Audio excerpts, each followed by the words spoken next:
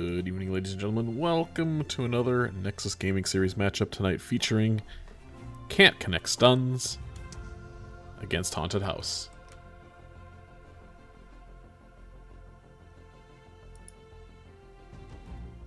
It is a Nexus division matchup tonight as we take a look at our early bans. CCS banning Praxis and Sky Temple. Meanwhile, Haunted House banning D-Shire and Towers of Doom. We are nearly 20 minutes late for this match, but it will happen. Nonetheless. Thanks for coming out, hanging out with us so early in the stream.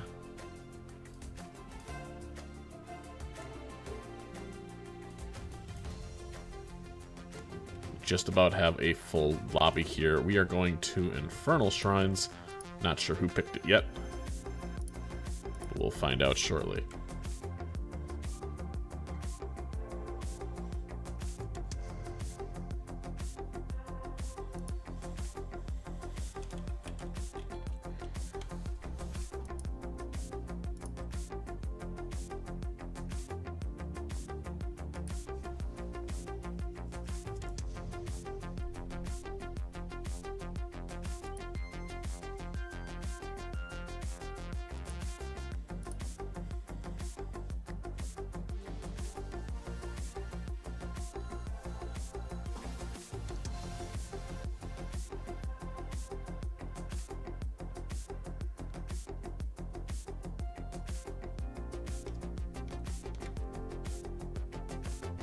I suppose I could probably leave pre-game lobby there.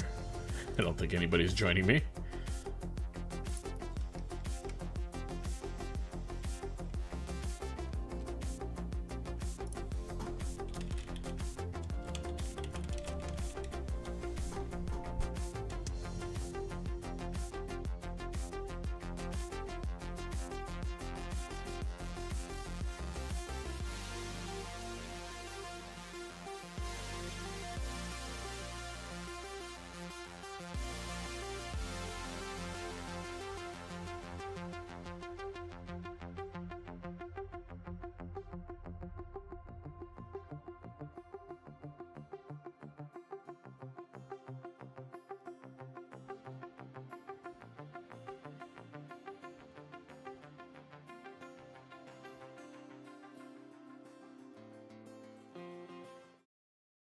All right.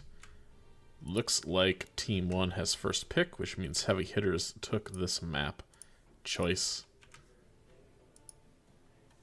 I am in the correct spots now. Looks like we have all 5 members for each teams ready to rock and roll.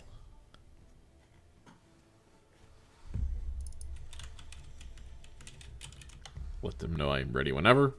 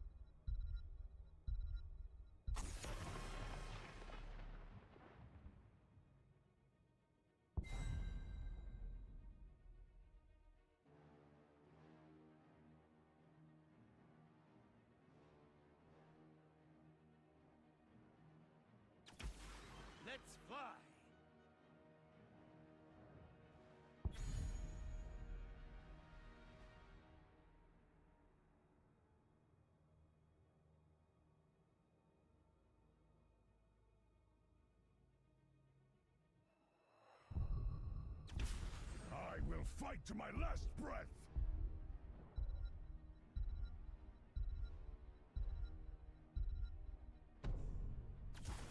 Ready for action.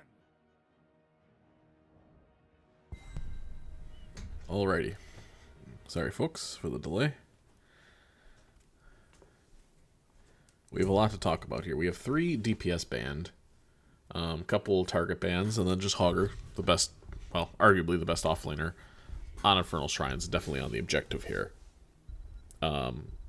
Little bit of a small patch today, resulting in Sylvanas being banned, or excuse me, being changed slightly. Her W does a little bit less damage, 10%. And we saw that Muradin was actually banned for most of the day. Actually, was able to play again 10 minutes before this match started. Muradin literally became playable again. With the latest changes in the off-season here, Falstad and Thrall have emerged as kind of the huge DPS winners of all the changes during this off-season. Surprised to see them both go through and both end up on the same team. I think that definitely does favor the side of... Oh, they're on the wrong side. I just realized they're on the wrong sides. Okay. Oh, also, I'm not even on the draft screen, mind you. Sorry about that. And now I have to switch them in Soothsayer. Okay, so... How do I swap teams? Can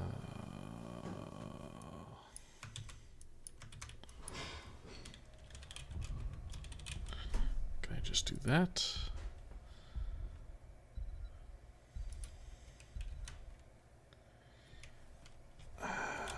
This is going to be a bitch and a half to try to do.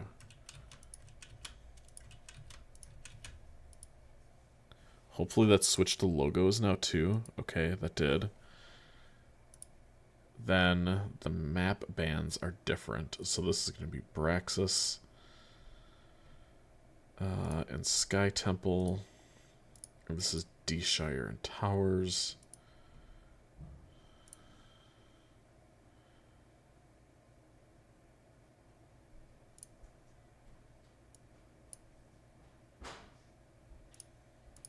Okay. Update that. That should go away. Okay, I think I have everything fixed now. Here we go again. So yeah, we see a double offlaner set up here for the side of Haunted House with a white main, and then we have 2 mages here. A lot of swapping going around right now. Brainer should have the tank. There we go. Shredded Wind. Not healing, notably. I'm not entirely sure who the Rhaegar is. But Mockery's going to be on Tass and Eric on the Chromie. Game 1 about to get on our way here in just a moment. Thanks for putting up with all my shenanigans.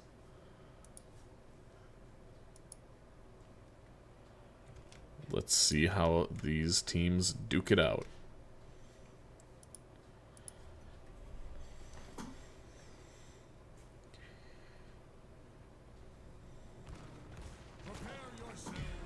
Alright, from right to left, we're backwards, but this is technically the home team. It is CCS. We have Mockery on Tassadar, Shredded Wind on Blaze, Eric, not with a K, but it is with a K, but this is just normal Eric with an A.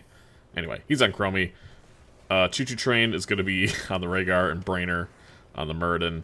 From left to right, our away team in blue, It's Gamer on the... sorry, reading what the chat is here.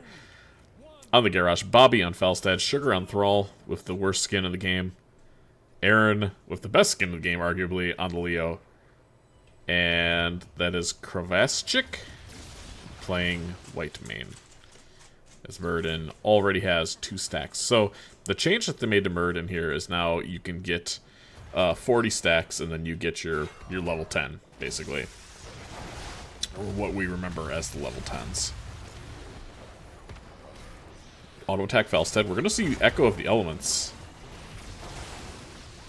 White Mane going to be able to pretty much keep up a Garrosh for any amount of time. Considering it's double mage here, it's going to be a very much difficult time. I have the best words, by the way. Trying to kill the Garrosh, as the red team CCS does start this bottom camp here. Thrall looking to stack.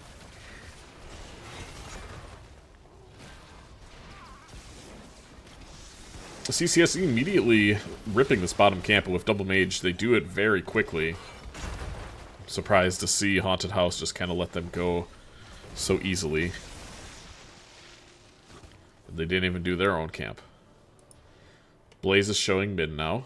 He's going to be getting this camp here. And it looks like they might try to invade this. But Garrosh is very much on an island here right now. If he gets purged, I think he's just dead. In fact, he might not need to be purged. There's the test at our wall. Blaze stun is really fun. Yeah. And there is first blood onto the Garrosh. So, nice rotate here, but that does allow Leo to do Leo things in the top lane. Aaron getting a good amount of value here onto that tower.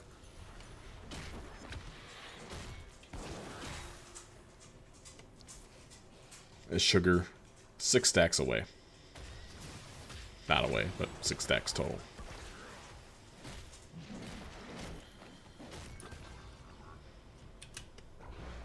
So will we have another invade? Blaze and Leo are going to be reaching the mid lane at roughly the same time.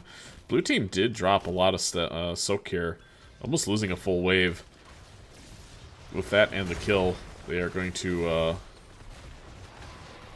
be up in soak. CCS will be. Anybody going to be doing their bruiser camping for the objective? It doesn't look like either team has much thought of doing it. Nice on stop there. Stop the rotation from being interrupted. Tassadar clearing out mid. Murden looking at the camp just to see, make sure nobody's doing it. Nobody's doing it. And we have our first big scuffle here. Brainer missing the stun. And red team will start this objective while Chromie comes back from the Hall of Storms. 8-1 in favor of red. Garrosh looking for a throw. Stun missing onto the Blaze. Good route by the Thrall. Aaron in the back line trying to peel.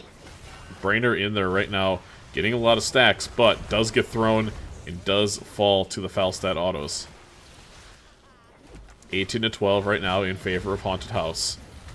Chromie doing a lot of damage with the W's. Does have a time trap available and using it now.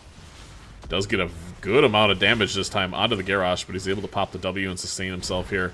Aaron with a lot of damage with the W, connecting to the Blaze. 37-18 though, this will definitely go over to the side of Haunted House. This Blaze heads back top. Level 7's just around the corner for both these teams. And a Frozen Punisher going to be pushing the mid lane here. A bit unlucky to get hit by that stun, actually. Garrosh looking for a throw. There he's going to find one. Does Thrall have the follow-up? Not quite. How close are we in the stacking department? Only 13 so far. Really unfortunate there by the Rhaegar to get jumped on immediately as he gets stunned by the Muradin. And it looks like blue team is going to comfortably get the first fort of the game here in the mid lane. Garrosh, though, still looking for more. Time traps being a nuisance. But it's Gamer potentially looking for another throw. Not going to find one.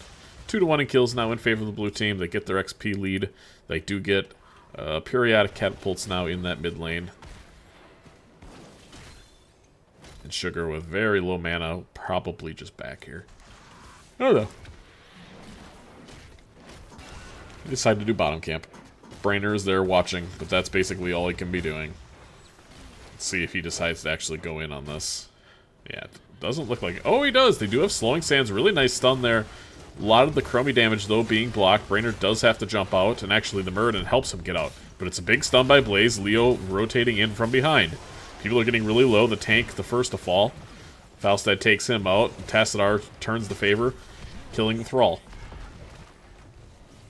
Rhaegar trying to stay alive, trying to heal. Actually gets a bite onto the Leo, and that'll be a kill there as well. Shredded Wind looking for more, not going to find it. Whitemane used all of the mana bar for that fight, and 3 people still died. Now Falstad will have to fly top, catch the remaining soak because their offlaner's dead, and the red team going to comfortably able to capture this siege camp and get their level 10s first. Chromie at 28 stacks of their level 1, and notably Murden now getting 41 stacks before level 10, so getting that bonus already ahead of schedule. Certainly empowered by the fact that Tassadar has slows, Blaze has slows, Rhaegar, Chromie have slows. That sure makes stacking the Murden a lot easier. Falstad only at 83 stacks. Here's an Entomb on to... Oh, no. Okay, it all works out, but that was really funny. We see a Haymaker here from Brainer onto the Thrall, but I don't think he's going to be able to get out of there. And there's so much damage with the auto attacks, with the Leo. He is not going to be able to escape, so... What a weird interaction to see. The Entomb that was great onto the Rhaegar, and then he immediately gets sundered through the Entomb on the other side. I don't know if I've seen that in some time. He meant well, but all he did was help the Rhaegar potentially live. Luckily, Thrall, or Garrosh is, well, what Garrosh is, he's able to secure the kill for Haunted House. 5-4 in kills now. And as the bottom objective is right around the corner here, we do see a Mortar Punisher this time around.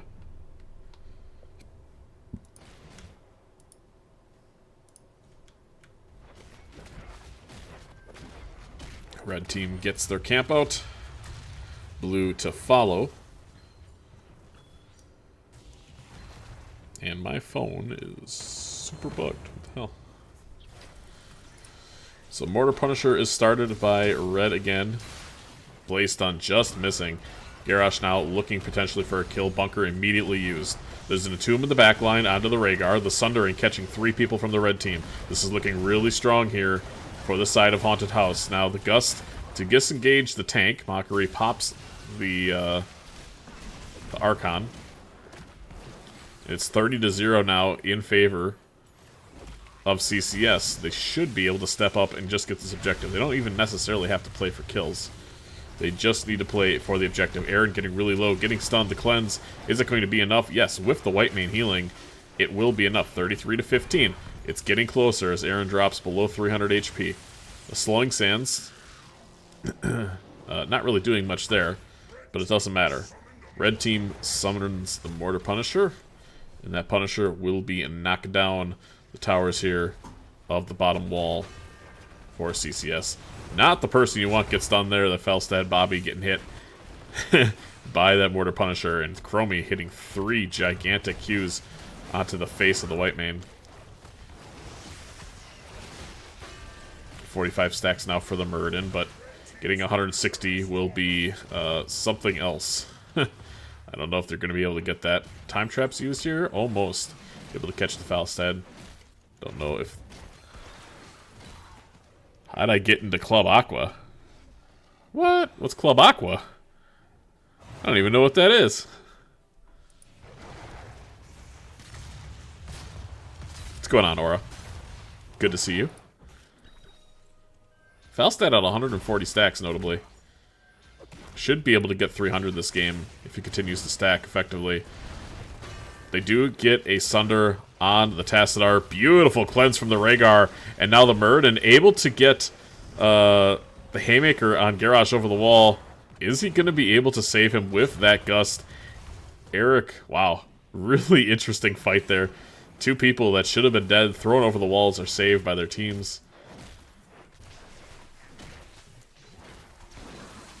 Because of that, no deaths in the death feed, if you will.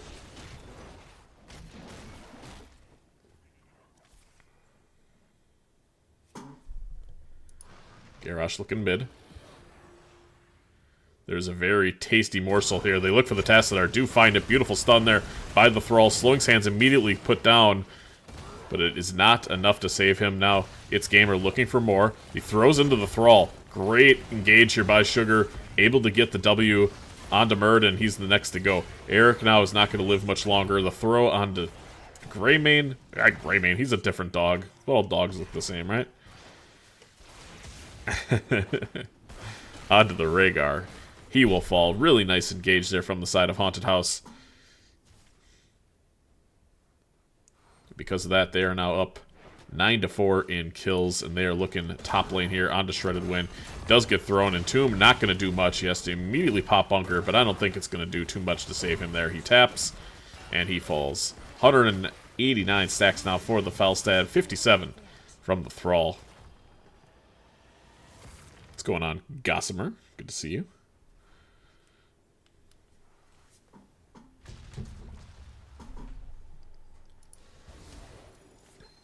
We have 60 stacks. Almost at 100. The 40 is the important one. Gains the extra charge. A lot of self-healing. Certainly the 100 Mythic quest completion is very good too, but ultimately just getting 40 is a win in itself. Getting the second tier of most of these quests are really the big power spikes, and then obviously if you can complete the Mythic quest, all the better. But this is a really interesting position here from the Rhaegar. I mean, he just absolutely face-checked the Thrall. Ancestral Wrath. The slow as well.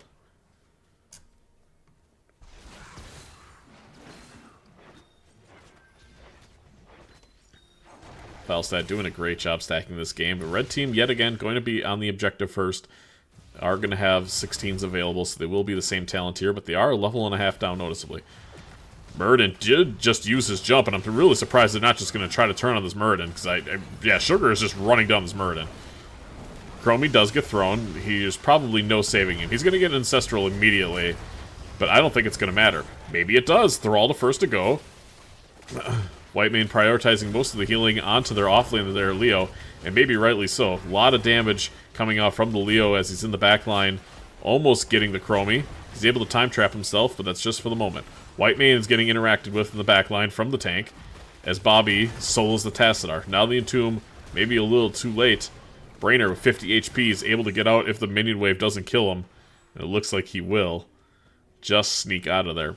3 for 2 in favor of Haunted House. They're going to be able to secure this objective.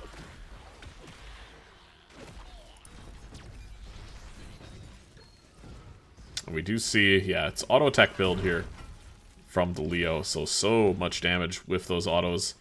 Makes him a force to be reckoned with in the backline, especially against two very immobile mages.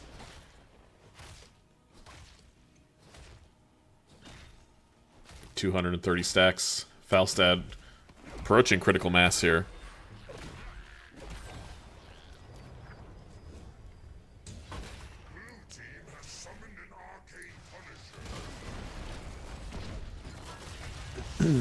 Again, throwing the Thrall into the backline to try to get a root. It's a big root, but its gamer is getting low. Whitemane here to try to save him. He's doing everything he can. Garrosh, tough to kill. Whitemane even tougher. Little bit of a disjointed fight as Falstad gusts the rest of the team away. Nevertheless, this Arcane Punisher in the top lane working on these walls here. Wonder if they're going to try to throw the Thrall over the wall again. Level 18s are almost here for the Chromie, and that makes... Beautiful unstop there from the Garrosh. Makes Chromie very, very scary in these slowing sands into the front line here. They can just front to back. Really looking to see that. It's Gamer throwing Shredded Wind. So much damage immediately from the Thrall. Both tanks will go down. And let's see if Aaron's going to look for an Entomb. He doesn't have it for another 8 seconds. Mockery trying to get this kill here. Doesn't look like he's going to find one, though. Now level 18s are online. And no, we don't actually see the Slowing Sands 20. Which I think is a bit of a mistake. But we will have Pierce. We do have the level 1 quest on, so it is a lot of Chromies throwing stuff down the barrel of these hallways. Leo almost completing his level 16 quest here. And we inch closer and closer to a couple pinnacle quest completions from the side of Haunted House with Thrall, with the Falstad. And if you are a tank player from the side of CCS, you are the most afraid of this Falstad. I mean, it is just a front-to-back mentality then. Just get the throw, 3 auto attacks, and you are cooked. It is that strong. gets the Silence and Tomb onto the Chromie. Really nice cleanse, and he's able he's able to get the time step off, or rather the timeout, but it won't matter. A better Gust here from Bobby eliminates both the Rhaegar and the Chromie. And CCS will have to try to regroup and get 20s while they wait for this next objective to spawn.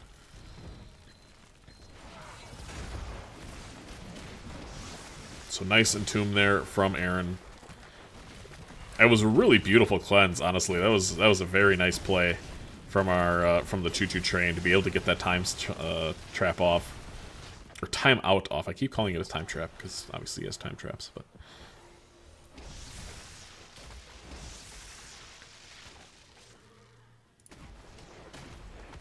really surprised you don't see Falstad. Yeah, should note here. 290. This will be online for the next team fight. Thrall also trying to get some stacks here. He's going, hey man, let me help. I want to help.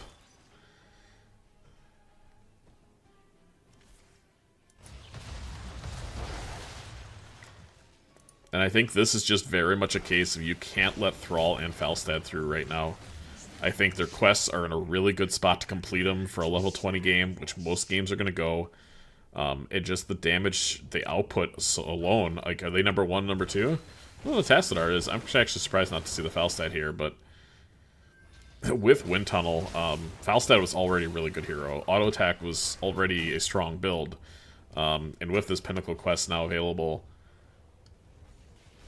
I think he's going to be one of the most played heroes that we see across many divisions here.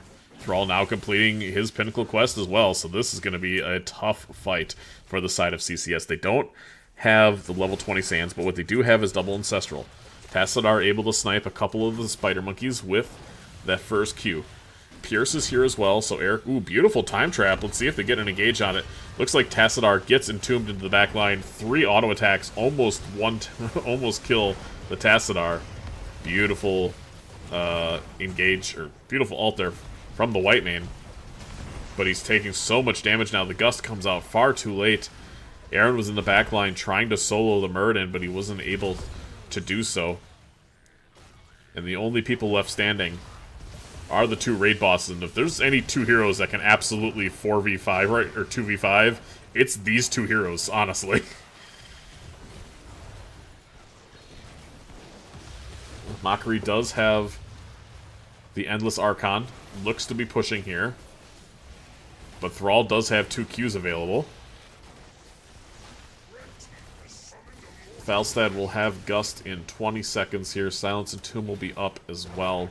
This shouldn't get too much value aside from this fort, unless with Red Team, CCS can find some more kills. Meanwhile, in the bottom lane, this keep will fall. So Red Team really does need to get something done here. And be careful of the Entomb and just the sheer power that these 3 heroes, these level 20s, provide for the side of Haunted House. Shredded Wind maybe looking for something. There is the Sundering. Entomb immediately onto the Tassadar. Time Trap will help the team as Muradin hammers the Garrosh into their base. So yeah, that's about all that this team was going to get. Good evening for real, by the way. But this keep should fall here, unless CCS can make it back in time. This catapult is very much locked on here, and it's a race. They're doing their best. Blaze backed. He's on his way. Can he save the building? It looks like maybe he's going to be able to. Just in the nick of time. But this keep absolutely made of paper mache now. Won't take much, and honestly, the Thrall could step up and just try to Q it a couple of times with this great lane pressure that the blue team has right now. Wow, look at the wave clear from the Qs there. Brainer looking for something. Really surprised to see the blue team not engaging harder when the Muradin jumps in like that. Blue team definitely wants this building. They get throw on to... Nice, Silence and Tomb, but he does get the Ancestral off. Thrall in the back line. Now a Gust. All in on the Blaze, and Blaze will fall. Eric with an A, putting down that Slowing Sands and trying to walk through it. Blaze not there to save anybody with a bunker this time around. Rhaegar to go next. Mockery trying to stay alive, but it doesn't look like he's going to be able to. Chromie the next to fall. It is a 5-piece chicken nugget for the side of Haunted House as they march their spooky asses towards the core of CCS. The top keep will fall. The middle keep sure to fall next. But the most important building, this core, is going down. It's Yelling Timber. Haunted House gonna win game 1. GG's come out.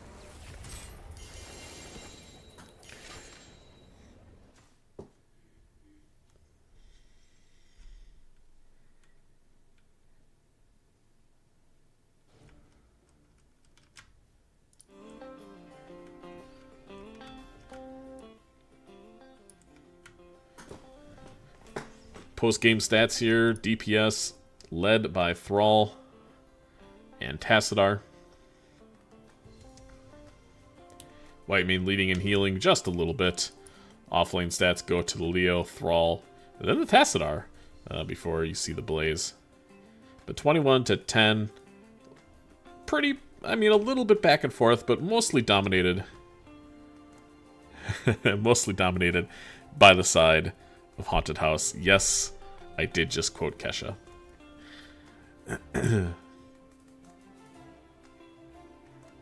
Now we get to root for CCS to look for the reverse sweep. We will give Haunted House a hard-earned point on the board for their efforts. This was picked by red and won by red. Is that the correct way to look at this now? No, this is picked by blue, won by blue, because it's opposite. Okay, there we go. And we will wait to see where or what CCS wants to do, if they want to take first pick or the map, following their game 1 loss. Couple pretty interesting fights. The bottom lane little scrimmage that they had down there with the Garrosh throwing somebody over the wall and then getting haymakered back and somehow escaping that. A couple really nice cleanses from the Whitemane. I think the Whitemane play was very strong. Actually, both healer play, just in general, I think was very strong. Which, I mean, you expect at the Nexus level, you expect some higher skill plays to be made. And I think we definitely saw that on display.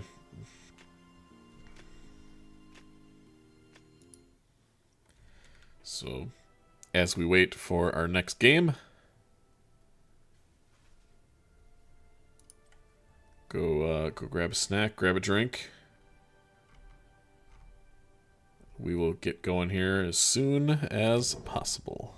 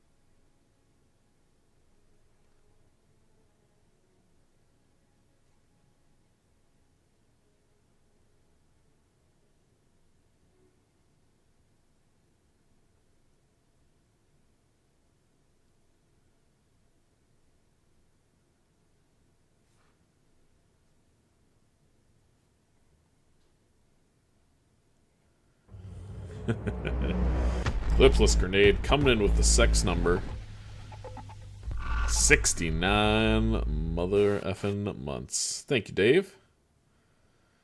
Appreciate you as always.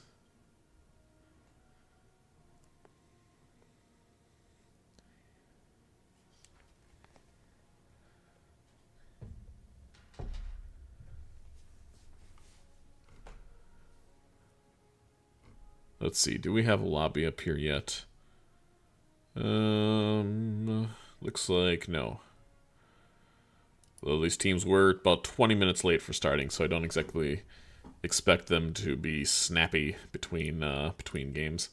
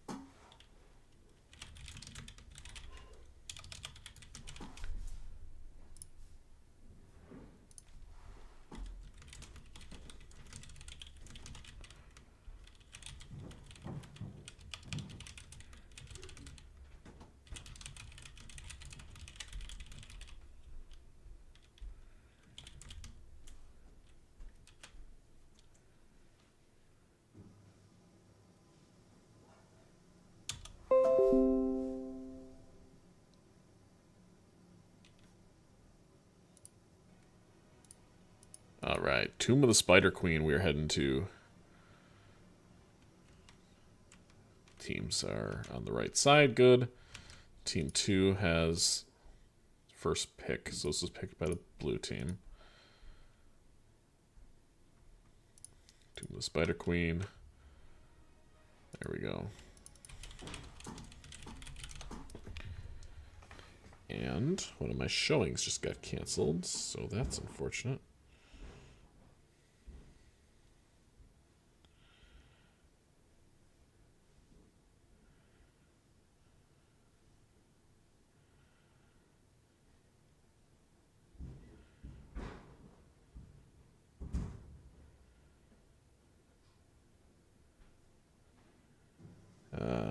That's a bummer. Okay, well.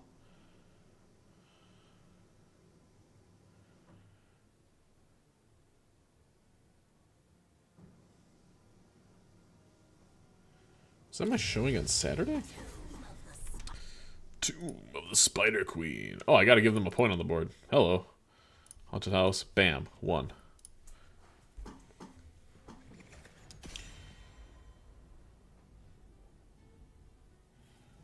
That was the Saturday 9 a.m. one.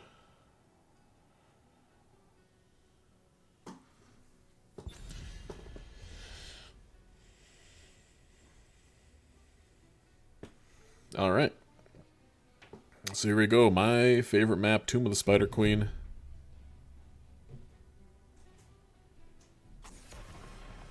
Sylvanas banned again. Unsurprising. I think she's still in a really strong place even after the mini nerf today.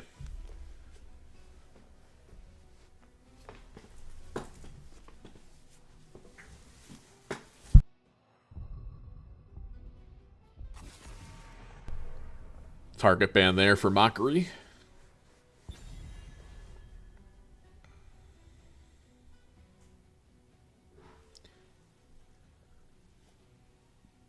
Will we see another Maiev ban? Perhaps.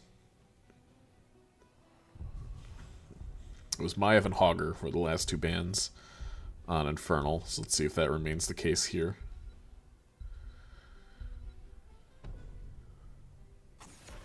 Nope. We're gonna see Junkrat.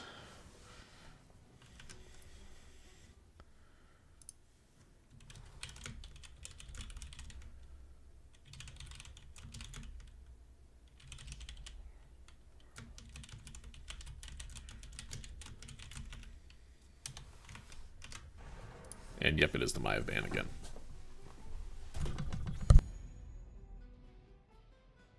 First pick here. I really do like Johanna early picked on this map. I think she's really strong, got good wave clear. Can really deny, turn in forever. Yeah, when you see that picked here early. Makes sense.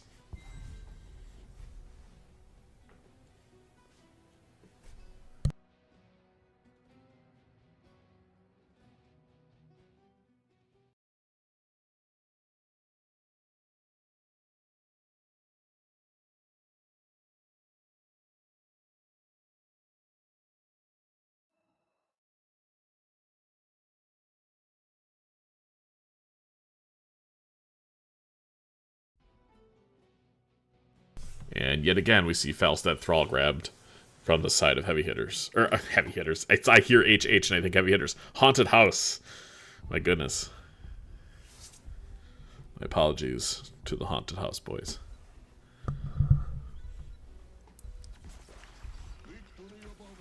See, Stukov and Hanzo grabbed.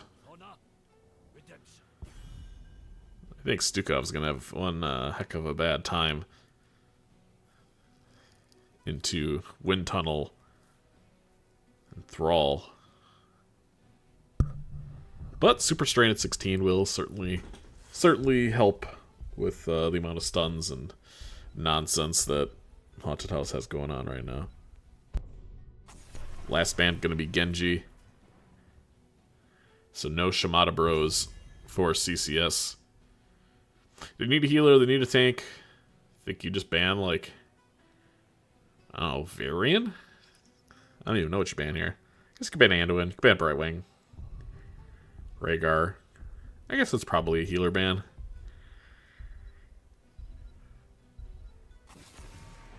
They're going to take out the Leo.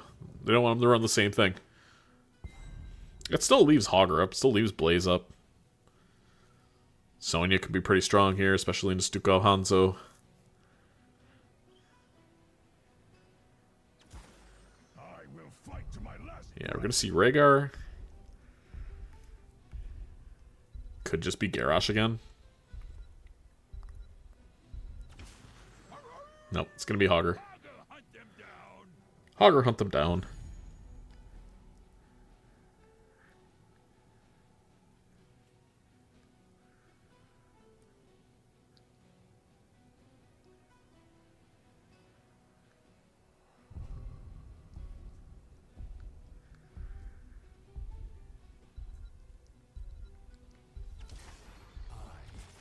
I'm here to help. Hell yeah. Hell yeah. This is why I cast right here. Deathwing, Jaina. Absolutely. Deathwing did get a touch of a nerf as W now. I believe instead of a 6-second cooldown is a 7. And Jaina can no longer just walk through walls. But I think they're still really strong. It's going to be really, really interesting to see. It is an offlane Deathwing though.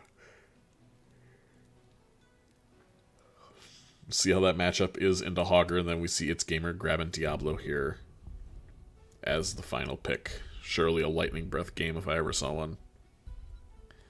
But both really interesting drafts. Well, one a little bit more meta than the other, but really excited to see how CCS plays this out. Game 2, Haunted House for CCS, it's on its way.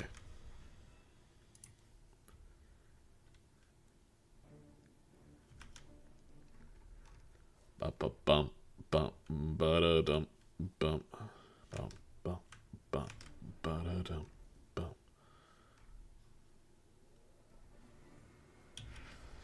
And from right to left, it is our home team. It is going to be CCS. They are in red tonight.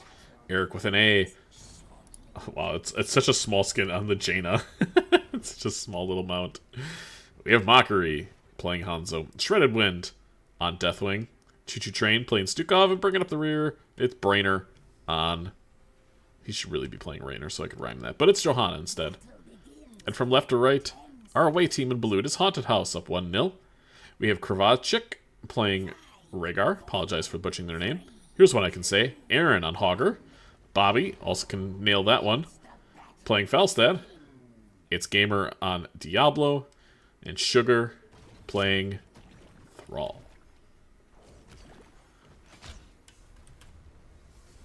And level 1 talents here, it's Q-Build Falstad this time around. Very interesting. Q-Build again, or rather, blue build there from the Thrall. Winter's Reach, auto attack from Hanzo. Certainly some talents I would not necessarily expect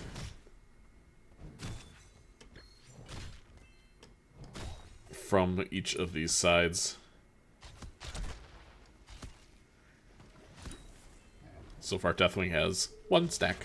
Only 1,900 more to go. Wait, 1,900? What the? Oh, the tooltip's broken. Okay. Because it says 1,900, but it's definitely 2,000 stacks. Weird. So, as mentioned previously, they fixed Jaina.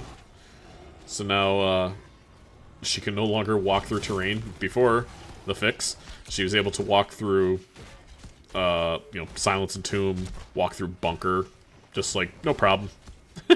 So, they ended up patching that little bug.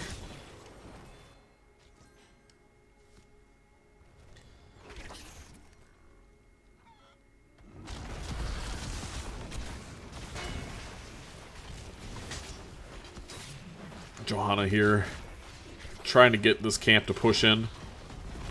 Sugar taking a fair amount of damage here from this Hanzo. It's Gamer, wisely. Ooh, it's a nice root from the Thrall.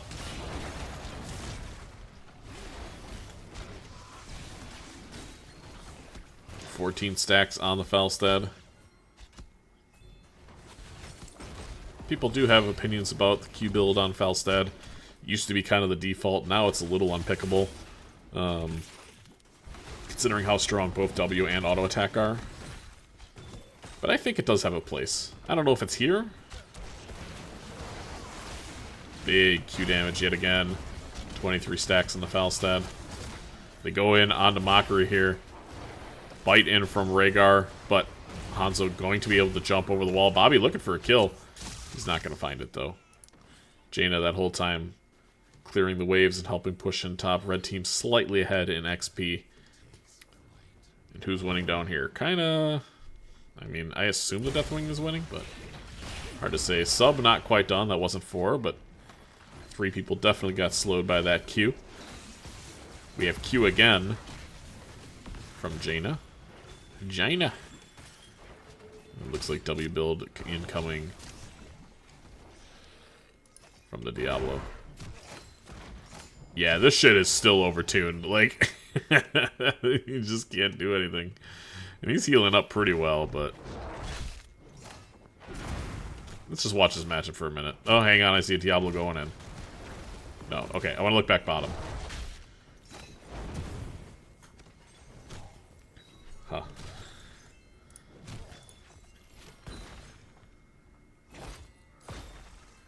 Definitely gonna try to turn in? Not quite. Jaina at 1100 damage, 1500 damage. Thrall already at 20 stacks. I feel like that's pretty good, considering the duration of the game. But now, Stukov caught out. Do we see a Purge? Looks like yes, we do. Oh no, it wasn't a Purge. He was just very slowed by Totem. And the W from... Oh, we didn't even have the W slow yet. Is that a 13? 16? Eh.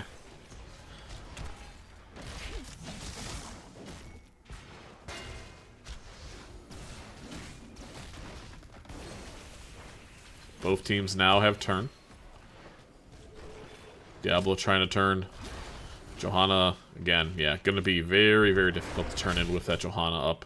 I really need your Deathwing to actually turn, and he does have almost exact C's down here. It's at 27, so he should be able to turn in now, as Hogger doesn't want to drop this bottom lane. A little bit of a scuffle here in the top lane. You see it's Gamer getting really low. Red team gonna get their turn in here, but it's a beautiful throw over the shoulder onto Brainer, and that will be second blood for the side of Haunted House. It's a nice play there by the blue team. Deathwing catches mid, rotates back down bottom, but Hogger did get a lot of value down here, honestly. Getting a full wall and the tower because Deathwing had to catch mid. Really, really nice there for them.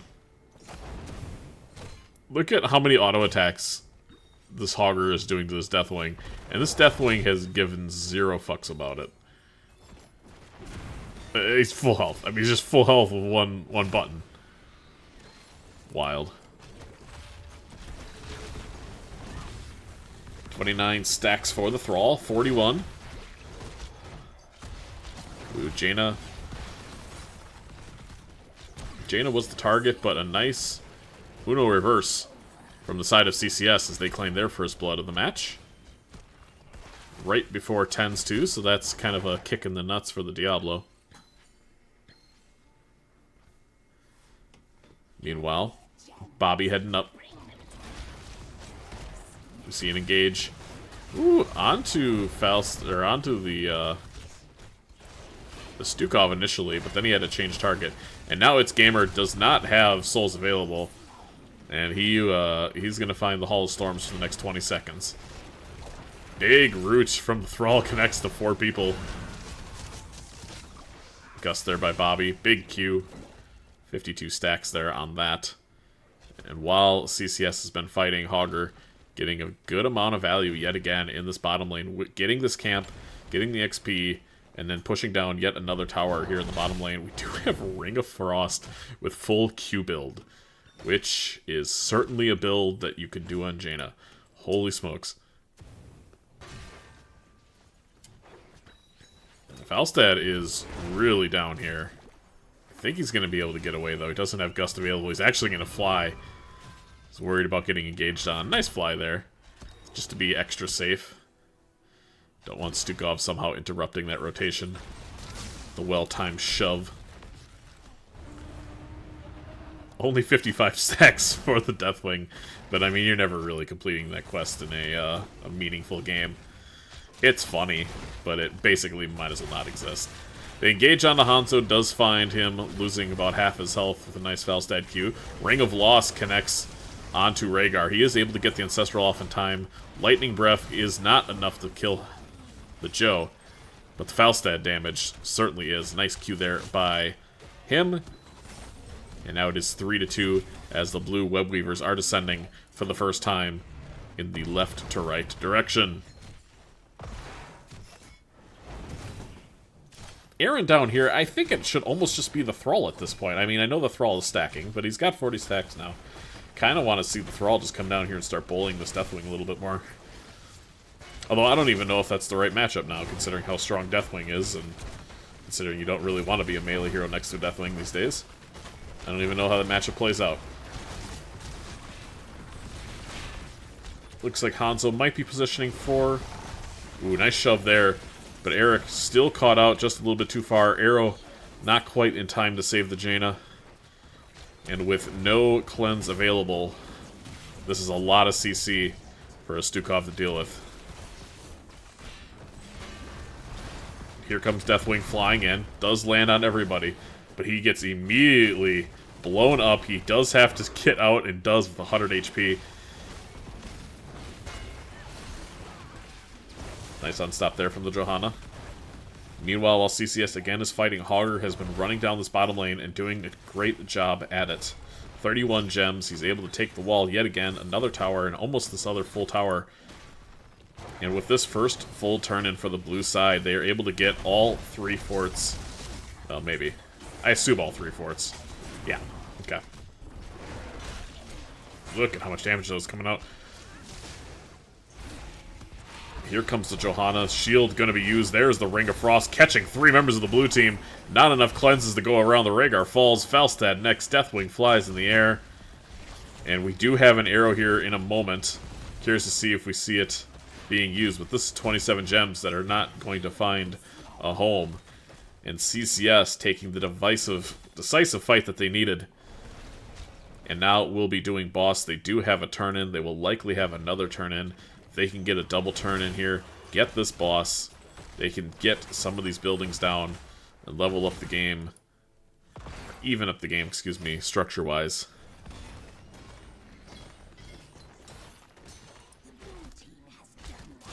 Really nice scoop. Ring of Frost combo. We actually see Icy Veins. Of all the talents to pick, I guess that's the one you really want. Both teams needing to Hearth for one reason or another. Either they died and had to go back, or they need some mana.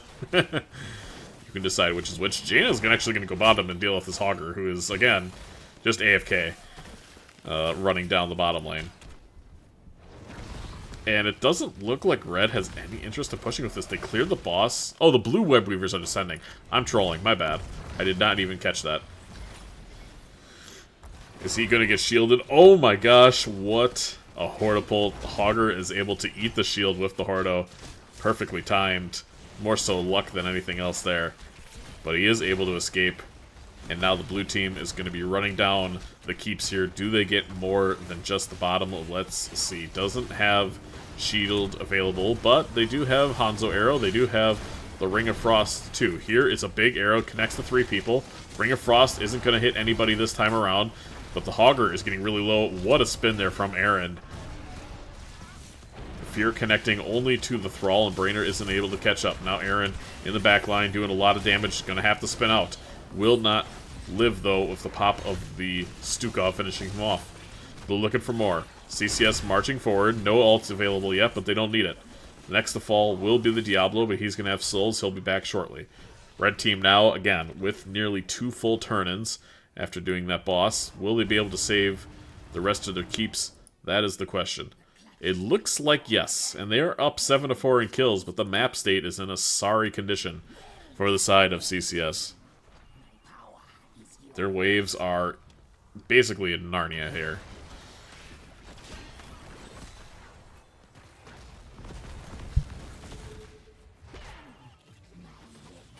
69 stacks on the foul stat, giggity. 58 from the Thrall. They're a lot farther away from completing their quest to level 20 than before. Jaina just over halfway. Falstad potentially looking for a gust here. He's in the back line. Deathwing does fly, or does fall. They're going to be seen here on the mini. Yeah, the wall definitely showed them. They don't see it. They don't see it. Oh my god, the gust is going to be huge. Big gust. Let's see if there's any sort of follow-up. It doesn't look like it. Beautiful shove from the Stukov. And now the Falstad just has to go top and clear. And watch his building fall. The gust, I mean, if that was a wind tunnel and it would have had more time for his team to show up and support, would have been good. But now Thrall getting caught out here. Sundering going to have to be used, but it's a beautiful arrow there from Mockery.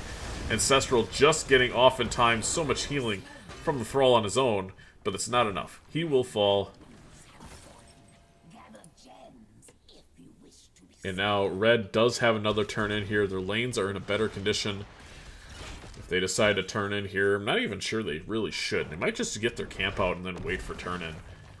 But I guess Deathwing does want to get his 51 gems out. And yeah, they're just going to try to go again. Oh, I guess, I'm sorry, the Rhaegar's... My brain is so screwed up. When I see a home team as a home team, I start telling myself mentally, okay, CCS is the home team, they're in blue. And so, the fact that they're on two different sides now is a real mind F for me.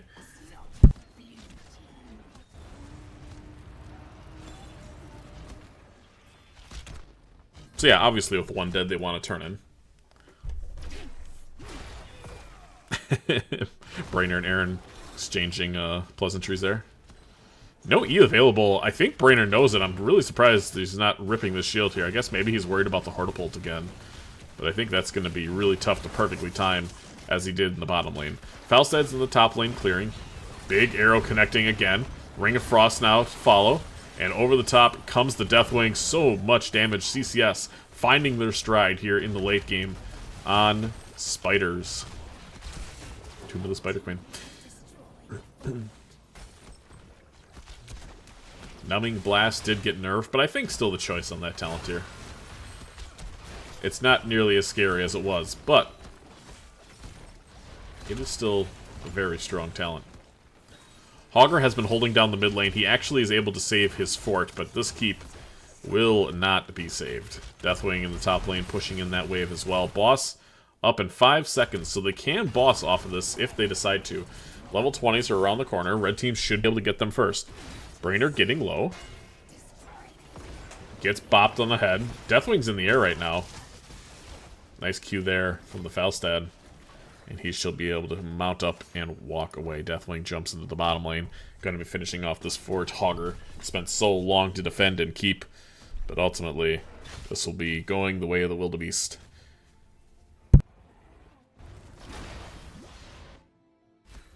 Sorry for the whiplash. That was awful. Awful camera work. So yeah, Deathwing catches bottom.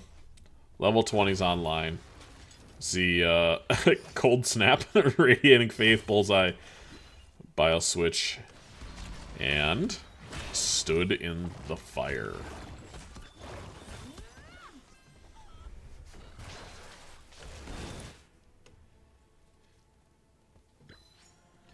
Blue team almost does have turn in here. Red team going to start this boss. I think it's a fairly safe thing for them to do. Deathwing's in the air. He has Fear available. They have the 20s.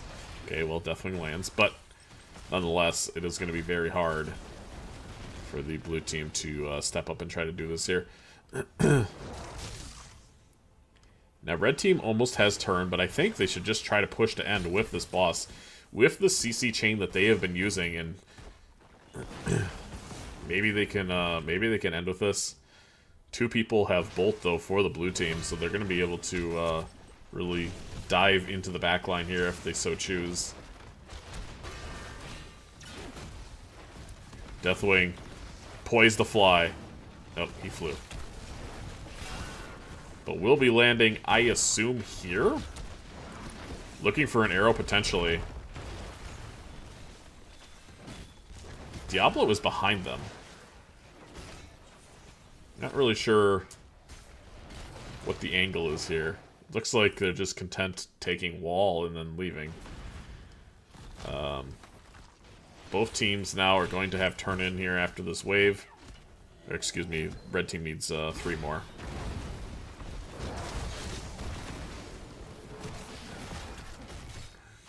Nice damage there onto the Johanna. Johanna going in, arrow missing this time from the Hanzo.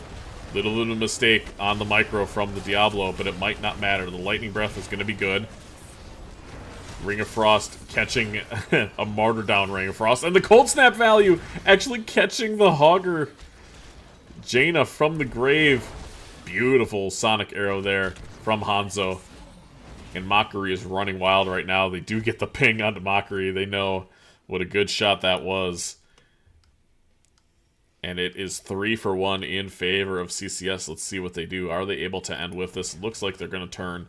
Deathwing's going to fly in the air. Johanna catching turn in here in the mid lane. I guess they're both mid lanes. Bottom mid lane? Anyway. It's going to be really hard for blue team to defend this, despite having the Falstad, despite having the Thrall.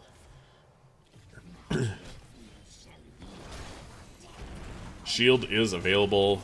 Hanzo will have the arrow up soon.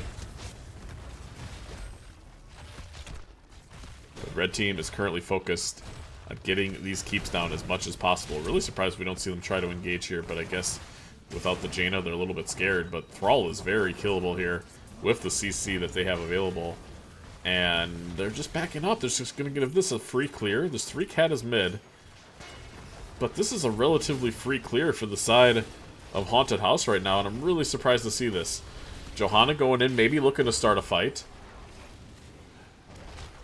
What can the blue team do to stop it? Falstad is in the bottom lane, looking for a gust. Gamer trying to provide vision, trying to bait him, and it looks like he may have successfully done so. So much damage is going on to him. Here's a big gust, but it really doesn't do anything. The rest of his team is stunned in the back line. Ancestral gets off, but it only really lands into the Rhaegar. Aaron running for his life, and won't be able to loot Horde out this time around. And now it's a 3-on-4, and the blue team does have to fight for this, I think. Well, they really can't end with... I guess they really don't. They don't really have to fight for this. I'm lying to you. With 3 people up, they're going to be able to clear the waves, and it's Thrall, Rhaegar, and Falstad, so... we've entered Gibbs's favorite part of the game, which is late game on Tomb of the Spider Queen. We're going to hit level 22s here, and despite all the efforts made by CCS, 15 and 6 in terms of kills, they are not able to end yet and get us into a game 3, excuse me.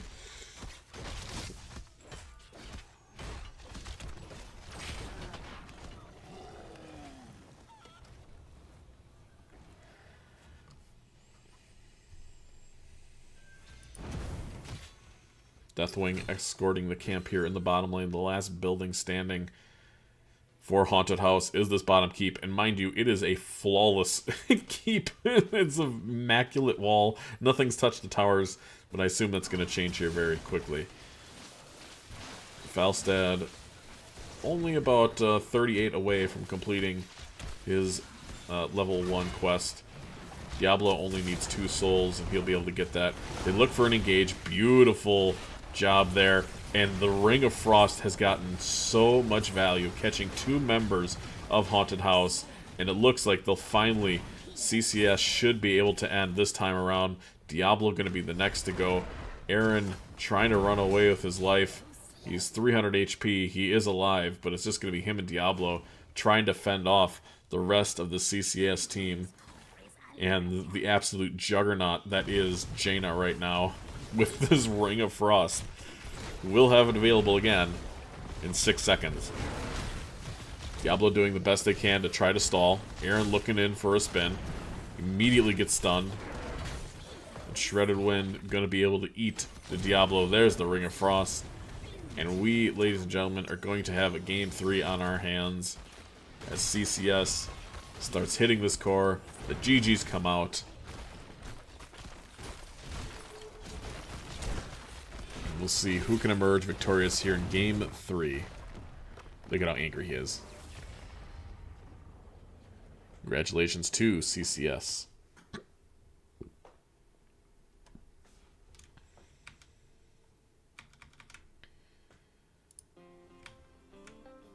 So they're able to overcome the Thrall and the Falstad this time around. I do think Falstad did choose one of the worst builds right now. And that could have played a major difference. I mean, just having the auto attack pressure on the Deathwing, on the Johanna, could have really made a difference in this team fights. But also, Haunted House just really enjoyed standing in the Jaina ults. More so than any Nexus team I've ever seen. So, if they could just kind of clean up watching out for that, I think they'll have a much better opportunity in the next game to win this series. But a lot of credit to CCS. They were able to layer their CC successfully. The Hanzo arrow, leading first with the Johanna, the Hanzo arrow to follow, the Ring of Frost as well. And some really, really nice bullseyes there by Mockery at the end to secure the game. And, I mean, no slouch in the damage department here is also the Deathwing, who actually led both DPSs over the Thrall, Falstad, and Hogger for the blue team. So, Deathwing in a really good spot, definitely has to be considered. And obviously, Mockery absolutely pumping on Falstad here, or on Hanzo. I can't say words. 21-7 in kills. We go to a game 3. CCS gets their hard-earned point on the board. We go back to our map selection screen. This is won by Red Team. Let's see what Haunted House wants to do next.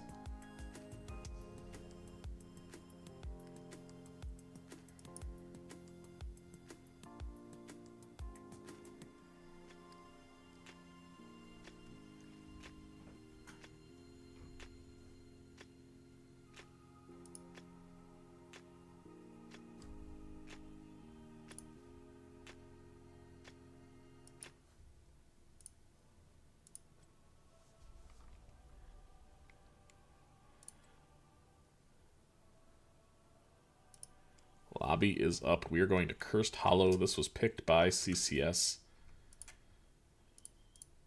So picked by Red.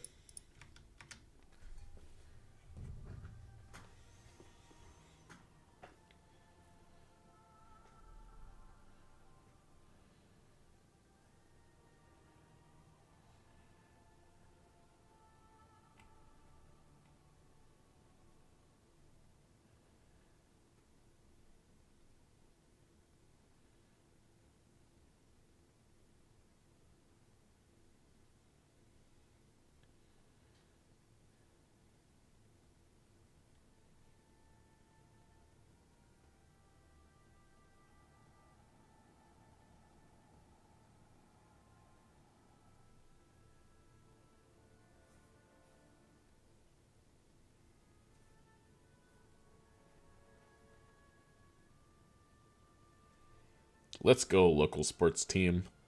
Sports harder than the other non-local sports team. Good evening, Harkin. Thanks for coming and hanging out for a bit.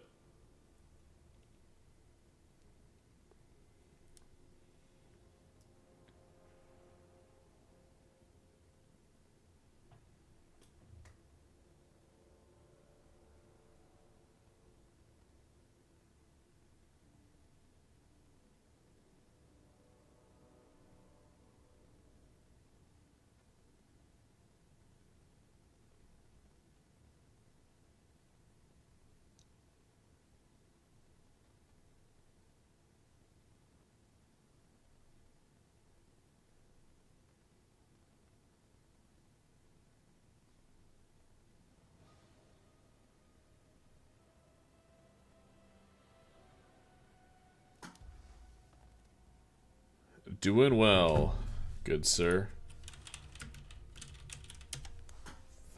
Enjoying casting so far this season. Been a good time.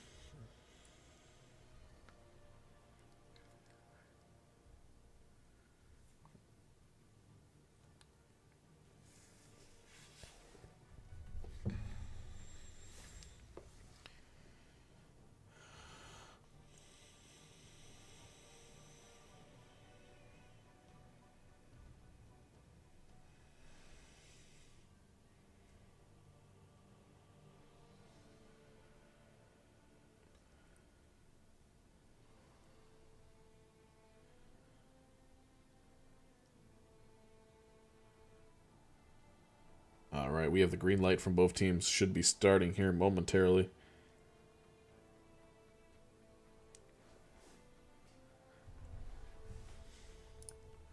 Cursed Hollow. For all the marbles. This game could last 25 minutes or 9. Kind of one of those maps if the enemy team, or if the enemy team, but if one team gets the first 2 seeds and then they're able to cap a boss or like invade a boss and win it, then the game just kind of ends. I very much dislike this map for that reason.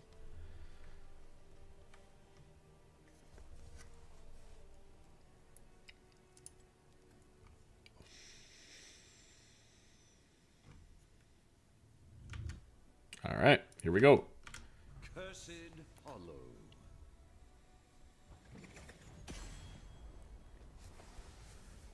Cursed Hollow. Another very good Deathwing map, by the way. Good Hanzo map.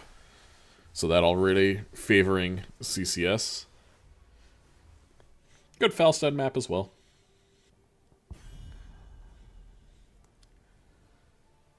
Expect to see a heavier focus on globals. Either the band stages or the first couple of picks here for each team.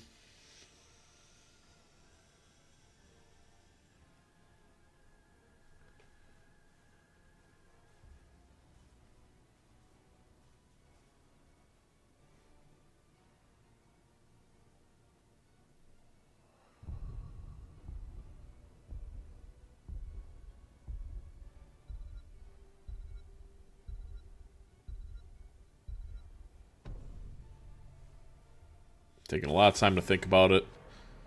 Maybe somebody had to run to the bathroom, but we do see Tracer ban first. Again, that target ban for Mockery.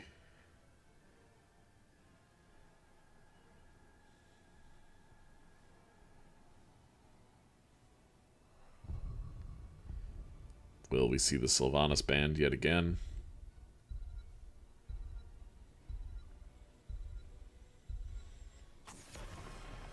Yes, we do. Yes, we do.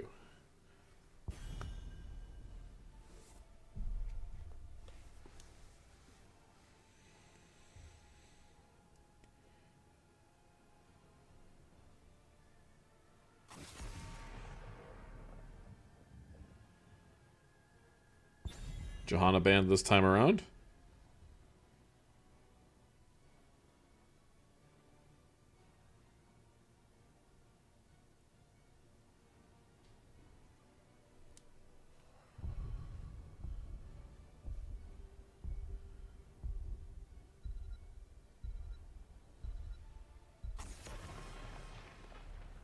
And Garrosh banned.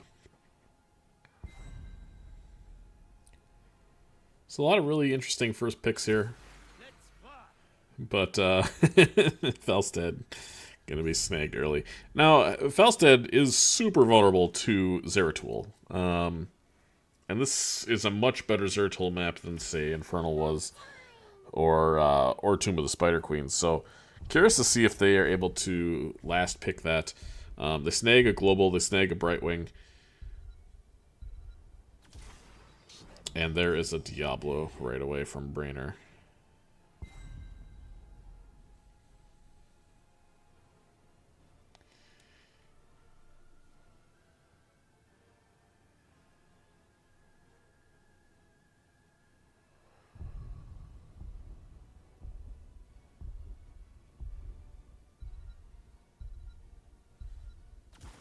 Glory to the Horde.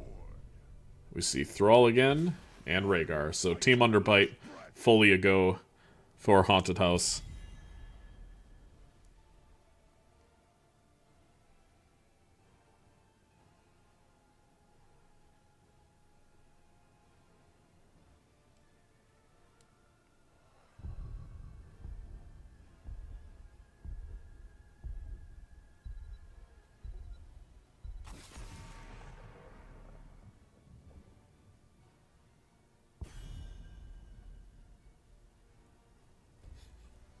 We see the Hogger band. So Team Underbite getting nerfed a little bit.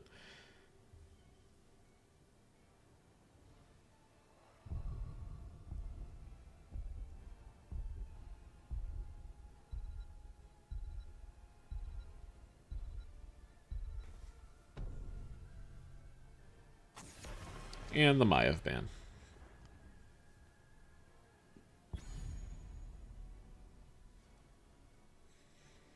So Dahaka's still available here, which I think would be a really solid pick into what they're showing right now. Let's see what they opt for here. Yep, there's a Dahaka.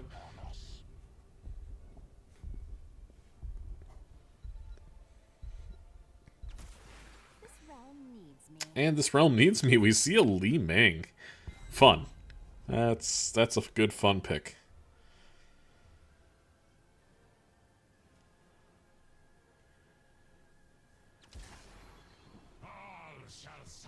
We see the Leo grabbed again, so very reminiscent of the first draft of the night here. This Falstad Thrall Leo combo. Its gamer doesn't have the Garrosh to pick from this time. Maybe an Anubarak here is in the cards. Wow, actually just gonna see a Varian. Okay. And Sergeant Hammer looks very good here. That is going to be tough to deal with for the side of Haunted House.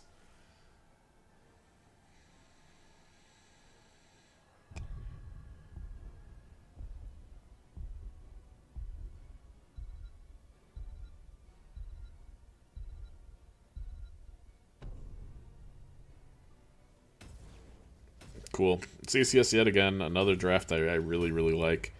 I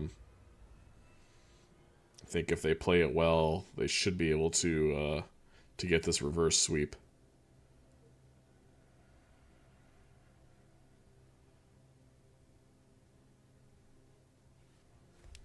And for some reason, my camera's way on the top right. From right to left, our home team in red. Again, because they decided to switch for some reason. We have the Choo-Choo Train on Brightwing. Again, I'm very sorry, I just have no idea how to say that name. Anyway, on the Brightwing. And then we have Eric with an A, playing Li Ming. Shredded Wind on the Dahaka. The top lane, Mockery, playing... That's a very cool skin for that Sergeant Hammer. And Brainer on the Diablo from left to right. It is Haunted House. Let me get us over to the right screen. It's Gamer on the Variant. Sugar playing Thrall. Aaron again on Leo. Krasavic? Krasavchik. Close enough. On the Rhaegar. And Bobby on Falstad. Brightwing. Doing Brightwing things. And Li Ming is poking bottom. I like this. I like this a lot, actually. It's a lot of micro for a little bit of damage, but I like it. Oh, you're dead. You're dead. Oh, he's able to get out just in time. Holy. Let's take a look at our level 1 talents here. Brought to you by State... I don't know. Nobody sponsors me. That is a bribe wing. That is a bribe Pixie Charm wing. And again, Falstad going Gathering Storm. I don't really understand it. For all this time, we do have the Maelstrom weapon. I'm just really, really surprised to see that build. I guess because of the hammer? But, like, if you just are auto-attack build and you fly onto a hammer... I mean, if he misses the boop, he is super dead. Like, in 4 auto-attacks, he's gonna die. Nevertheless, Q build it is.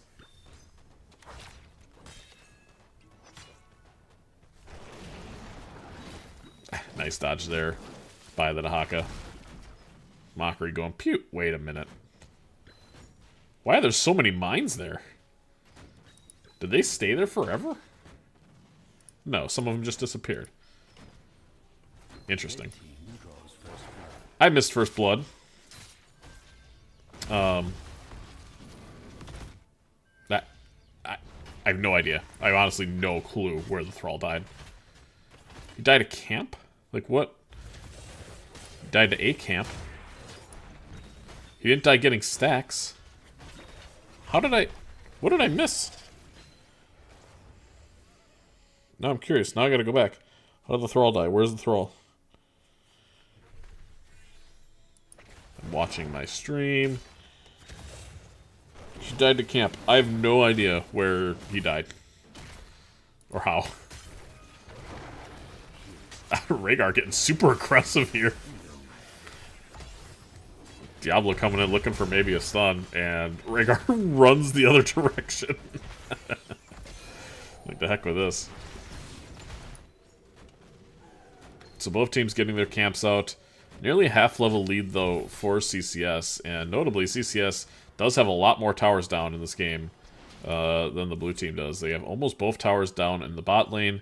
They have a tower down mid and the side wall. Half the wall top remains rather unscathed. But it's going to be hard for Haunted House to really push into this.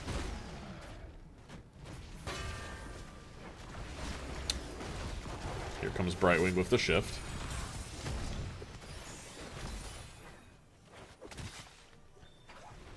It's a 5-man effort here for the blue team. So Haunted House really committing a lot of resources to this, and they're not going to have a lot of stall here. Oh, they do, but it's too late. The long queue, not able to stall in time. And now Varian looking for some sort of engage, but only finding Diablo. Meanwhile, the bottom lane. Try to win AFK in the bottom lane, much like the Hogger did on Tomb of the Spider Queen. Doing so much damage to this bottom tower here. Empowering these minions to be the best that they could be, and they're being good little soldiers. Meanwhile, in the top lane, the Brawl continues to rage. Thrall getting low, but still living. Only 5 stacks so far for the Thrall, but he doesn't need a lot to be very deadly. Surprised again to see Ancestral Wrath with this build instead of, you know, the Elemental Assault at 7. But we'll see how that ends up playing out. It's still going to be a heck of a lot of healing, especially into Diablo. Aaron catching a W onto the Diablo, speaking of. And we do have a Calamity Li Ming, our favorite type of Ming. There is a taunt onto the Diablo, and he should be pretty much dead. Yep. That will be a dead Diablo. 1 for 1 now, as Falstad starts to fly top. Q gonna connect, but I mean after that, that's really all you can do. That's all you can do is hit a couple of Qs and look at the self-sustain that he has. Nice shift immediately coming down from the Brightwing. Brightwing does get taunted, but just no, after the Q is down to the Falstad, no kill pressure. And Mockery is going to be able to heal up with this level 4 talent. Basic attacks heal for damage dealt. And the Q is just kind of novelty damage for now. We'll see if that remains the case later on. Try to win, missing the tongue. That would have killed the Leo. Gets a couple more autos in.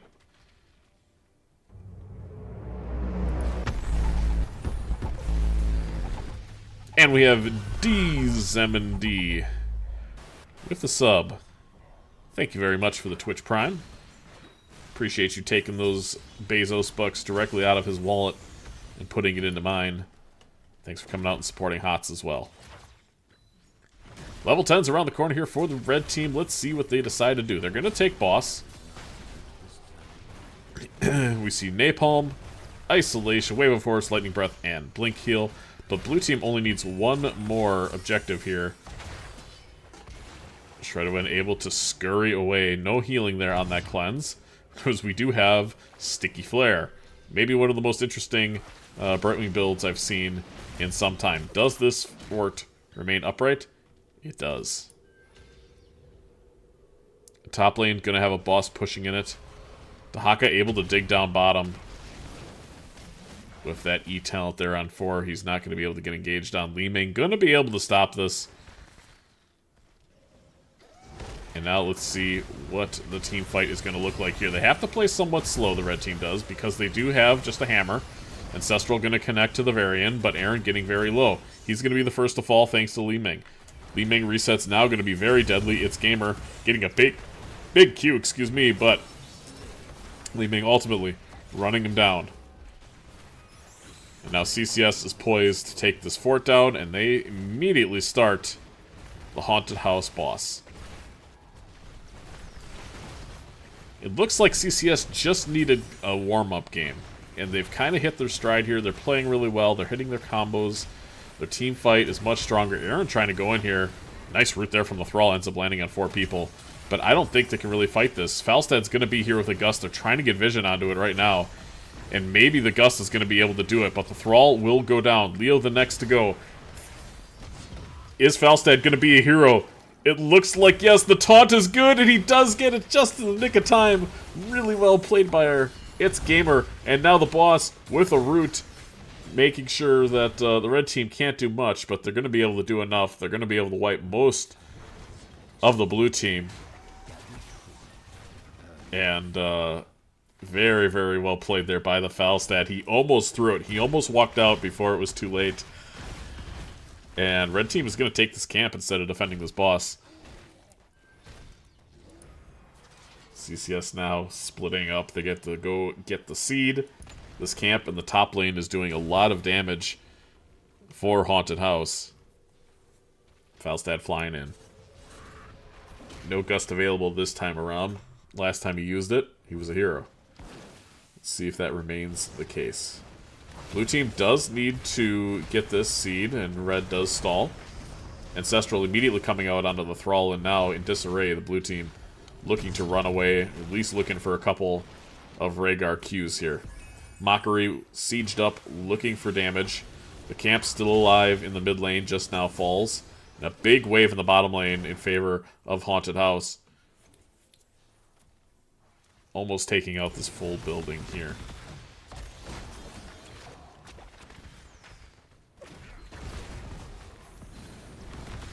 So Brightwing heads down to the bottom lane. Does he have shift available? Looks like yes. 16 bribe stacks available as well, by the way.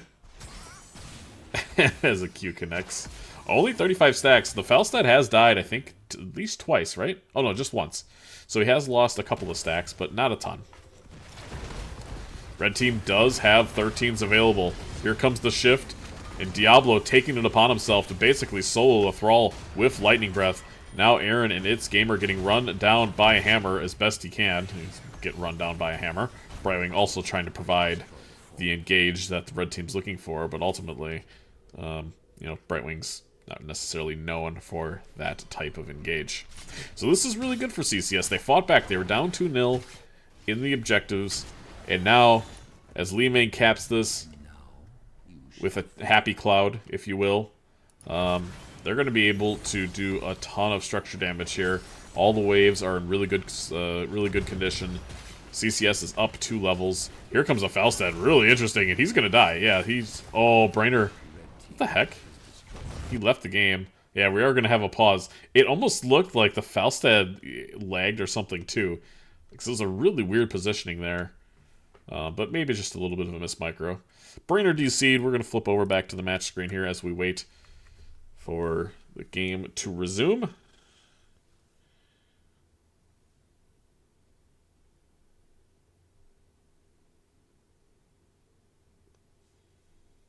So things looking really good here for CCS. Now with the Falstad down, that's so much of their clear. And they have 48 seconds yet to do terrible, terrible damage to the buildings of Haunted House. While we wait, let's do our daily puzzles, our daily chess puzzles. Let's see.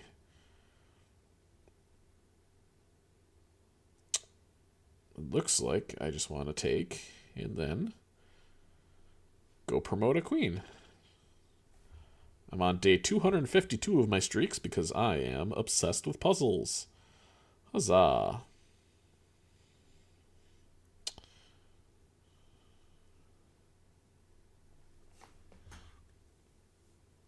Looks like Brainer is still gone.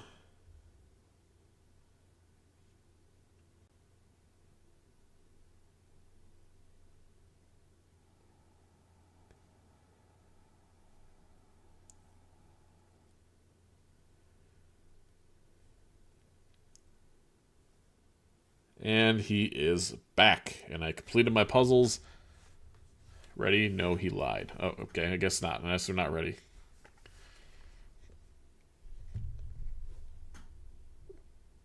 I meant I'm back as in mentally, says Brainer. Okay.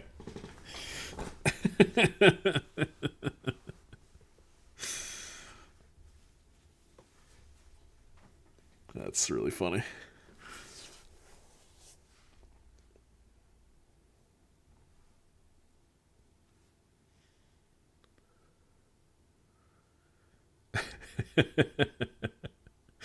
And the back isn't mentally.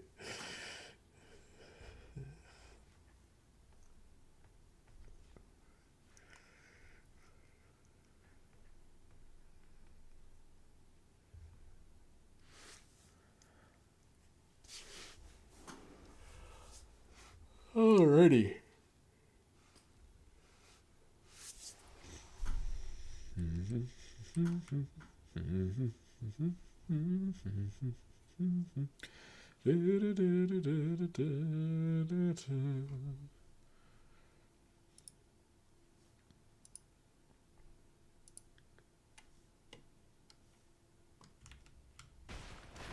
Oh boy, we are back. I was AFK for half a second, and they immediately 1-2-3 at the start of the game. Alright. Brainerd dove in past the wall, gonna get a Brightwing shift here. No tower to contend with here, so they're able to march forward. 30 seconds still until they have to worry about towers. This game are really flirting with danger and able to get out of there. Mockery stepping forward with that hammer. It's a beautiful tongue from Shredded Wind, and Thrall will go down. The Entomb actually stopping the hammer from moving anywhere. And the Qs from the Falstad continue to just kind of tickle the front line of this red team. Oh, the wave spawning there is really unlucky. That might actually allow red team to push to end here. Aaron looking for some sort of engage here, trying to get them off a core. Hello, Calamancy. And it looks like CCS is content just kind of hitting the keep. But, oh my gosh, so much damage here from the Li Ming. This was very much a draft diff this time around. They took the Thrall and the Falstad, expecting it early. Although Shredder getting low here. Might not be over yet. But yeah, it's so hard to play into this hammer. They just have so little to deal with it. And now with 3 members dead, again, just the Thrall and the Falstad remain. CCS looking to complete the reverse sweep. 2 keeps are dead. The core is at 61%. Sugar just immediately getting slammed by this hammer. The core is at 22%, and I'm not sure why the red team's walking away. Eric with an A is on the core. That'll do it. It was almost a 9-minute game. Close, it was 12. GG's come out, and CCS completes the reverse sweep. So, Kala, you get to watch the last 10 seconds of this game.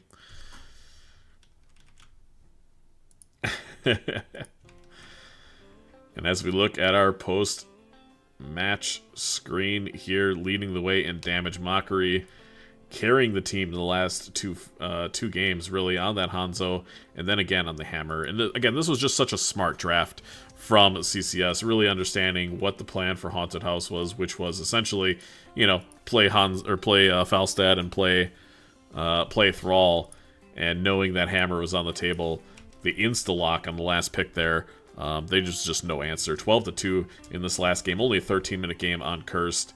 Healing numbers relatively the same, offlane numbers the same, almost as well.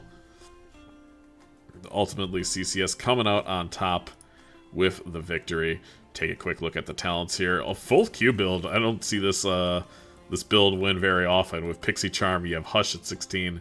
Not something you typically see, but you know what? If it works, it works, and it certainly worked this time around for CCS. So that's going to do it for me.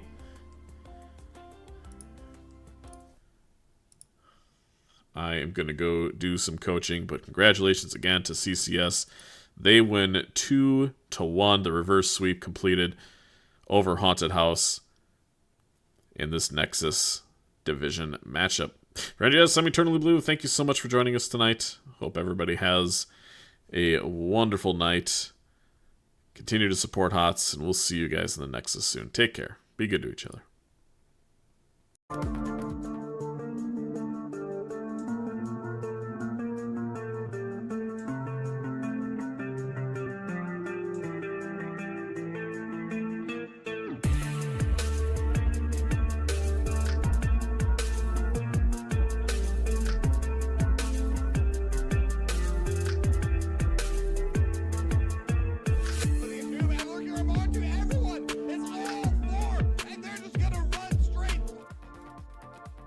Gamers and gentlefolk, hello and welcome back to the channel. I'm going to be your host for the evening, The Sound, and I am excited to bring a Nexus Division matchup. Tonight, we're going to be watching Can't Connect Stuns take on Duratin's Couch in a best-of-3 series. We've got both teams coming back into the Nexus Division this season, and this is their 4th meeting lifetime, with the most recent going to CCS last season. But lifetime, it is 2-1 in favor of Duratins. We can also take a look at the standings real quick, just to see where our teams are in the division currently. It's early yet, so there's still a lot of ground to make up. But right now we've got CCS and Duratins in 5th and 6th respectively. So we'll head right over to our battleground selection to see where we're headed and where we aren't. We had bans on Braxis and Garden of Terror for Can't Connect Stuns, with Duratin's Couch banning Tomb and Volskaya. So we are headed to Dragonshire for Game 1 of the series. Thank you all for tuning in. It's always a pleasure to have everyone come out and support our little stream for this excellent amateur league. We should be getting started here shortly.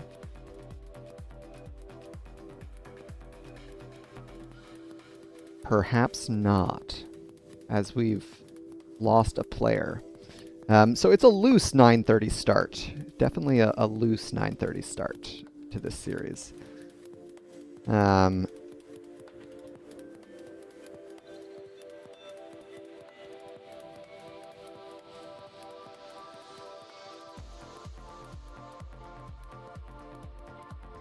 So hopefully we'll get our 5th member back shortly.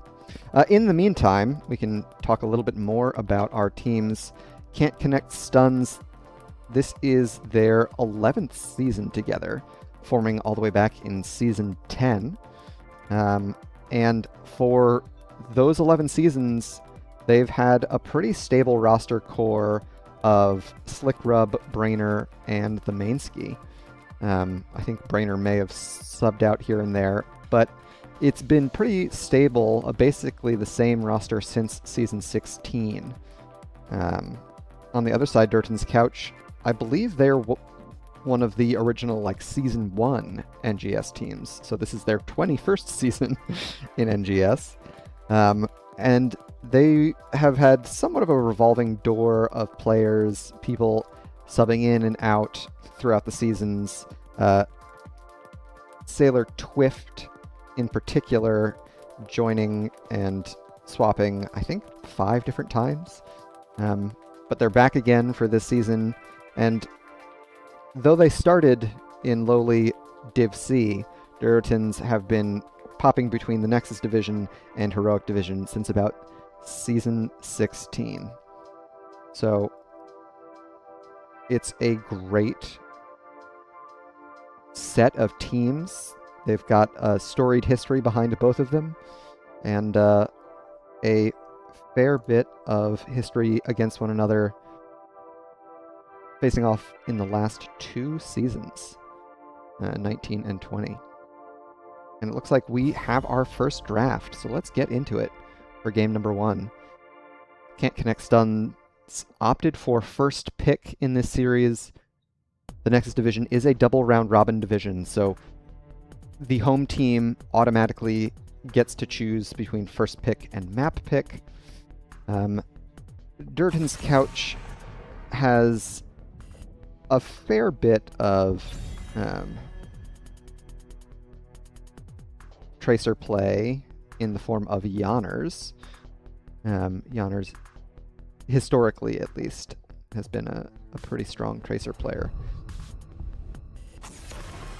We have yet to see them pick it this season, as we see the Chromie ban come out for Duratin's Couch. Chromie, always a solid pick for Dragonshire, given her ability to hold vision of the triangle bush with her time traps, as well as have relatively safe wave clear.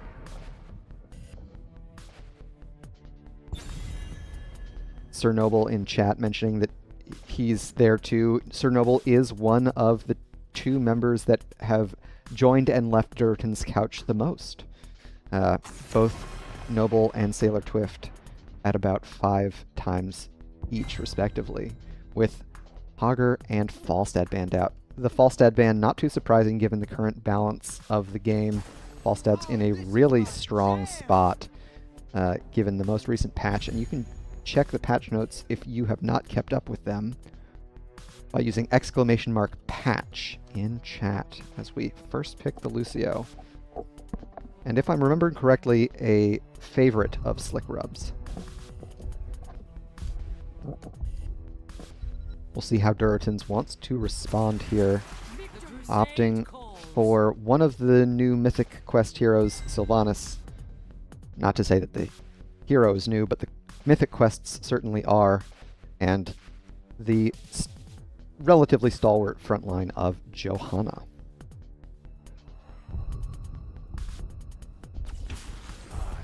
Okay. That's no real surprise. Deathwing getting a fair bit of love in the most recent patch. And there's the Hanzo. Hanzo filling a similar vision control role as the Chromie that we saw banned away. So we'll see, with CCS still needing a tank, we might see a ban on that role here. Deathwing may be the offlaner, but more frequently seen in the core 4. There's the Anubarak ban. Okay, makes sense. And I would expect to see another offlane ban here, given that Duratins, I suppose they could opt for a healer ban instead. If so, perhaps a Malfurion ban. They're going to go for the Mephisto instead. Interesting. Definitely a target ban there. Not one that I had on my bingo card. So we'll see how Duratins wants to round out their draft. They could leave their offlaner to the last pick here, giving counter pick opportunity and a potential guaranteed winning lane. There's Tychus and Rhaegar. Tychus bringing a fair bit of percent damage to bear on Deathwing, so the aspect of death will have to respect this Terran's minigun. Can't connect stuns. Finishing off here, they need one more frontliner, and they've got a flex pick available to them. None shall flee my grasp. Maiev and Thrall. Alright, so a non-standard tankless draft for CCS. We'll see how Duratins wants to finish things off here. If it were me, I'd probably pick Blaze, because Blaze is always the answer, but Duratins could go for something a little more funky, and so they will. Diva it is. Alright, so let's get to our hero list while our teams get through the swap phase and load in, and we can think a little bit more about these drafts. CCS opting for triple front line but no tank, planning on having the most recent Deathwing buffs kind of carry them to victory, where Duratin's Couch have a far more standard 2-ranged, 2-frontline composition. Tychus is a solid answer to the Deathwing, but I fear that the engage potential between Hanzo, Maiev, and Thrall will prove to be a bit too potent for Durotins to deal with. Rhaegar has but one cleanse.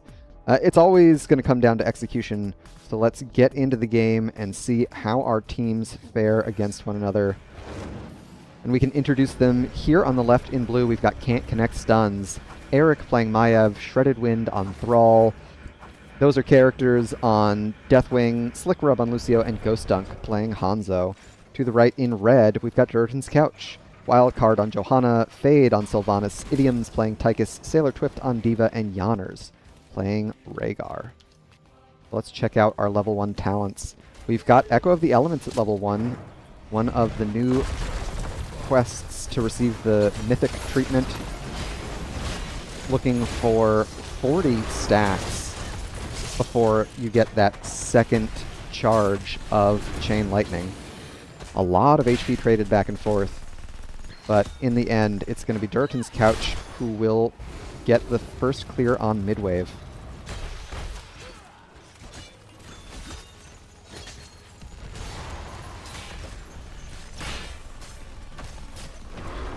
Checking in on top lane, Sailor Twift has a fair bit more wave clear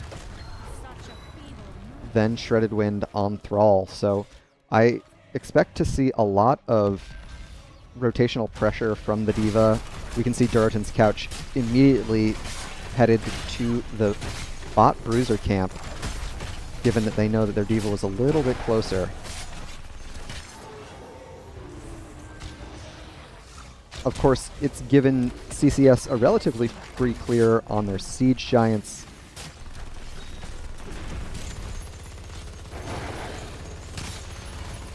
Other level 1 talents worth noting, we do have Stormcaller for Yanners at level 1, already up to 29 stacks there on the Lightning Shield. Ghost Dunk has made it to 5 stacks of Redemption, and Eric gets at least 1 reset. Deathwing almost falling there, down to a single armor plate. And all of the fort front wall in bot lane goes down. So Durotin's Couch definitely very happy with the push they were able to secure off of that early rotation to the Bruiser camp. Fade and Idioms are in position, so they're going to cap the first Dragon Knight as level 4s hit for both of our teams. We've got Deathwing landing, trying to threaten Fade here. Yanners is in range, and I don't believe has Purge back up just yet.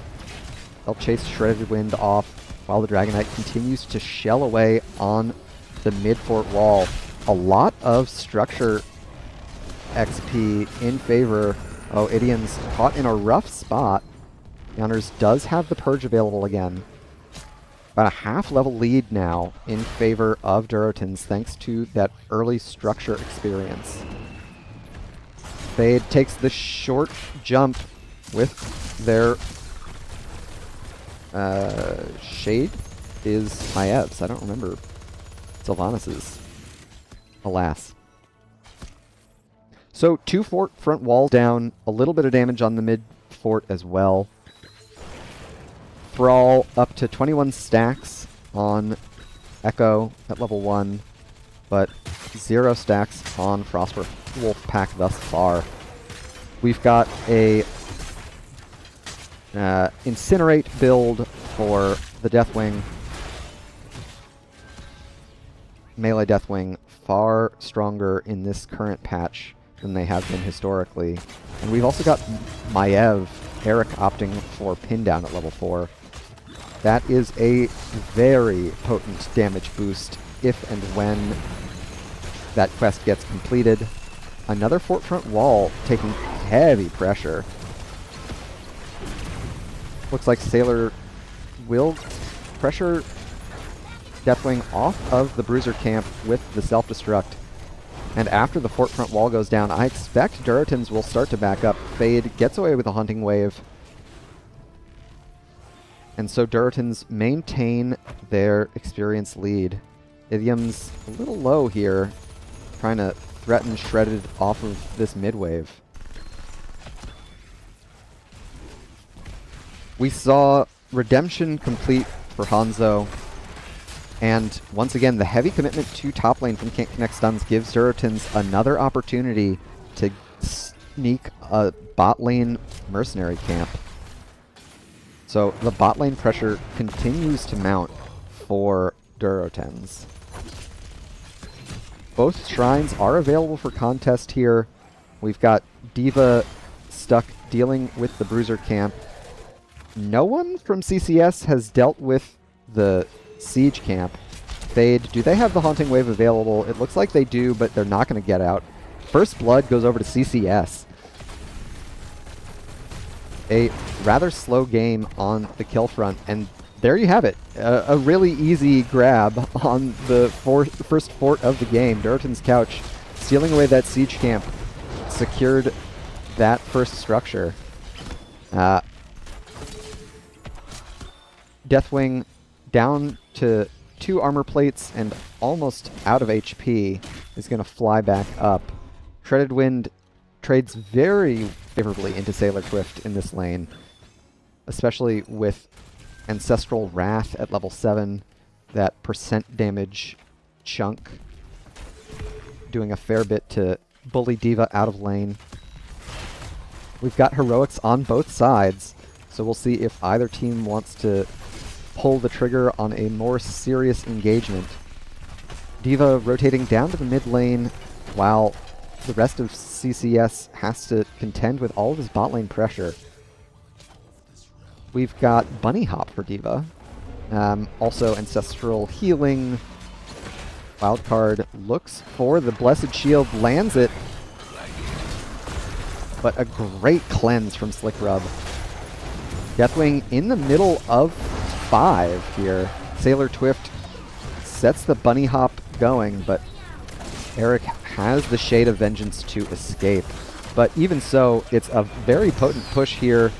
There's the Dragon's Arrow. Fade gets away from the Maiev, but a great Sundering on the side from Shredded Wind will secure the first takedown of the fight. Deathwing wants to keep chasing. They don't have Bellowing Roar, so there's no CC for them to secure, but even so, they've got Lucio, so they'll be able to chase down 2 more takedowns on the top side. Idians will get Deathwing shoved off the point for a moment. They're trading well into all 3, but they're going to have to back up there.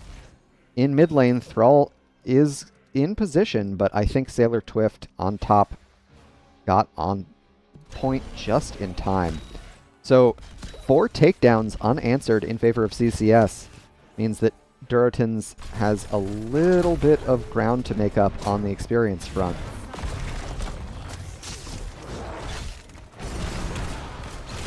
Eric in onto Fade once again, and Fade will fall. A great Blessed Shield from Wildcard means that Eric trades out. Wildcard is going to be silenced out of this. They're going to take a fair bit of damage from Deathwing. But in the end, they will live to tell the tale. Sailor Twift in pilot form, maybe looking to chase onto Shredded. Shredded has their second charge of Echo, up to 48 stacks. And so CCS will get their own siege camp out. 13s on both sides here. Eric on Maiev continuing with the Fan of Knives build, opting for Bladed Armor at level 13. We've also got Fleet of Foot for Hanzo, so Ghost Dunk going to be a little bit harder to get a hold of. Eric gets pin down done. That's big. Wildcard in a lot of trouble here. Eric just away on the side. A great Dragon's Arrow from Ghost Dunk finds Fade, but the Ancestral is timely. Fade looks for the takedown, but they're able to escape with the Haunting Wave. Wildcard in deep. They don't have the trait available. Looks like Durotans are going to be able to escape. Slick Rub chased down by Sailor Twift. Overwatch on Overwatch violence. And so there you have it. Another Dragon Knight for Durotans Couch. First 2 takedowns for them, or second, rather, takedown for them. Deathwing lands again. They only got 1 of their armor plates back, so They're going to take a fair bit of damage there. They managed to hold on to the 20 armor thus far. A little bit of indecision on where the Dragonite is going to head, feigning towards top lane before headed down to bot. And Eric continues to get resets on Phantom Knives. Fade caught in the Void Prison isn't what it's called. Looks like Yanners is going to be able to get Fade out of trouble. Idiom's very low here. Still 30 seconds out before the next Ancestral. And Fade goes deep behind the keep and will fall to Deathwing. A great Dragon's Arrow from Ghost Dunk once again, but Idiom's still able to escape. The trait from Wildcard gets a little bit of... Oh, so close. Oh, they're all so low. Oh no, and now Duratins is going to get chased down. Can't connect stuns, doing such a good job. Playing on that razor's edge, and that will do it. Slick Rub, can they chase down the final takedown? They will not. Even so, a successful siege for the side of Duratin's Couch. They're able to get most of bot keep after getting all of mid fort.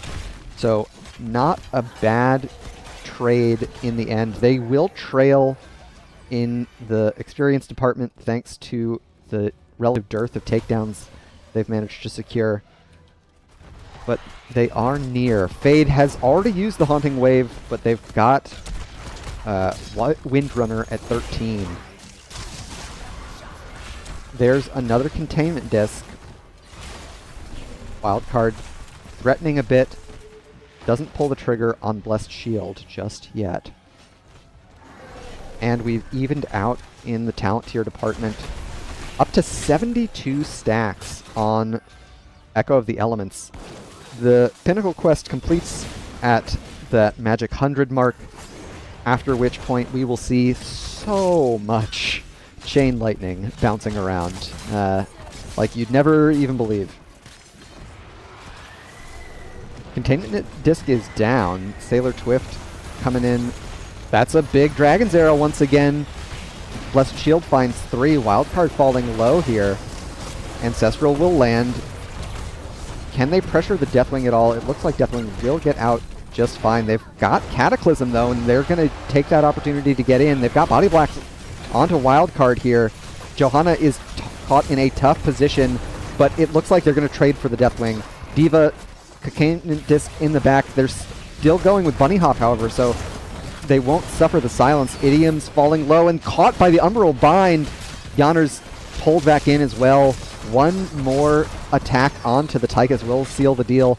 Slick Rub chases down Sylvanas. Sailor Twift in the top lane will fall to Ghost Dunk and Eric. So it's a full 5-hero team wipe in favor of Can't Connect Stuns with both altars up. Eric and Slick Rub in mid available for the channel to secure their first objective of the game. Bombastic team fights from CCS. It's definitely coming in clutch here in the late game. They're going to be able to get a lot done with this objective, and all the while Shredded Wind has the opportunity to support the siege camp in bot lane. So potential double structure play here for Can't Connect Stuns.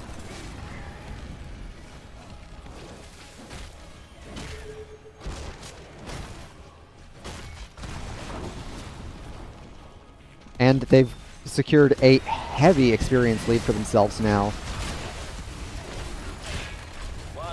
About a level and a half, to be more precise. Idioms will be able to chew through a lot of the HP of the Dragon Knight, but DK won't be susceptible to the slow from their level 13 armor-piercing rounds. Or is it Spray and Pray? Spray and Pray at 13. Armor-piercing rounds at 16.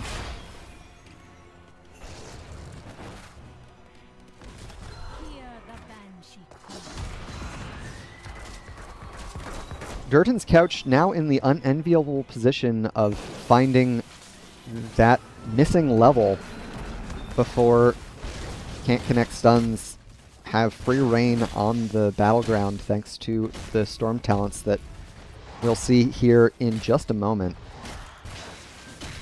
And there you have it. Mixing Fire for Lucio. Shadow Strikes for Eric. Bullseye for Hanzo. Destroyer's Rampage. All right. And Worldbreaker for Shredded Wind on Thrall. Very interesting. So opting to go for the short cooldown on Sundering, as well as permanent terrain generation. I mean, not permanent, but is there any way to see the Sylve Mythic progress? That's the only way to see it, unfortunately, in this current Observer UI. I'm unfortunately seriously considering swapping off of this UI, which I have loved so much, because it is impossible to check Sylve's progress without hitting tab, but she has hit the 250 mark, just a little bit north of 250, so pretty far away from that 400. Excellent use of the self-destruct from D.Va will clear out that double camp push in bot lane, and Duratan's Couch have secured Storm Talents of their own. We've got Bolt of the Storm for Sylvanas, Commandeer Odin, Stop and Pop for D.Va, Farseer's Blessing, and Radiating Faith, aka Big Blessed. Big Blessed, an excellent choice into Lucio, given that the stun duration is equal across the entire team. Yanners will tank most of those keep shots with their totem, and so that'll be first keep of the game in favor of Duratans. And now they might get caught out here if CCS make the rotation. CCS are going to be able to chase them down far better thanks to the Lucio. Speed. Here comes the Deathwing landing. Dragon's Arrow hits Chu. There's the Sundering to follow up. Sailor Twift has damage reduction on most of them. Farseer's Blessing lands. Idiom's connected. Eric falling very low. Ghost Dunk as well. Ghost Dunk and Eric both fall. Fade is going to fall as well, but Slick Rub gets taken out. Shredded Wind escaping out of the top side, but Deathwing will fall. So a 4-hero wipe. Duratans lose Sylvanas, but they're able to keep the rest up. An excellent Ancestral from Yanners, making a big difference there. Shredded Wind does have their Pinnacle, so they're going to be able to put a lot of damage out here. Sailor Twift knocked out of the mech. Of course, Sailor will do better core damage on the pilot mode D.Va. Wildcard falling low here. There's another stun. Yanners has the heal. Shredded Wind trying their best to fight off Duratans, but they will not be deterred. And so there you have it. Game 1 in the books in favor of Duratan's Couch. GG and well played to our red team. Back and forth. A real nail-biter for sure. It could have gone either way. CCS, with the non-standard composition, showed how potent their team fighting was, but unfortunately they weren't able to clutch it out in that all-important ultimate team fight. Some excellent play from Yanners and Wildcard both to keep their DPS alive just a little bit longer. So the kill count, once again, heavily favoring can't connect stuns, but in the end, it's when they happened that mattered most. 4 of Duratan's Couch's 8 takedowns happening in that final team fight. So well played to both sides. We saw how strong Deathwing is, of course. We did not see the Deathwing Pinnacle. I don't think it's ever going to happen, dear viewers of ours. It's just 2,000 stacks. It's just too many stacks. Which I guess is the point of a Pinnacle, is that you're not supposed to get it. Especially Deathwing's Pinnacle. I don't know if you all have seen the clips that people have been floating around of what Deathwing does to buildings after the Pinnacle is hit, but it's silly amounts of damage. So definitely one that I think is healthier for the game if it goes uncompleted most of the time. If you've tuned in somewhere in the middle of Game 1, welcome. Happy to have you. We're taking a look at the Nexus division tonight with Can't Connect Stuns taking on Duratan's Couch. Once again, this is their 4th meeting lifetime across 4 different seasons. They faced each other in the last 2 seasons, and then once again way back in season 16. Lifetime, Duratan's Couch have the edge over CCS, but the most recent win in that 3 series history went in favor of CCS. Another fun little tidbit is that every series that these teams have played has always been a domination. So if we were to keep that trend going, we are 1 map away from Duratan's Couch claiming the 3rd of 4 series against CCS Lifetime. I, of course, am rooting for a CCS comeback in Game 2 so that we can get a full 3-game series, but you never know how it's gonna go.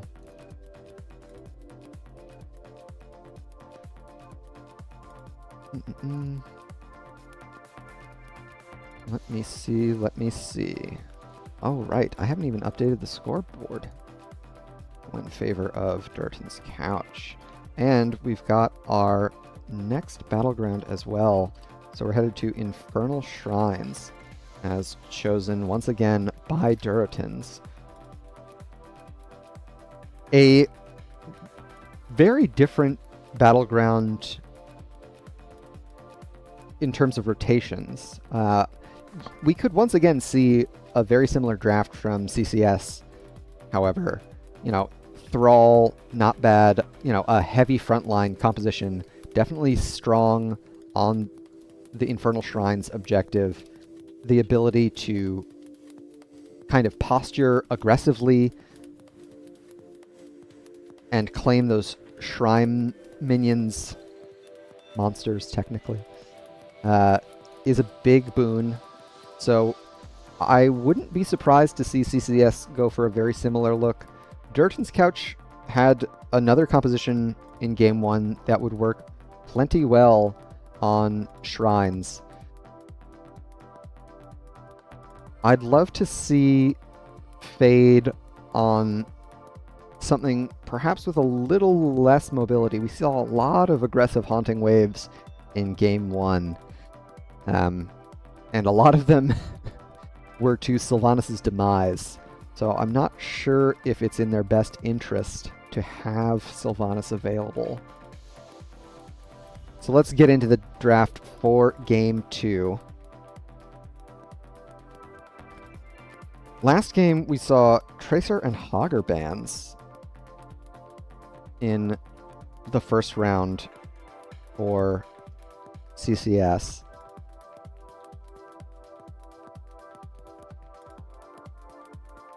We'll see if they keep those the same.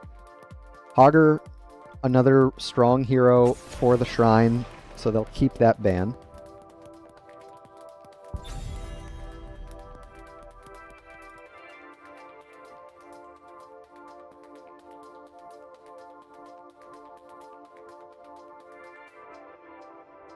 Duratan's last time sticking with Chromie and Falstad as their bans. Chromie not bad on Infernal Shrines, not one of the prime heroes that I think of, but if there is a Chromie 1 trick, that is always a solid target ban.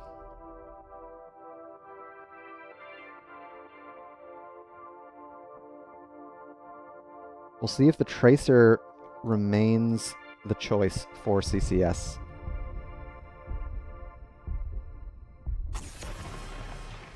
Opting for Vala instead. Alright, sounds good.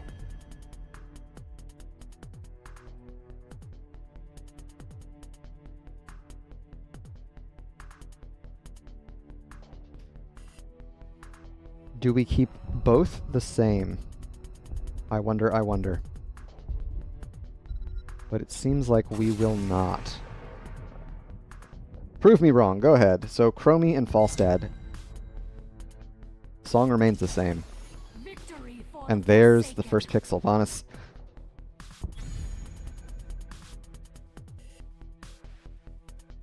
Changing things up, Lucio no longer their priority.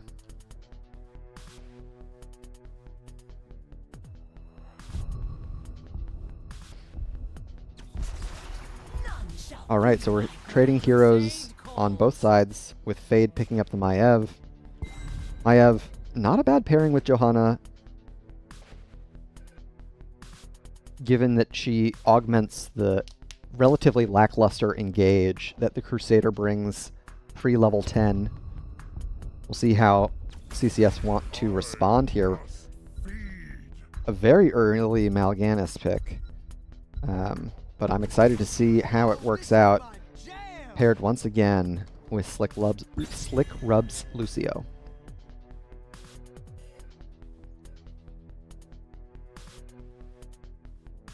Other offlaners that I think of when I think of Infernal Shrines, Leoric is a classic, of course, decent into the Johanna. So we could see that ban here. Sonya is always a favorite. Time tested. So we'll opt for the Leoric ban. That makes sense.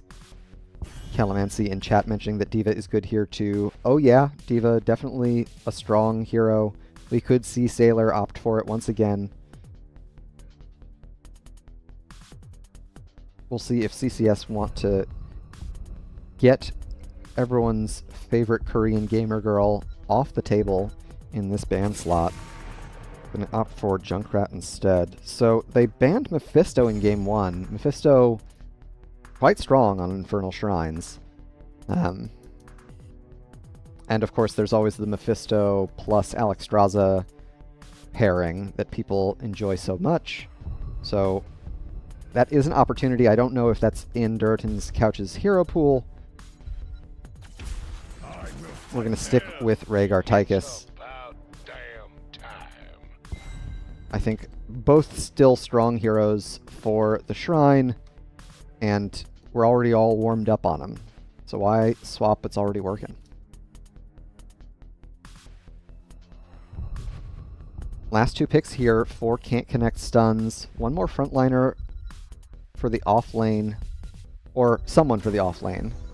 We see the Hanzo pick up once again, and Blaze, because Blaze is always the answer. How do we want to round this out for Durtons in the offlane? Sailor always picks weird offlaners, so I don't remember. I'll bet it's D.Va again, because that just seems like what Sailor would do. Deathwing instead. Alright, fair enough. I don't know if Deathwing's got the wave clear that you want out of an offlaner, but maybe it's not so bad. Alright, let's take a look at these drafts for game number 2. So, Maiev Tychus for Durton's strong, but relatively short range. Hanzo may have a relatively free reign in the backline there, given how limited Durton's Couch's threat range is with a melee and a Tychus. Mal'Ganis definitely going to be able to cause a lot of disruption there. So we'll see how it goes. Having Deathwing to be unstoppable for the Mal'Ganis shenanigans, definitely a boon for Durtons. We'll see if they're able to close it out in 2, or if CCS are going to be able to take us to a third game in the series. Here they are in the left, in blue once again. We've got Shredded Wind on Blaze, Eric on Hanzo, Ghost Dunk playing Sylvanas, Slick Rub on Lucio, and once again, those are characters playing Mal'Ganis. On the right side, we've got Wildcard on Johanna, Fade on Maiev, Idioms on Tychus, Sailor Twift on Deathwing, and Yanners rounding it out on Rhaegar. So checking our level 1 talents, we've got Target Practice for Eric, looking to connect Stormbow shots onto all of the members of Durton's Couch, with Sylv opting for Unrelenting Torment, which is no longer a quest, but looks like a quest, once again, because of my outdated UI. Fade catches 2 with the Umbra Blind, but a great stun from Shredded Wind. Fade now in a lot of trouble here, but they've got the Vault of the Wardens. They'll be able to escape. Sailor trades a lot of damage there, but the rest of Duratons have fared very poorly. So first wave goes over to Duratons first, but Fade's Optimistic Engage. Oh no, are they in trouble? They're going to make it out. And Wildcard still has the trait available, so not under too much threat from the Mal'Ganis yet. Slick Rub checking in on Fade. Fade has already started up the siege camp with Naisha's Memento,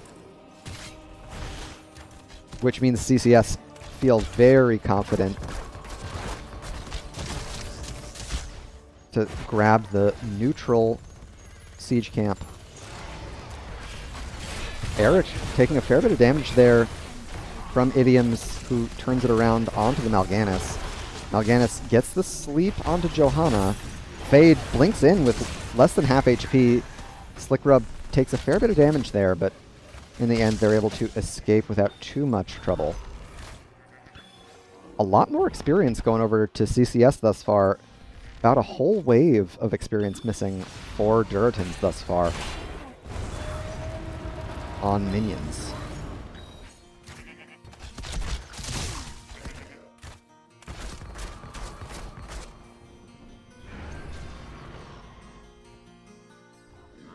We've got level 4s on both sides here. Nothing surprising. We've got Haunting Arrows for Sylvanas, reminiscent of her old trait. Black Arrows, her old activatable part of her trait, as her trait used to be one of the more wordy ones.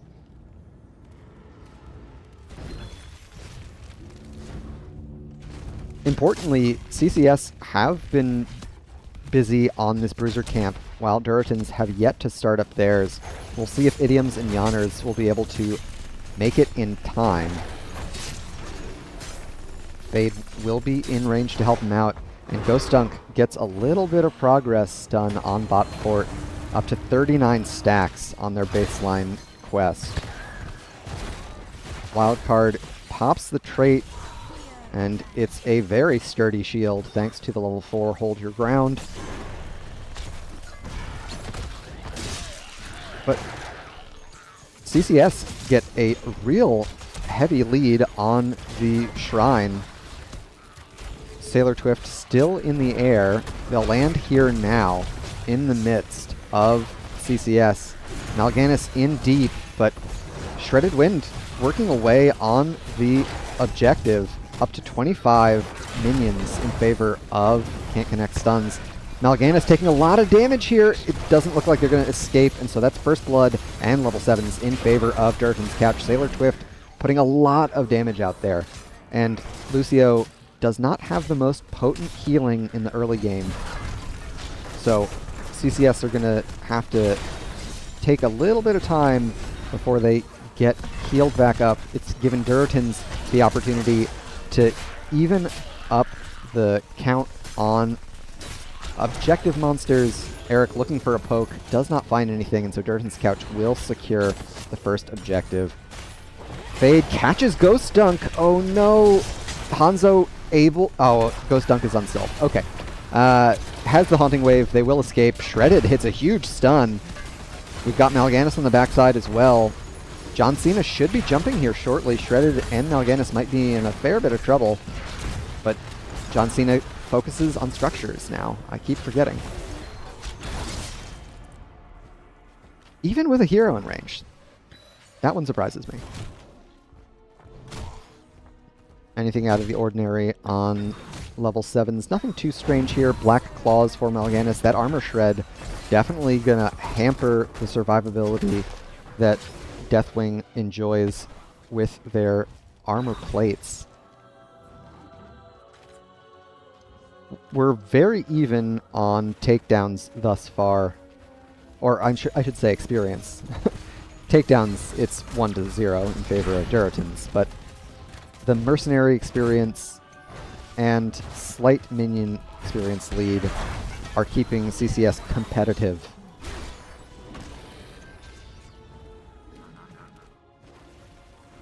They're going to get a little bit of structure experience, though, and they keep sneaking that neutral siege camp in bot lane.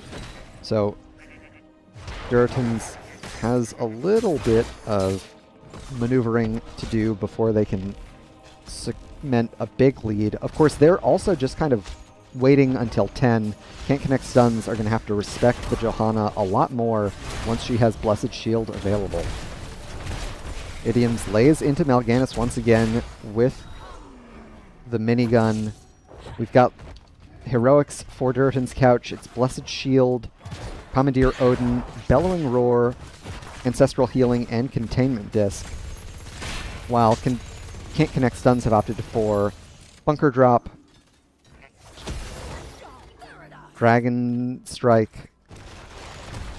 Oh, damage onto the Mal'Ganis. They will get the swap onto Wildcard. So, Life Swap goes off. We've traded Containment Disc and Blessed Shield for Dark Conversion. Dark Conversion... Yeah, Dark Conversion did happen. Another bug in my UI. Alright, that seals the deal. I've loved Spazzo's UI, but I can't use it anymore. It's too buggy. Either way, we'll see. It's 3v4 here in bot lane. Checking in on the top side, Fade has stalled Shredded from making the rotation down. Next Shrine announced here, spawning in the next 15 seconds. It will be Arcane for the bot lane. Neither team managing to get their Bruiser camp out in time. Idioms face checks the Mal'Ganis, but they're going to be able to escape without too much trouble.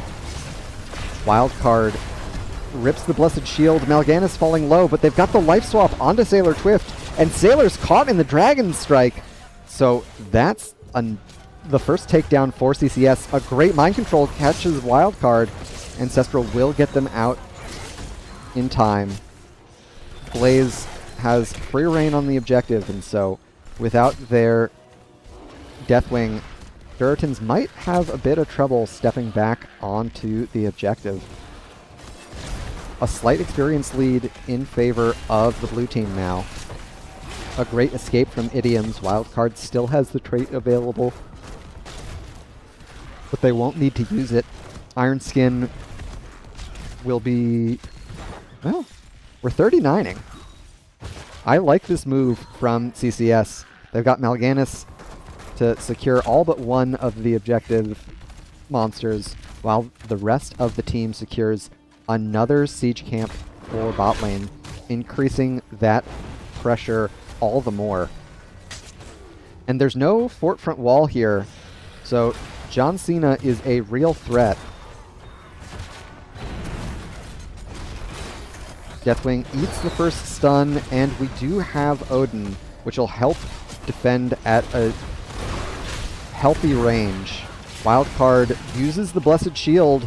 Ghost Dunk goes in deep here, and they will fall to Sailor Twift.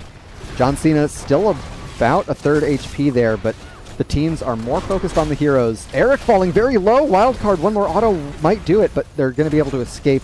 John Cena, last couple pieces of their HP. Wildcard is going to get taken down here. The cleanse, not enough. Mal'Ganis, do they have the health swap available? Looks like they're just going to be able to scoot out. And so CCS secure the first structure of the game. On the top side, Fade has been busy with this Bruiser camp. So some reciprocal siege damage. Definitely not going to net a full fort of their own. Sailor Twift has landed, and they're going to Cataclysm in. Do they have this takedown? Not with the bunker drop in range. Shredded likely to fall here, and Mal'Ganis, does he 1v4? I don't think he will. On the bot side, CCS have continued to push out waves, secure these camps, and so despite Duratan's evening out their structure deficit, CCS still in a solid place tempo-wise on the map. Next objective will be in top lane, so a slight advantage for the red team. CCS no longer have their well to fall back to. A fish of a containment disc from Fade does not connect, however, as we are neck and neck in experience once again. Slightly more hero XP for Duratans, slightly more mercenary XP for CCS. And the pressure continues in mid lane.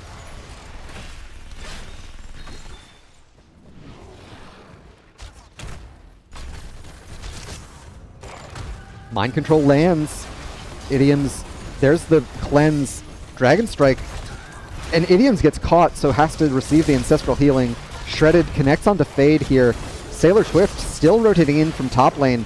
Fade will be able to escape. Wildcard no longer has the trait, but they get a heal. What a great fear! Ghost Dunk might fall! Oh no, and Slick Rub caught in the containment disc. They're silenced, and Lucio will fall as well. What looked like an amazing engagement from CCS with a beautiful mind control from Ghost Dunk turns to ash in their mouth as Deathwing cataclysms in with a absolutely massive bellowing roar.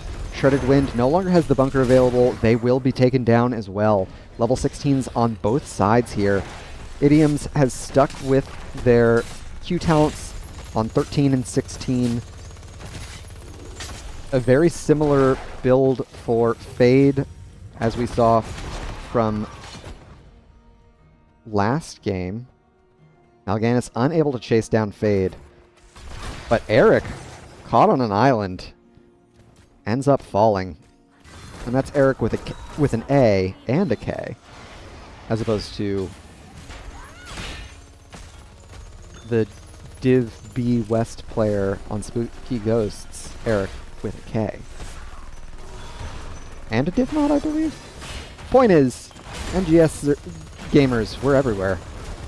I love what Durtan's Couch are doing here. Getting a little bit of early siege, getting that wall down makes this next Frozen Punisher all the more threatening for when their jump stun lands. I also like that they've got Fade soaking. Maiev has some of the best wave clear on their team and has a lot of safety with her Shade of Vengeance. Can't connect stuns. Will take this opportunity to get on to the mid fort. We're up to 120 stacks on Sylvanas' baseline quest. And they're not going to be able to secure the structure, however. So once again, Duratans immediately charge down top lane to start the siege. Here comes the first jump. It'll land onto Blaze. We've got the land from Deathwing. The fort is shut down. Sailor continues to zone CCS off of the Punisher, taking a fair bit of damage there. Where did that minus armor come from? Mal'Ganis trying to bait, knowing that they've got their health conversion available. Keep will fall. Wildcard dodges that mind control. Mal'Ganis gets the swap off. Wildcard in a lot of trouble, but there's Ancestral available. Bellowing Roar will go off. Idioms chasing down Ghost Dunk.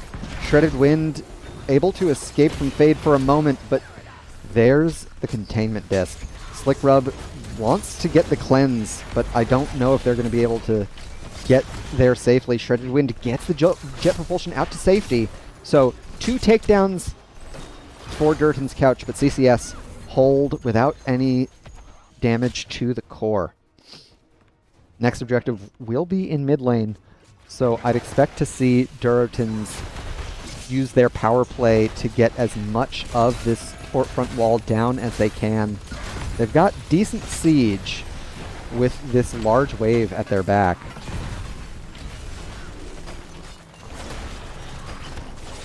Shredded Wind caught once again by Containment Disc, but Slick Rub has the high five available. Fade catches 2. Umbral Bind will not net any takedowns. A great cleanse from Yonners. Mal'Ganis is in range. The fear from Sailor Twift should get the rest of Durotans out. Lucio move speed could be a factor, but in the end, Durotans makes the escape. So they're able to secure the whole fort. They've got their Storm Talents online here. Anything out of the ordinary? Nothing too surprising. Deathwing opting for Destroyer's Rampage once again. I say once again, it's a different Deathwing player, but be that as it may. Sailor Twift dives in, but immediately starts tanking the fort. A lot of their survivability comes from their armor. Oh, and they're going to take a lot of damage from the Dragon Strike as well. Already down to about a third of their HP. But of course, that is one of the big changes of the patch for Deathwing. They're able to fly back up very quickly and start that healing process. Mal'Ganis gets the stun onto Idioms. A timely purge from Yonners gets them out to safety. And here comes the Cataclysm in. Mal'Ganis taking a fair bit of damage here. They're caught in an animation. Oh, the dodge with Vault of the Wardens a little bit early. Mind Control lands onto Wildcard, but they've still got Trait available. There's the stun onto 2. Eric gets the high five from Slick. Does Fade have one more Containment Disc? It's going to be a little too close to the wall for Durotans to chase it down. So CCS lose the Mal'Ganis, but they're able to secure Storm Talents of their own. The Arcane Punisher will pretty undoubtedly go in favor of Durotans here, but CCS stay alive for as long as they can. I like this grab on the Bruiser Camp from them. It's going to relieve that constant catapult pressure that they've been dealing with in top lane. And we can also take this opportunity to check on Sylve's stacks. Only up to 167 stacks on the baseline. Her first milestone coming at the 250 mark. So it's a little lackluster on the damage output before that mark is reached.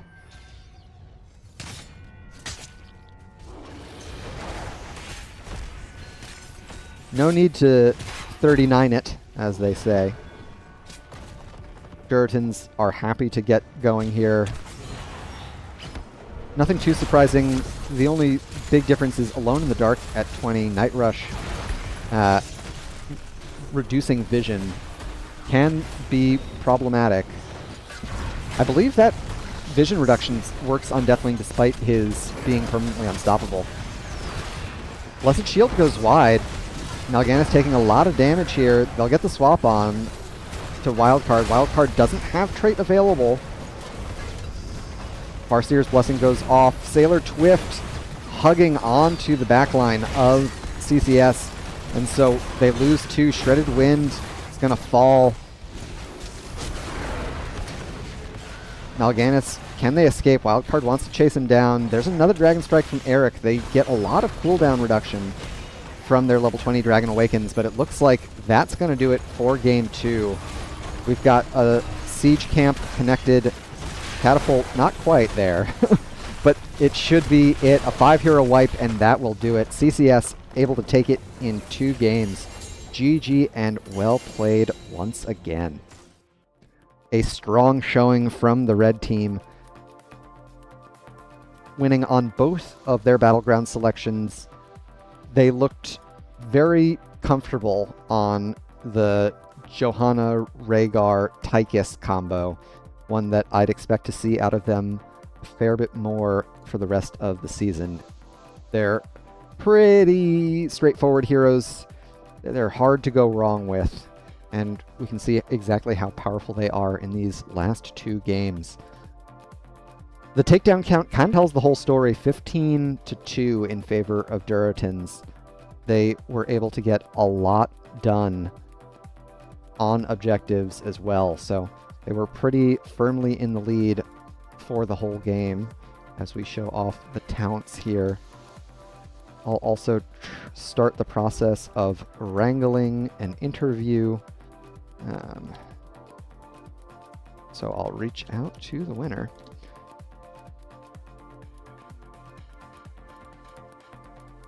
And in the meantime, and in between times, we can take a look at our little post-game series.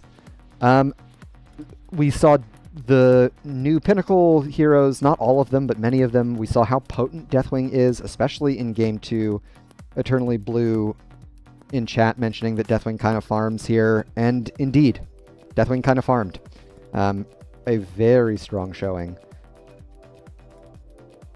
And one that I'm sure the rest of NGS won't soon forget. So it's not just a Storm League ban. I think it's fair to say Deathwing, if played by your opponents, is definitely worth considering in the ban department.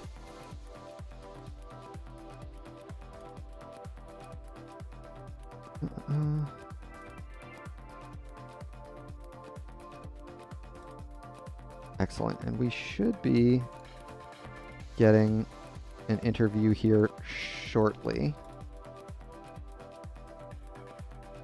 Excellent. Let me just head over to our interview scene so everyone can hear your lovely voice. Welcome, GG's. How are you feeling watching Duratin's Couch secure the domination? Great game. Excellent, excellent. Now, I'm curious, is the Deathwing pick something that you guys have been working on before, or is that something that Sailor has been experimenting more with since the recent changes? Is that like a new hero to the pool, or is that just tried and true and now it's strong? I know Sailor a long while ago, it's like maybe year and a half ago, was doing a lot of Deathwing, and he kind of fell off with it, so I imagine he's returned to it with the changes to kind of see what's up. And Deathwing is indeed what's up. I think we can say definitively after that Game 2 on Infernal Shrines. Map picks for Duratins in both Games 1 and 2. Dragonshire, when you saw CCS's non-standard triple frontline comp, how did you expect those rotations to work out? You know, like, did you predict it to be Thrall off lane, Deathwing main tank? Like, did that throw you for a loop as a spectator? Yeah, it was a little interesting. I was intrigued of what their plan for tank was, but Deathwing kind of surprises me because his CC is just kind of delayed in my opinion, so it's like hard to use him as a tank. Maybe, I don't know. I haven't played much Deathwing, but not what I expected. But did find it interesting. Yeah, and to be fair, CCS looked very potent. You know, all of the takedowns were going in their favor until basically that last team fight when Wildcard, Yonners, and team kind of played out of their minds. Oh yeah, there was definitely points where I was like, "Oh, Couch is in trouble," but yeah, great final team fight. Absolutely, the Ancestral going off just in time, some key blinds and stuns, a great bit of damage from both Fade and Idioms. It was a awesome way to end Game 1, and then Game 2 did not feel as much of a nail biter. The composition that got put together definitely felt potent. The Mal'Ganis, once again, the non-standard tank pick kind of throwing me off. Although they got all of their conversion casts off. I don't think they were dark conversion was interrupted once. So, Yeah, I didn't see it get interrupted. I don't think. and they got a kill on Deathwing with it at least once. That plus the Dragon Strike. So there may be some sauce there. There may be some juice there. Oh, the Dragon Strike shredded Deathwing a few times. All right. Well, we're still early in the season. What are you and the rest of the couch looking forward to for your run? Do you like your guys' odds in the div? How's it all shaping up, do you think? I can't wait to be carried from the bench to get my nice NGS pin for my second season win doing absolutely nothing. Heck yeah. I love it. I love it, Noble. Well, this is your first matchup against CCS, but you guys face off again later in the season because it's double round robin. How much do you think the scouting from this first series is going to play into the second one, or given how weird the drafts are, is it anyone's guess? If I know some of the people I know on the couch, I know scouting often plays a big part. But then, yeah, with kind of a bit of a shake-up with the last patch, who knows? Like, maybe new stuff will still come up, and we'll have to see. Sounds good. Sounds good. All right. Well, I'll let you get back and celebrate with your team. Before I let you go, the floor is yours for any shout-outs you want to give. Shout out to Goku. Big fan. Big fan of Goku, eh? Big fan. He is the reason the couch is so good, as he's just been coaching them so much with his amazing skills. Like, oh, if he wasn't coaching this couch team, they wouldn't be doing anywhere near as good. He's the reason I'm in NGS. True story. Yeah. And beyond that, I guess shout out to you for the amazing cast. I always love when I see a sound cast come up. Thank you, Noble. Really appreciate it. And thank you for the interview. Bye. Take care. So there you have it. Another domination in the long line of dominations between these two teams. This time it goes in favor of Duratins, and they secure a comfortable lead. Lifetime 3-4, or 3-1. In favor of the couch. That's going to do it from me, for me, here. I'll do some shoutouts of my own before I sign off. First and foremost, to all of you who tuned in, it's always a pleasure to have folks show up and cheer on these teams and support this league of ours. If you are new to the idea of an amateur league for Heroes of the Storm, you should come check out the Nexus Gaming series. We've got information on where to find them below. And a huge shout out to all of the volunteer staff of the Nexus Gaming series. We wouldn't be able to play this excellent game in an organized fashion without their hard work. So a big thank you to them. And last but not least, a huge shout out to all of the artists, musicians, and programmers whose work I feature here on the stream. It wouldn't look or sound anywhere near as good without their contributions, and you can find links to all of their work below. Please do go check it out. It's all open source or Creative Commons licensed material, so if you've heard or seen anything that you like, it could be in your next project as well. Until next time, friends, good luck and have fun out there. Peace and love.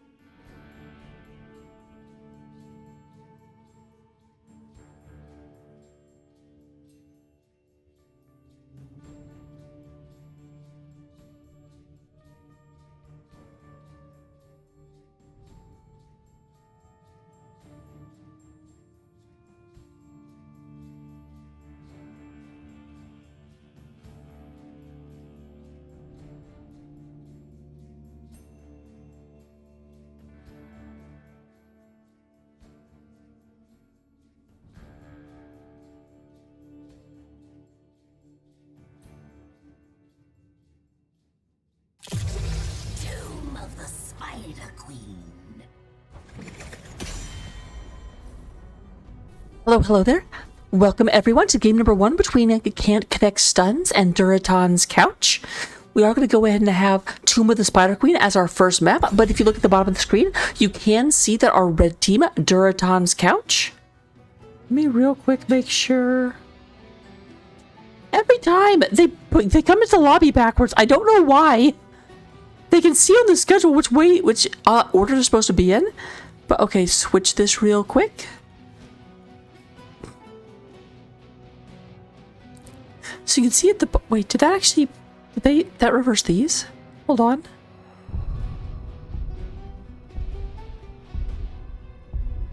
Cog sorta, it doesn't update that. That's annoying. Okay, but Can't Connect Stuns banned out Sky Temple and Towers of Doom. Duraton's Couch has banned out Braxis Holdout and Volskaya. Let's get to the actual draft. Super professional start to the stream. I know you guys are impressed. Hi, friends. So we do have Tracer being banned out first and foremost. Tracer, obviously a bit of a target ban against Mockery. Mockery, kind of famous for their Tracer. TBQH. Cat, you are blocking my light. You're making me look even gothier. I don't know that that's allowed. We do have Kerrigan and now Chin banned out the side of Can't Connect Stuns. Can't Connect Stuns do have first pick and first ban, which does mean Tomb was the selection of Duraton's Couch. Johanna being our second ban. Hi there, Kitten Caboodle. If I ever get another cat, I'm totally naming him Caboodle. So it can be Kitten Caboodle, and he'll turn into Cat Caboodle when he grows up, and that won't make nearly as much sense.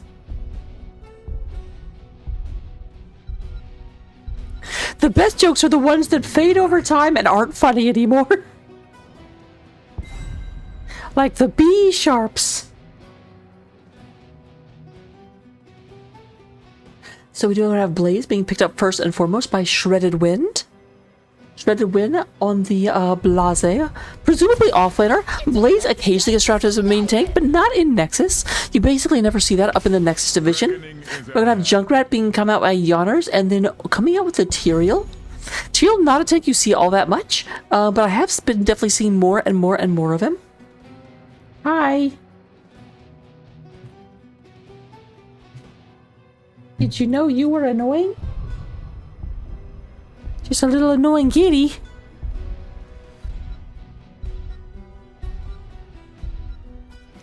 Alright, our second ban phase coming out. So they have Tyrael so far. It's going to... I love the aesthetics of Tyrael going into Diablo. They do go and pick up Stitches before, or not Stitches, Stukov, a different S healer. Or different S character. Stukov coming out right before the ban phase, which does mean that they have their offlaner, their tank, and their healer, saving both DPS picks for after the ban phase. Far more DPS characters in the game than anything else, so a little bit harder to figure out what to take out, but they do decide to get rid of the Tassa face. Mockery getting a little bit targeted by necessity because both Tracer and Tacit are being removed. It's possible Tassadar is more of an Eric pick.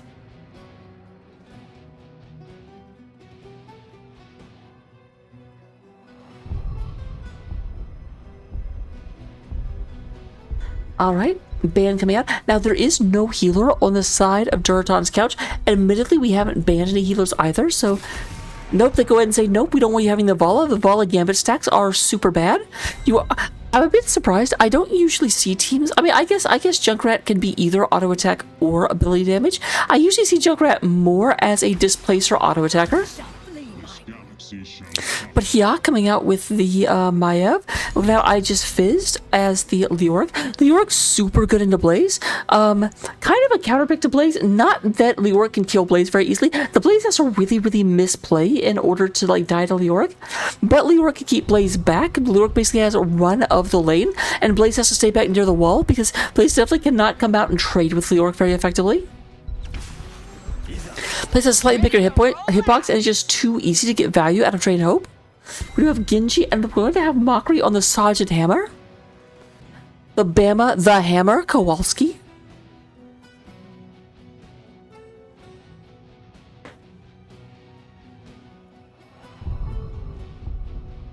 I love this cat.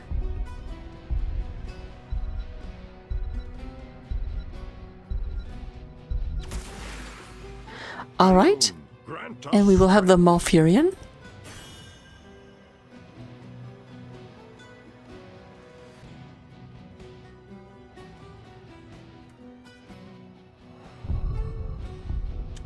Alright, here we go. Once again, right there beside me. Alright, so going into game number 1, I will get predictions up. Tell me who you think is going to win, and I will see you in the first game.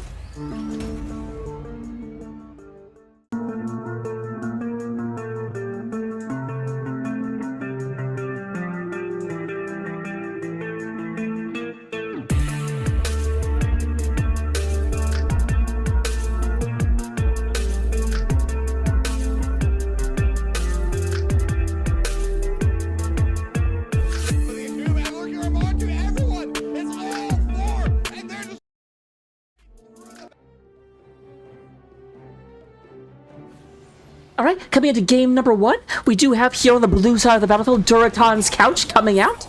They are, I believe, the number 2 seed in the division. Coming out, Fade playing the Tyrael, Yonners coming out here on the Junkrat, Idioms onto the Malfurion, Duranda. We do have Hia coming out and playing Maiev, and then I Just Fizzed is going to be on the Leo Rick. Meanwhile, though, on the opposite side of the battlefield, on the orange side, representing Can't Connect Stuns, we're going to go ahead and have Ping coming out here and playing the Stukov. Eric the Lost Viking onto the Genji. Mockery coming out here on Bama the Hammer Kowalski. Shredded Wind onto that Blaze, and then we do have Brainer onto the Dibbles. Dibblatious. Whoa. Over me.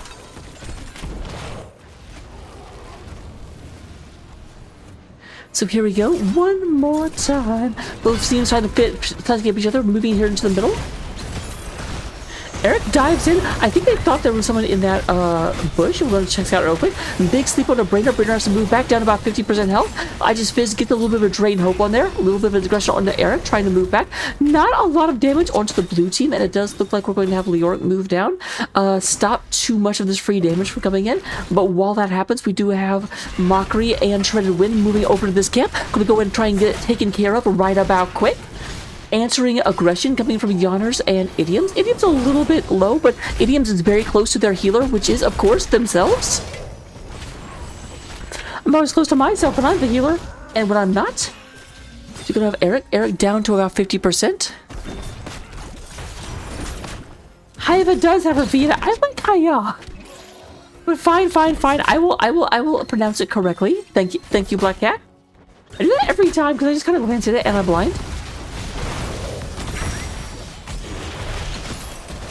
Alright, Mockery gets booped back by the Junkrat. That will stop being as effective as soon as they get able to be kind of move around slightly into Hover Siege. I assume they will go with Hover Siege. I don't know for a fact, but that would be my assumation. 4 versus 4 here in the middle. Stuck in the middle with you. But as I say that, Shredded Wind does come up, so it's a momentary 5v5. As to go ahead and get this cleared out right about quick. Alright, we should see Shredded Wind mosey on back down. The Orc is down here trying to push in. Not really pushing in too effectively. Nice prediction from Shredded Wind. Shredded Wind was moving down and it was like, nope, you're trying to drain hope. Quick little side step.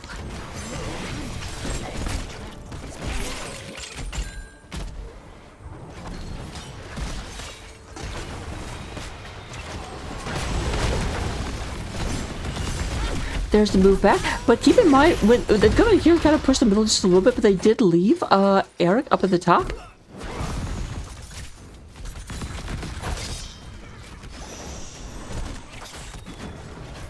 Fade moving up there in order to get a little bit of counterbalance, but that could lead to a little bit of experience differential if they lost anything.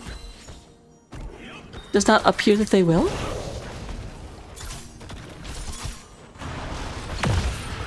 No one making a move on bottom camp just yet. And looking at our talents at level 1, we do go ahead and have a Fetid Touch coming out of the Stukov up to 8 stacks. We also do have Shuriken Mastery. Only a 1 stack, but they only just picked that up last level. 10 stacks on Ardent Restoration.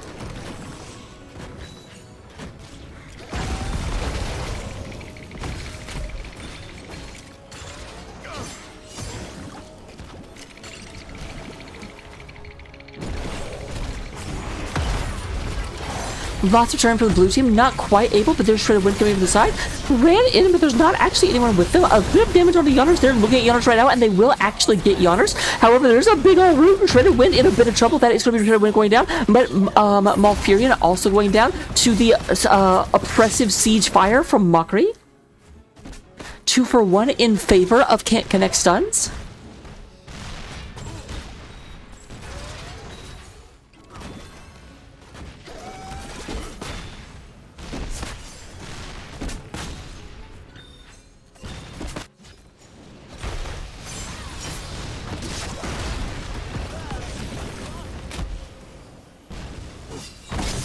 Alright, here we have this moving back and forth. Raider is trying to turn this in. Obviously, Idiom's not interested in letting that happen. Gonna go ahead and keep moon firing the Dibbles. No, turn in for you! Dibbles comes in, charges in, gets a little bit of damage onto Yoners. A little bit of, that almost looked like a Baneling coming out of the Mockery. I think it was just throwing the mines out. Stun coming down, and there is Fade, getting faded on. Ping moving back real quick onto that Stukov. Ping a little bit low on mana, needs to be slightly careful. Definitely Idiom's not having the same problem.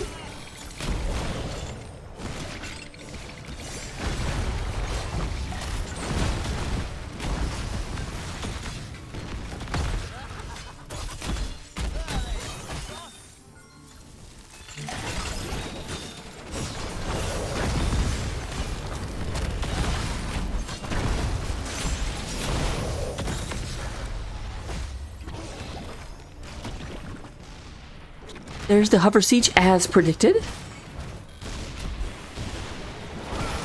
Eric getting drained hoped a little bit.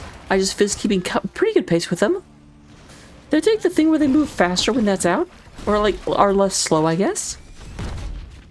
Yep, no reduces there's more movement speed. I was gonna say it felt like it. Nope. Oh, sorry about that. That was a little bit of an abrupt movement.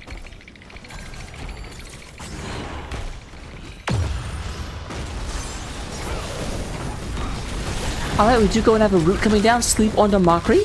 A little bit of a possibly bad position. Just going to move out of there. Idiom's super low, and it's going to be taken out by the Stukov.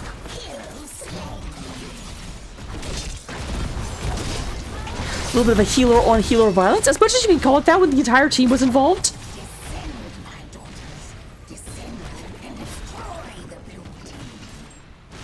Alright, we do go and have the Web Weavers coming out. Landing. It does look like the majority of the orange team is here in the middle, or the red team, depending on if you use the actual colors or the colorblind colors.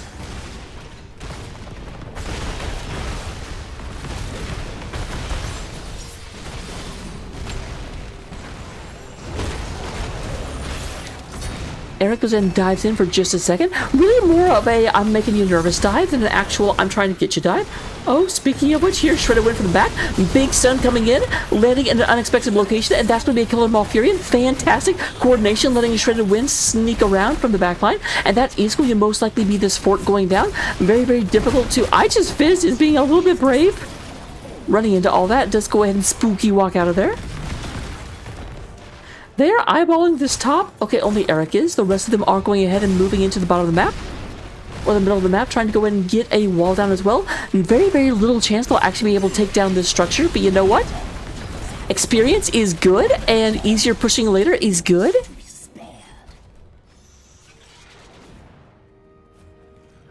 This map is a little unique in that the way its objectives comes through, you don't need to get like the side lanes. It's not like say Infernal Shrines, where taking down additional fort benefits you in turn-ins, because depending on where the shrine spawns, denying your opponent's access to their Moonwell can be very, very helpful and impactful in the fights. In this one, you just kind of need to push one lane. It's not like taking out additional structures does not necessarily help you. Also, what does not help you is getting Mockery killed as the Sergeant Hammer goes down. Raider looking a little bit rough for wear, just going to get knocked back. We do go in and have the Warden's Cage come out from the Maiev. There is Diablo going down. Looking at our level 10 talents, we do go and have the Bunker Drop coming down. Napalm Strike. And I can't tell these things, they are... So I'll just cheat and bring this up. We also do go ahead and have X-Strike that we saw use that last fight, Flailing Swipe, and then the Lightning Breath. The Brainer special. Brainer loves Lightning Breath to the ends of the earth. You go in and have Judgment coming out, Containment Disc. There's Riptire, Twilight Queen, and Entomb. Meanwhile, we do have Webweavers coming out in service of the blue team, but red is right on the verge of level 13. Going to be having a little bit of trouble trying to not move into this.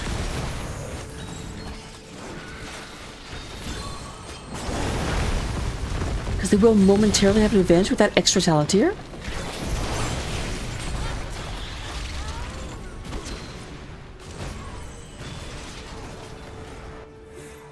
Alright, top and middle cleaned up. Looks like Shredded Wind is making short work of the bottom. None of the forts are going to go down just yet. Fizz was staying in just a little bit. There's Brainer looking for something, but there's the Warden's Cage coming out on the Dibbles. That's what I saw before that almost looked like a Zagara Bailey. It was Stukov's Pustule.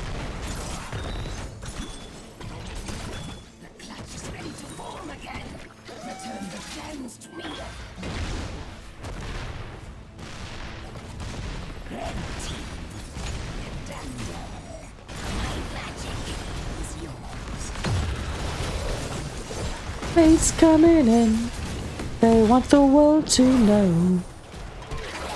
More Webweavers coming in. The boss at the top of the map has despawned, not available for the other team to try and pick up just yet. There's Eric coming in, going ahead and trying to get that pustule to spread, being able to hit the whole enemy team whenever the engage happens. Surprisingly enough, Blaze in the middle, despite the fact that middle is already pushed super well. A little bit of aggression for the rest of the team up here on the top. Gonna have a hard time really moving into that. Meanwhile, the orc is down here taking care of the bottom one, which is a little bit more threatening. Top Webweaver is down, and the Webweaver is not going to get a whole lot done. Once again, they really like Keating Diablo.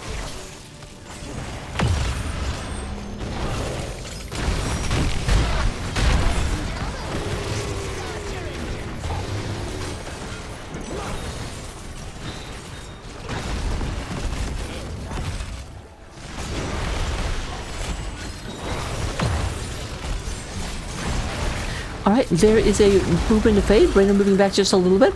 Eric went a little bit deep. He's in too deep. And does get down to about 20%. There was Eric getting out of there. I think that was a charge, but ended up hitting onto Mockery. But Mockery having a hard time. Mockery getting down, but so is Malfurion. However, Eric's super low, having a hard time getting out of there, trying to survive this. Does go ahead and X-Strike is not actually down yet, but is very much out of the fight. Took refuge in the bunker down to less than 100 hit points, but will go down. Brainer, on the other hand, gonna have a little bit of a hard time. Did go ahead and got onto Hiva. I'm learning. Does end up at the end of the day being a 2-for-1 in favor of Duratan's Couch. And we do have double turn-in actually available for our blue team. And here comes the first wave of Webweavers. Or should I say the first thread of Webweavers? It is not your correct. What is it called? It locks them up.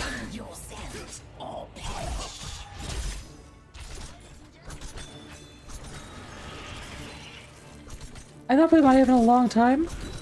Containment disc.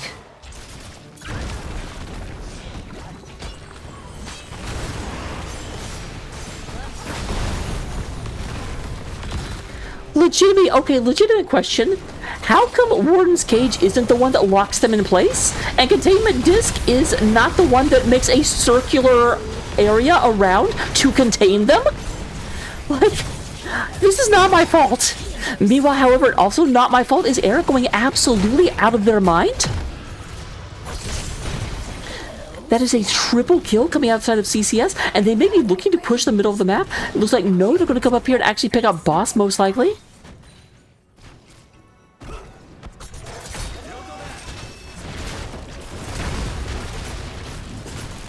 Blaze not here. Blaze actually going to go ahead and... Okay, I thought I was going to pick up this one, but no, they're going to go ahead and keep Aegis Fizz off of their middle.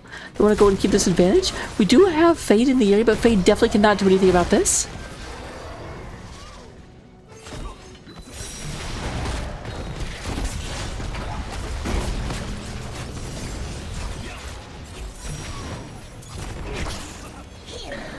And that's a very nice pickup. I actually really thought Genji got that. I don't think it should have been Mockery's kill. I think Mockery stole that. I think Brainer is a little bit like... Brainer thought they were going in, and the rest of the team was like, oh, we left, my dude. Turn-in is available on the side of... Can't connect stuns.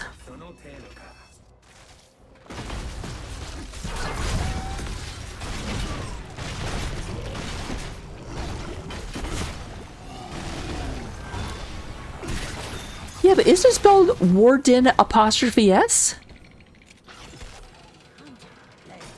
It's not Warden's cage, as it's a Warden apostrophe S, I'm almost positive. And so that would be the cage that belongs to the Warden.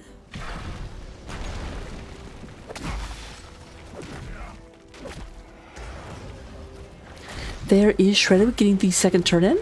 Couldn't quite line that up with the top boss. A little damage. Fade might be in trouble. Does go ahead and teleport to relative safety.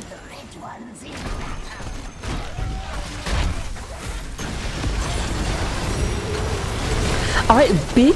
Oh my gosh, that was so many. Very nice ult coming out. The Riptide caught a lot of people. That's going to be the Warden going down.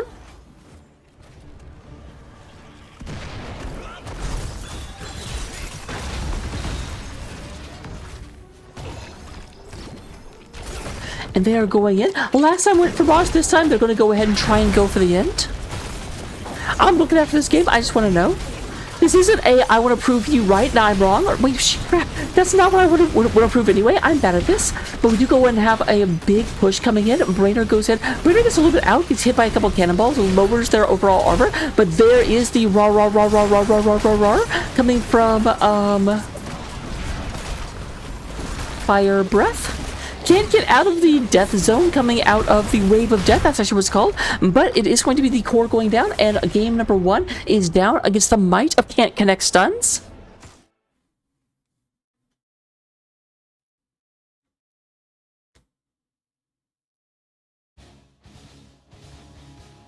Alright, looking at the stats, we do go and have 79,000 damage coming out of Mockery. We do go to 79,000 is almost double Junkrat's damage from Yawners. We do have just absolutely coming in. I feel like Mockery just led to a lot of sustained damage and really enabled Eric to dive in and get a lot of kills. Because here's the thing, like, they got 13 kills. Eric was involved in 13 of them. Technically, so was Stukov and Hammer. But Genji getting the final kill, I don't know if it was actually Stukov that got the most finishing blows, but I feel like basically Sergeant Hammer was keeping everyone low, and then Eric was able to just pick people off. 37,000 coming out of Eric. Healing-wise, we do have a slight edge, but only very slight from Malfurion. 64,000 versus Stukov coming in with 63. But that's a big difference in damage and not a big difference in healing. So very well done from Ping to be that close. And then looking experience contribution, we do have Fizz slightly outpacing the Blaze. Blaze went up in order to get involved in fights a little bit more. And you can see at the end, and I've got the hiccups, help. Talents, here they are. Copy them down, take them to your games, get all of the victories. But most importantly,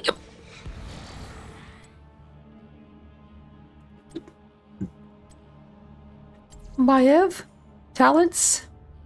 It is Warden apostrophe S cage, so I'm going to stand by the fact that it makes more sense the other way around. Warden's cage, I know it says trap enemies in a cage of avatars, but Warden's cage should be the thing that locks them in place and doesn't let them leave. And containment disc should be the big disc around that contains. But I will see you all for game number 2. I will try and stop hiccuping. I will do a bad job of it. Be right back.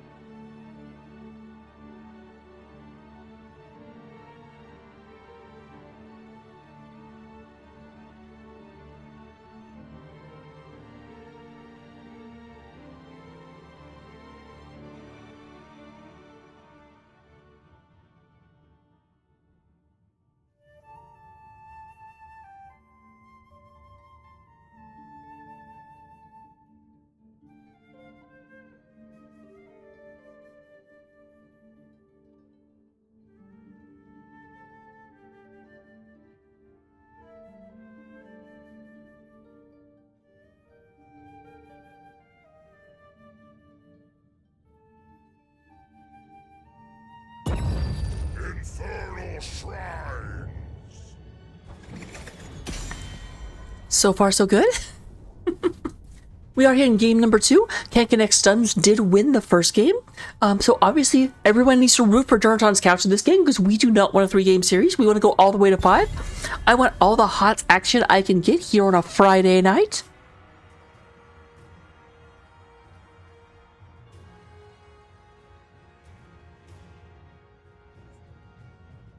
Can't Connect Stuns. Wa-da-da-da. They're going to ban out Kerrigan once again. On the other side, I believe they banned out Tracer and Johanna in game number 1. But keep in mind, Duraton's Couch are the team that lost. So if we're going to see an adjustment in bans, it will probably come from them. Usually the winning team does not have to change their ban strategy.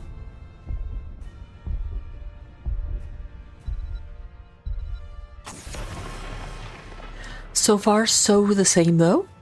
Tracer coming out. They want the world to know. Got to let it show.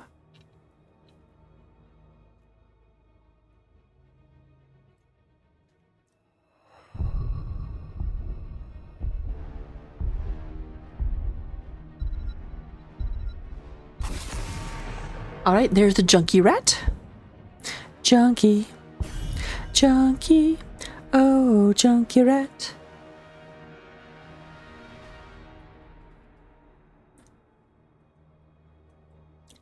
Same, not the same band there, so we definitely saw Junkrat in game number 1. I'm trying to remember who they banned there instead. Definitely wasn't a healer, there were no healer bans. That was Johanna, I remember that. Was it like a false set or something?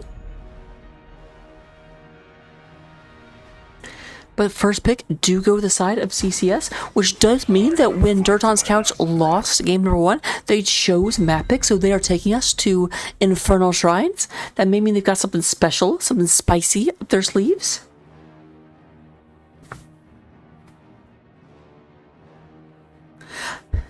I'm like, I'm going to show you my sleeve, and then I picked the solid black sleeve that you can't really see. I could have easily picked this one, which would have like done the joke much better. But I didn't. Da da da da da, there is Blase. Blase, Blase. So Fizzed once again on the Blaze, but this time, Hiva gonna come back onto the Sylvanus. Sylvanus not running game number 1, super good on this map. Sylvanus basically makes every protector into a frozen protector. So in a certain weird way, Duraton's Couch want the frozen protector the least, because if you get a like Molten or a Arcane protector, or not protector, Punisher, then you will just like it's a frozen plus Arcane Punisher. It does both. If it's frozen, it's just extra frozen. Mal'Ganis coming out from Brainer. Diablo not bad. It's surprising to me that they could wrestle Diablo away from Brainer when it was actually allowed. I do not blame that Sergeant Hammer. Sergeant Hammer did so much damage in game number 1. Like, no mockery, not allowed. We don't yet have the offlaner picked up. And interestingly, they're going to, at least so far, have Mockery as the offlaner. Last time it was definitely Leo versus Blaze. But not... Ping was their healer, and this time Shredded Wind took the healer. So Ping is going to be something else. Probably being banned out, because once again, they have a healer, their opponents don't. That is interesting. They're taking a global off the table. Falstad is still available. If they want to get, like, global... What am I trying to say? Global dominance. We do have Anduin and Uther.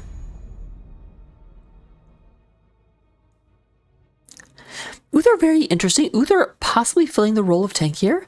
I mean, almost certainly, you almost never see double healer with Uther, and Uther isn't also being like a frontline melee hero. He's okay as a healer, but he really excels in the fact that all his healing also gives him armor. Tassadar will be getting... Game number 1, they banned out Tassadar, so Maki couldn't take it, so Maki took Hammer. They're like, yeah, that Hammer sucks. You can have Tassadar.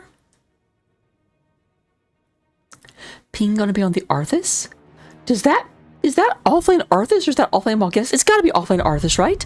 I know offlane Arthas can be a thing.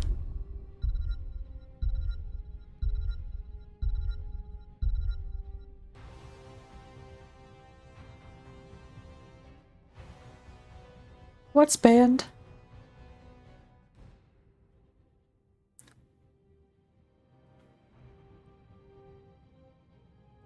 Oh, that's right. Arthas is banned? Okay, yeah. So, for those that don't know, Arthas had a rework right at the beginning of playoffs. And so, Arthas is not available to be taken. I almost completely forgot that. Thank goodness. Fade was on top of it. Because that would have probably... I actually really wonder what would have happened if nobody noticed until after the match was over. Because, like, playing Arthas would have been a forfeit from CCS. Like, you can't play with a banned hero, it's not allowed. But if nobody caught it, I'm sure someone would have noticed eventually.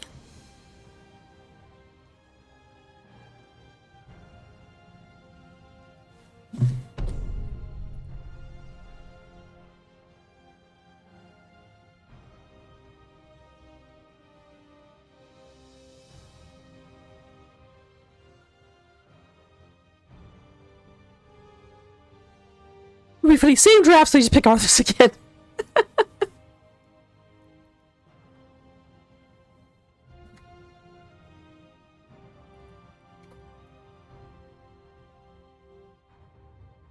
I was excited to see Arthas. But I'm glad we're following the rules. As a moderator, I have to be glad we're following the rules. It's requisite.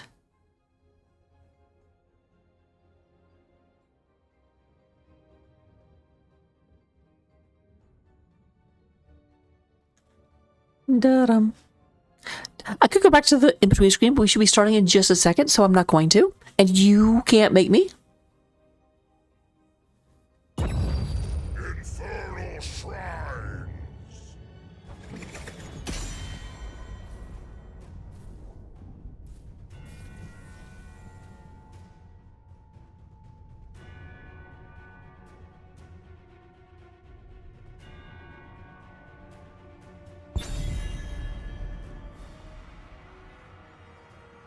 Here we go. This should go very, very fast. I'm not going to play by play.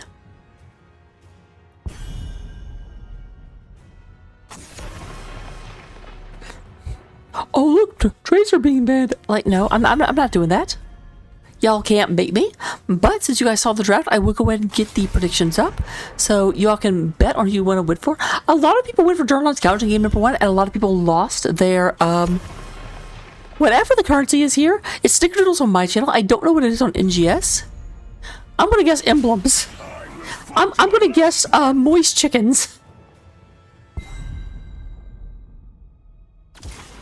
Need a light. Victory for the Forsaken.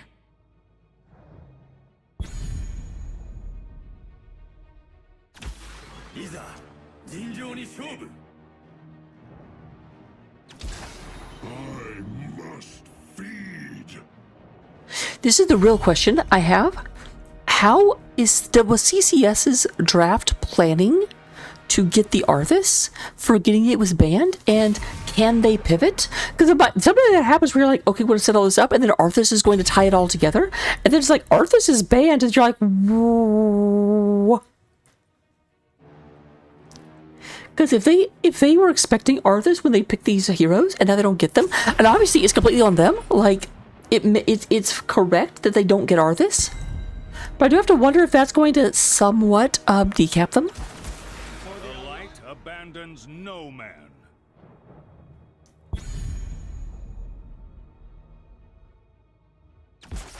From order comes justice. Right, don't pick Arthas, Ping. Don't do it!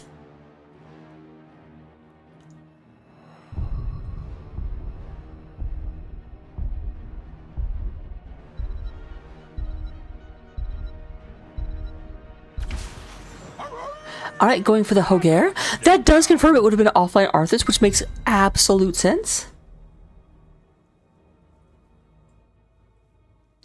Because offline Balganis just did not make any sense.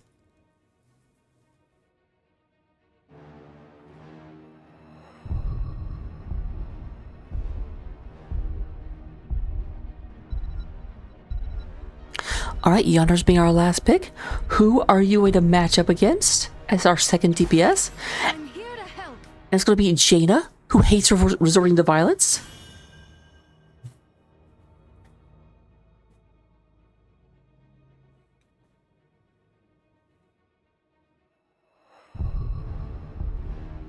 Alright, here we go into game number 2. Get ready, we're on Infernal Shrines, the most balanced map, and here is the storm. Let's get to it.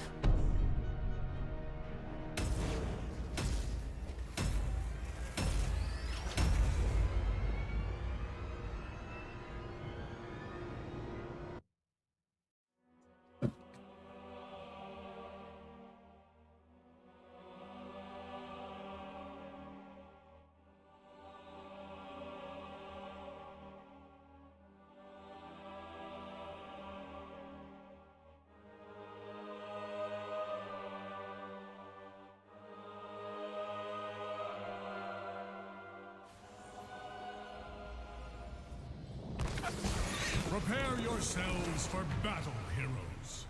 Alright, here we go into game number 2, representing Duraton's Couch, trying to come back, trying to claw their way back in the series. I shouldn't really say claw, they're only down 1 game.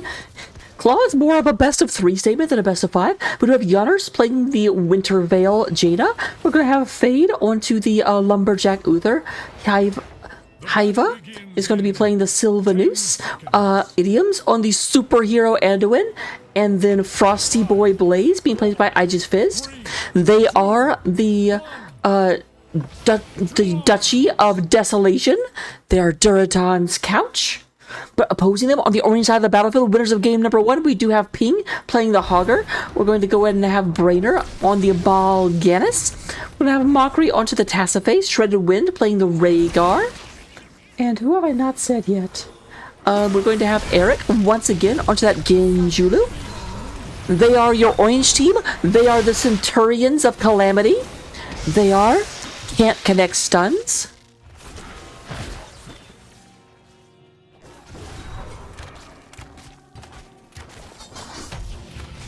Both teams going ahead and going for their camp early on. Slightly faster pickup, but definitely no attempt to invade from either team.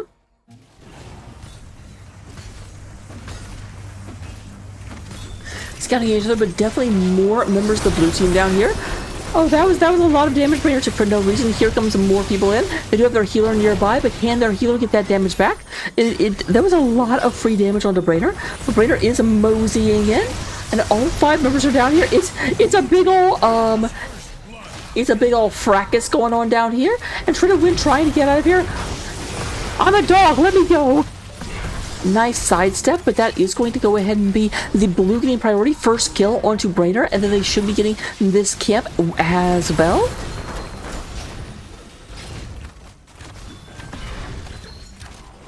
So about a quarter level lead, a third of a level lead coming out on the side of Duraton's Couch. Definitely what we want to see if we want to see a turnaround and a tied up series. But obviously that's definitely not saying that it's over. It's especially not over as Uther gets taken out by an Eric. Suddenly, from the bushes, it's Eric!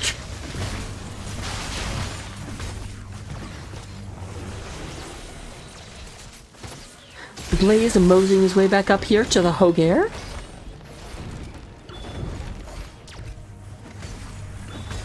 I like to mosey. I like to mosey. This will be a Frozen Punisher first and foremost. As mentioned in the draft, Frozen Punishers are a little bit higher priority for Duraton's Couch because Sylvanas makes every Punisher a Frozen Punisher, so it's not especially valuable for the orange team. Yourselves for the slaughter.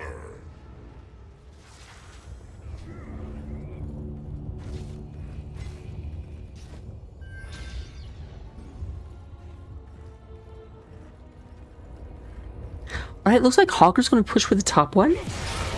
our orange team being a little bit less interested in securing this objective and more interested in letting Hogger get damage with this camp. Blaze is responding by moving up in order to stop that. Says, oh, I can see you pushing. We're not gonna let that happen. Nope, nope, nope.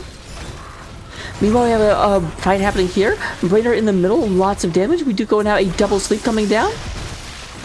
Yano's coming in. It looks like we got this moving back. Genji in the area, but not actually fully committing. Waiting until damage gets done to be able to dive in and pick up that kill. Here's I Just Fizz coming down. Raider dancing on the edge. He dancing, living on the edge. Does eventually get taken down by Sylvanas. Sylvanas super all over the place. And there is Eric going down as well. That is a second and a third kill on the side of Duraton's couch.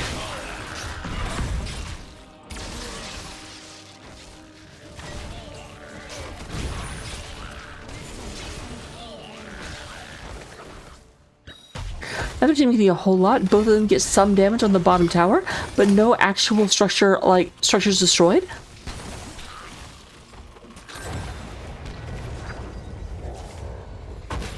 Here comes the Frozen Punisher.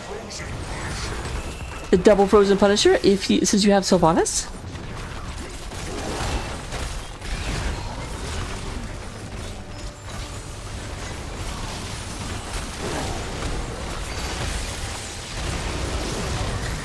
Is a double Frozen Punisher basically like having 2 scoops of ice cream? I used to know a kid that would do that. He'd order like a 2-scoop ice cream, but then he'd just get both vanilla or something. And I'm like, what's the point of getting 2 scoops if it's gonna be the same flavor? Alright, Brainer not having the same... I remember I was surprised they went with Mal'Ganis because Diablo was 100% up, but they went with Mal'Ganis this time, and it does not look like the Mal'Ganis pick is working out. That is the 3rd time Mal'Ganis has gone out. Now, granted, Mal'Ganis does survive... Like, more hit points will help survive Mal'Ganis, because Mal'Ganis can put the enemy team to sleep, and as the burst comes out, being able to put them to sleep and heal up in the interim will help immensely.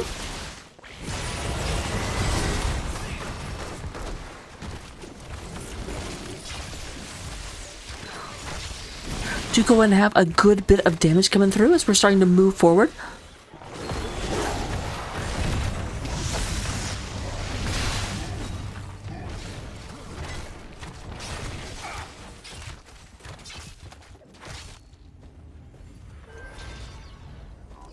Alright, there's that being picked up by our lovely blue team. Duraton's couch definitely go well on their way. They're up level 10s.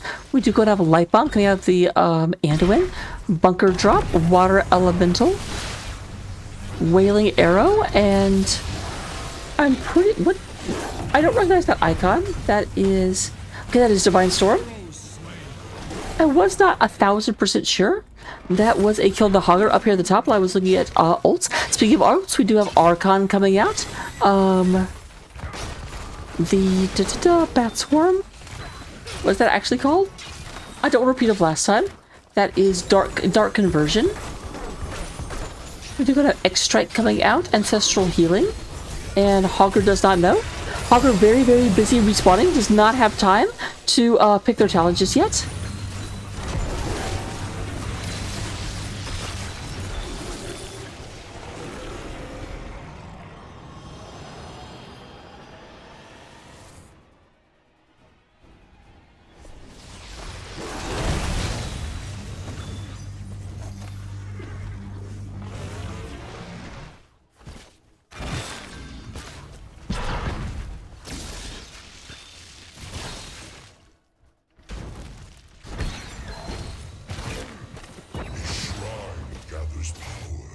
Claim it in my name.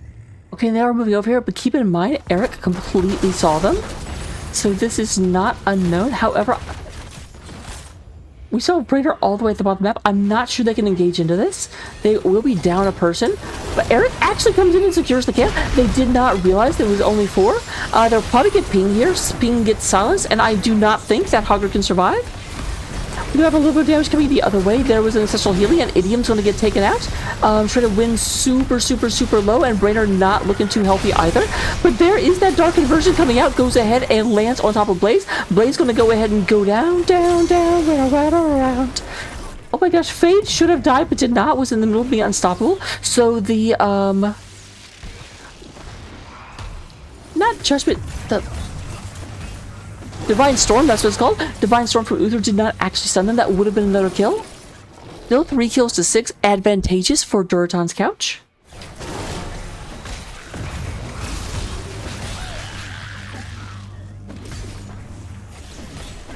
This will be an Arcane Punisher coming out. We will have a bit of an aggression going on here. 3 people going in. Ping trying to hold that back. Here comes Brainer. The honors gets very, very low. A little bit of electrocution coming out. Oh, and Fade not looking too healthy. There is the Water Ellie. Protected, by the way, as Eric goes ahead and fades back. I should say fades back when Fade is actually in the game. Oh, I just fizzed and may have made a mistake. Goes and charges in there. However, Hogger did not come up, so it is like they are outnumbered on the side of Can't Connect Stuns just for a moment as Hogger is in the area about to arrive. 37, Brainer a little bit ouched.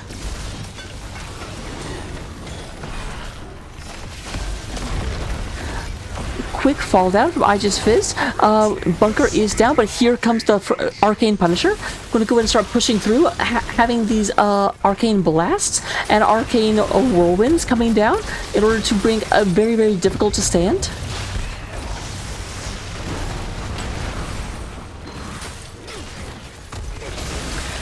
Bunches of damage. Damage for me.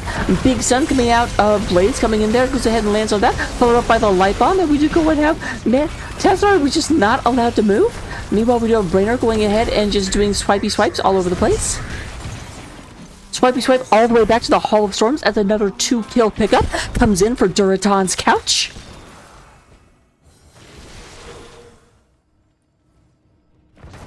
Shredded Wind moving down to the middle of the map. Kind of giving up the top... board, it looks like, which I'm not surprised. They are very outnumbered up there.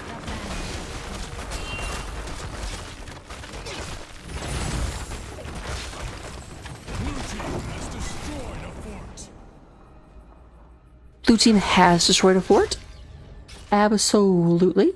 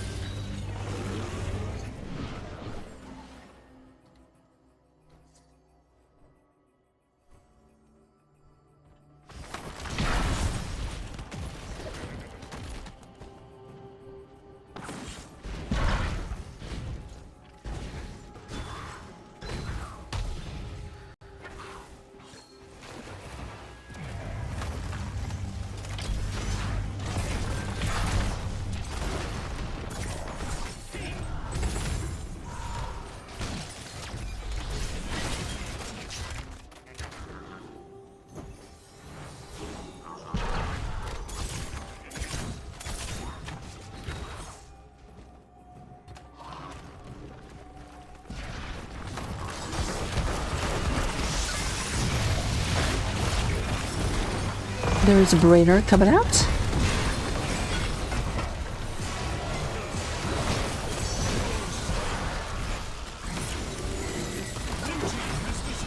This will be Duraton's Couch. Go ahead and take down another fort. They are up. They've actually taken out all 3 forts of their opponents. And right now, Can't Connect Sun is definitely on the back foot.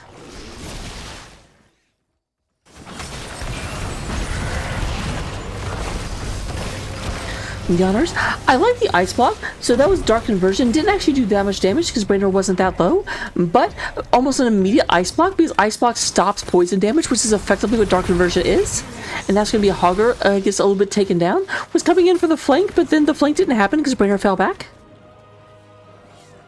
Ready. A shrine gathers power. You will take it for me.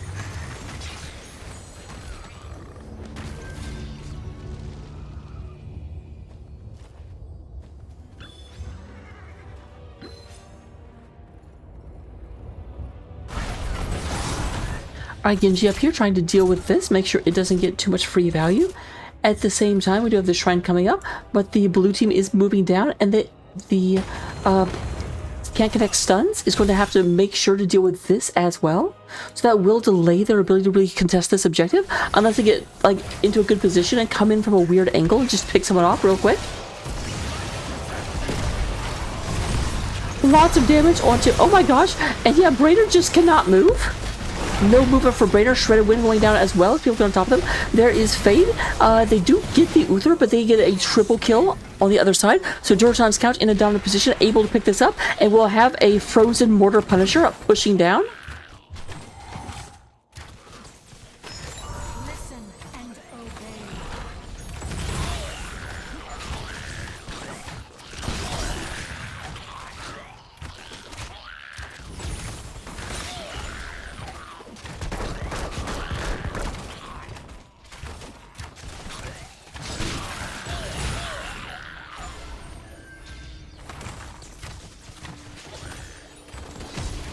Alright, I'm going to go ahead and pick up this Mercenary Camp and start it moving through the middle of the map while they push bottom.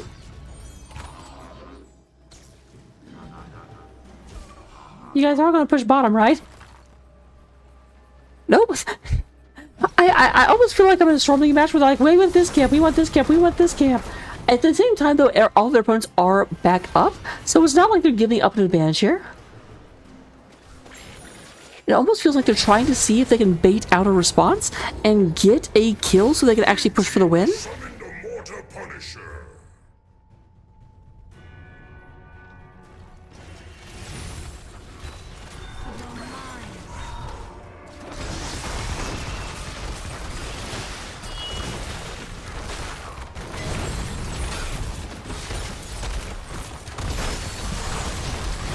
Bunches of damage coming through. And there is the push-in. Mortar bombs are dropping. Here's the thing. The Mortar Punisher is one of the best punishers to push, like, to do damage to buildings. Because buildings cannot dodge all those fire bombs it keeps dropping. Down to about 50% health as the keep goes down. And Mortar Punisher is just leading its way. There is level 20 on the side of Duratan's Couch. And they are looking to go ahead and end this game. Go through. There is the Ancestral Healing. Ancestral Healing, Duratan's Couch does not give a heck about Ancestral Healing. They're just going to come through. I just fist charge through. Does not quite hit Shredded Wind. That is 2 for 1. Now they are down their effective tank. There is Shredded Wind. Goes in, leaps in, bite. I just fist comes in, but there is a Contra Camp and a Catapult onto the core. Core shields are down, and it is taking core damage.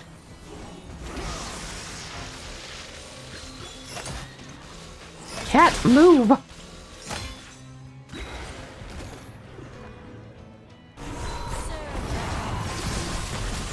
There is the Frozen Sylvanas coming in. Oh, lots of damage onto Fizz. And Fizz will get taken out by really the Rhaegar, but I feel like the Hawk was doing most of that damage. Here comes Ping from the side, trying to go in and get on top of someone. Yawner's a little bit, I'm not going to say crazy, but I am going to say dead.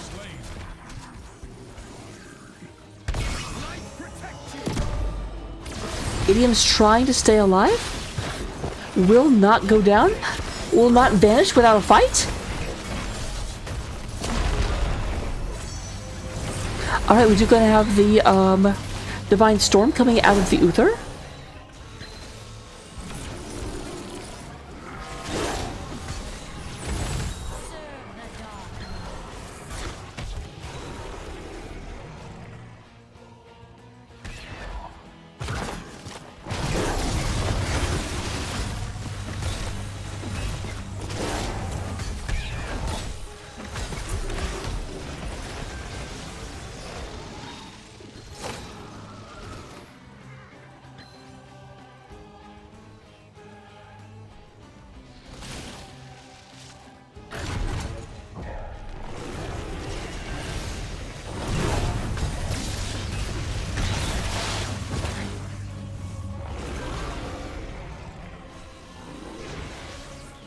I was really like, who is Super D?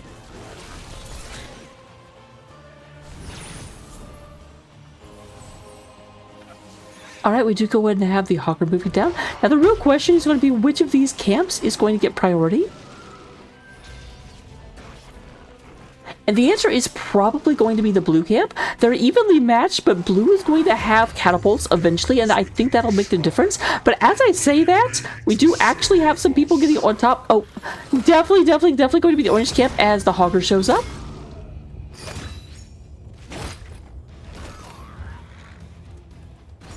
Now here comes Yonners moving up, trying to go ahead and blunt this aggression. I just Fizz and Idiom's coming as well. Fade coming back. We really have to kill this Hogger.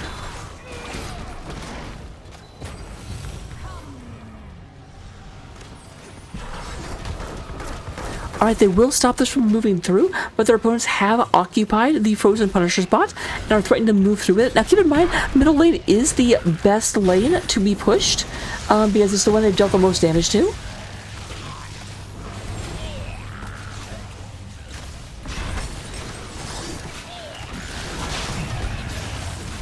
Alright, 21 damage as Mockery goes in and puts another lightning blast right through the moon wave. It does feel like that the control coming out of Duraton's couch is better. CCS having to play a little bit back along the edges. A lot of damage. Fade is very, very low. Not a superhero. But maybe not a survivor either. However, the worst survivor is going to be Mockery, as Mockery goes down on Tassadar. We do go and have Ping going through, gets a bit of a stun. Ping trying to get out of there. And Eric has a smorgasbord if Eric has any abilities. But it does look like we've actually got a kill coming out of the side of Mal'Ganis. Moving back.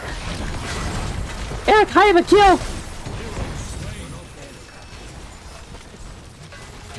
Eric having a little bit of problems. It is 3v3 at the moment, but it much lower health bars. Meanwhile, though, they did successfully actually get the Punisher, and the Punisher's been pushing away. Punisher took down the middle of the fort. It does look like we've got a fallback. The bottom keep went down on the side of CCS, and Brain are going to go ahead and be picking that up because there's a triple catapult party going on down there. It's a catapult party. Who could ask for more? Red Team's Punisher has fallen. Red Team's core is under attack. Especially not, they stop the catapults.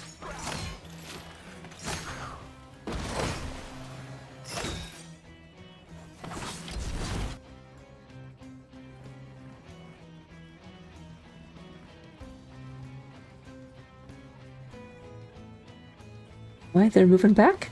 Both sides. Now keep in mind, we are up to level 22 all, so both sides have the same talents here, same amount of hit points, same amount of damage resistance.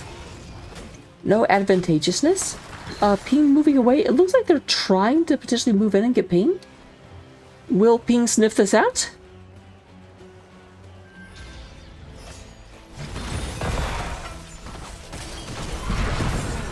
Signs point to no.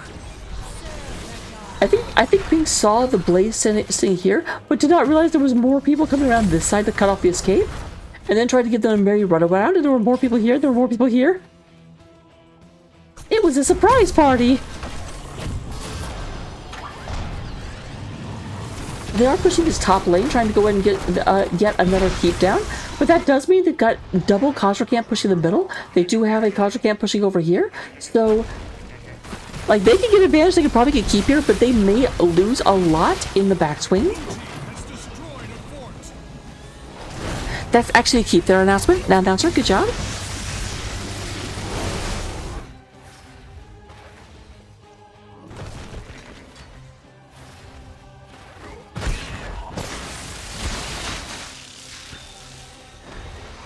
Oh, the urge to pursue them so hard? Like, here's the thing at the end of the day. At the end of the day.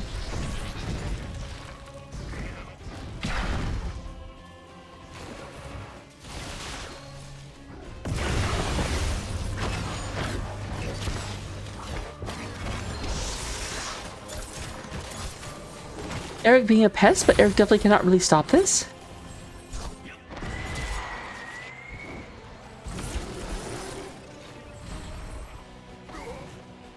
Oh, almost.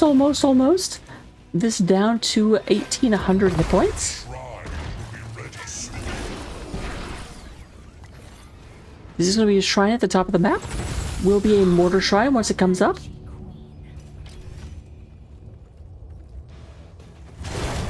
Now this is important. This is over halfway, which means that over time, I do think orange will get an advantage, because that's relatively even, but definitely not getting an advantage at the top of the map as Hogger goes down.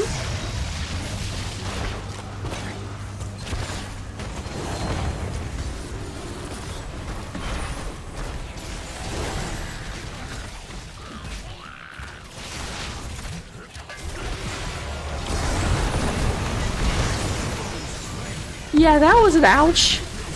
I'm not sure why they committed so hard when they knew they were down a person. I mean, admittedly, we are late enough in the game that this would be a very, very difficult Punisher to hold back, but it didn't get any easier with that.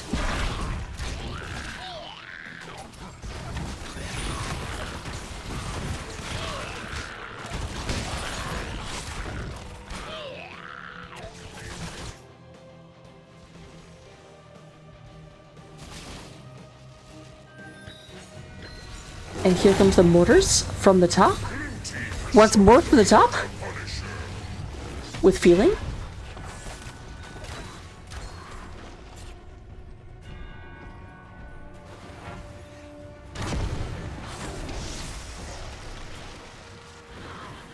Red team's core is under attack.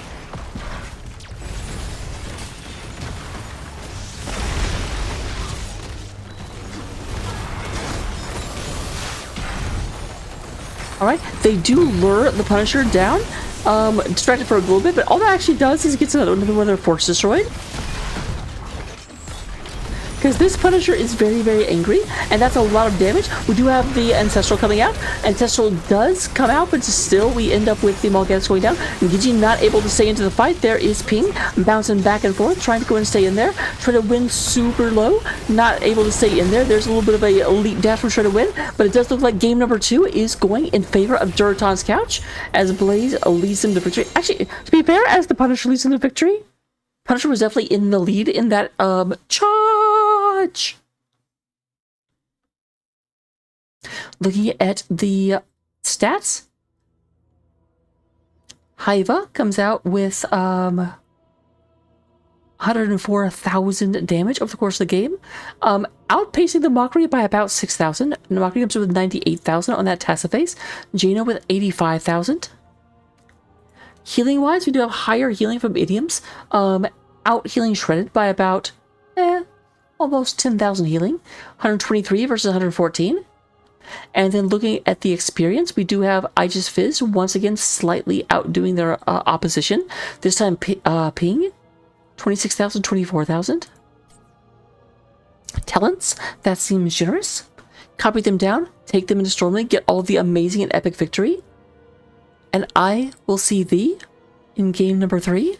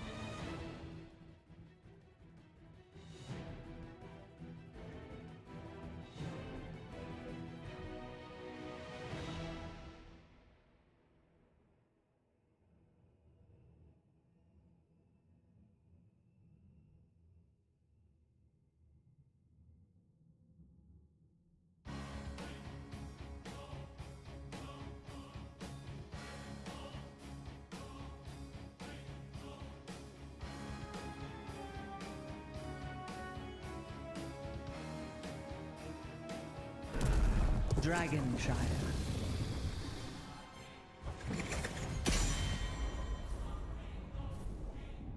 Hello, hello, friends. Welcome to game number 3. As you can see at the top of the screen, we are at a tie set. Can't connect stuns. Won game number 1. Duraton's Couch won game number 2. Here we are in game number 3. This is not the rubber match because it is a best of 5, which I'm just now realizing it probably doesn't say when I'm actually in the game. But none of you noticed that, so it totally has said this the whole time. Don't know what you're talking about.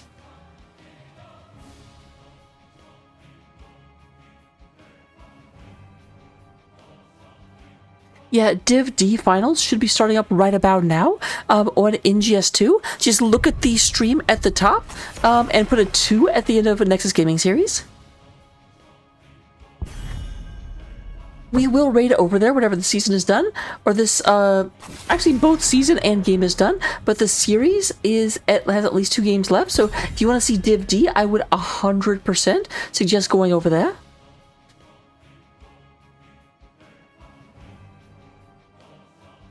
Sylvanas being banned out. I do not blame them for not winning the Sylvanas, but once again, Tracer for mockery. It's a ban. Hi, cat. Oh, interesting. TLV coming out. Obviously, very, very intentional pick. Intentional ban, I should say. Intentional, you cannot pick. You cannot pick. But our first pick is coming out. The crusade calls.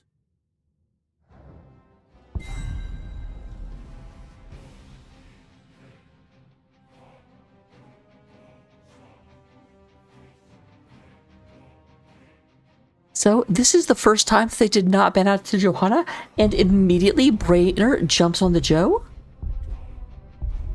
Now, obviously, Johanna being on Can't Connect Stuns does limit your ability for auto attackers because Johanna can really, really, really interfere with a Tychus or interfere with a Vala. Hunt them down. You almost have to go into at least some ability damage just so you can't get taken out of the fight by a focusing Johanna.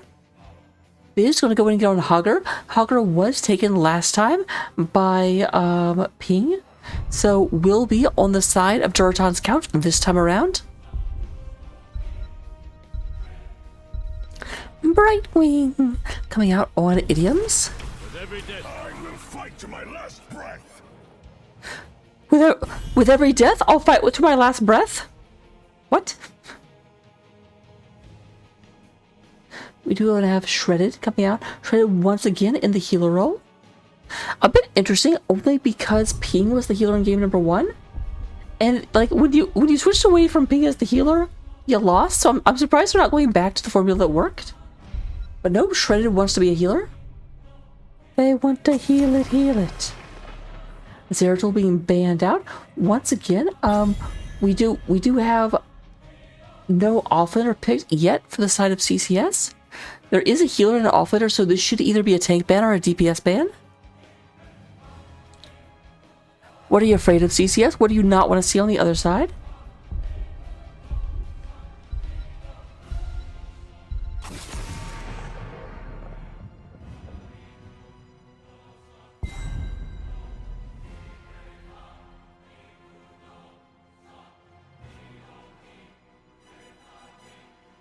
Varian getting taken out.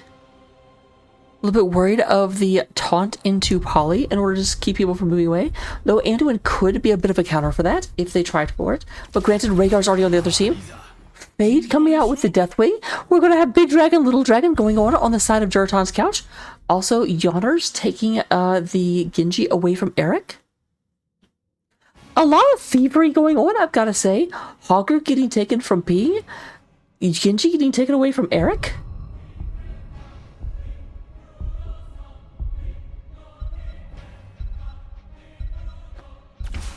Ready to roll out. Finally. I wonder if that's going to be a switch, because that is going to be Sergeant Hammer on Ping. Mockery played Sergeant Hammer to great effect in game number 1. And there comes Hiva coming out with the Chromie. Hiva?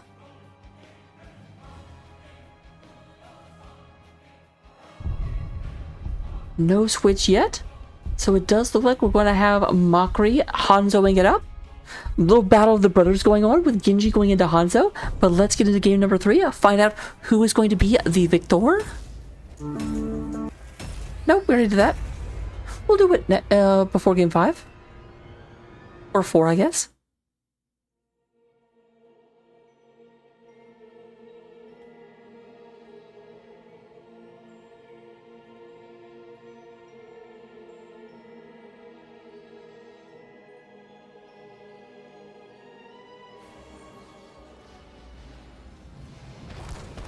Heroes, prepare for combat. Alright, here comes game number 3, representing the blue team. We do go and have Duratan's Couch.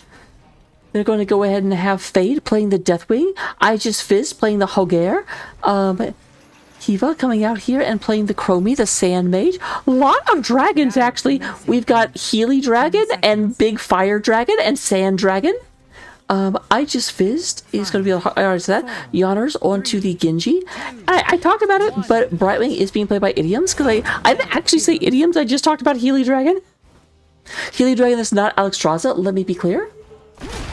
Meanwhile, on the other side of the battlefield, we do have Dragon Arrow being played by Mockery. I think that's the only dragon I can even, kind of claim. We do go ahead and have Shredded Wind playing the Rhaegar. Rainer coming out here on the Johanna. Alarak will be played by Eric. And then up here in the top lane, we do go ahead and have Ping playing the Sajid Hama.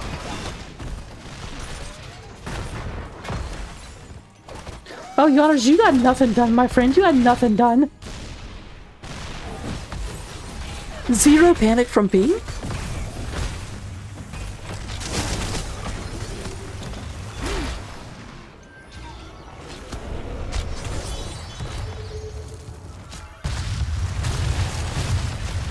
Alright, Lost Saber's going through a big aggression, and there goes Idioms going down, which obviously having someone die is bad, but what's even worse about that is that they died near Alarak, which means Alarak did get 3 stacks and 6% damage for the rest of the game, or at least until they die.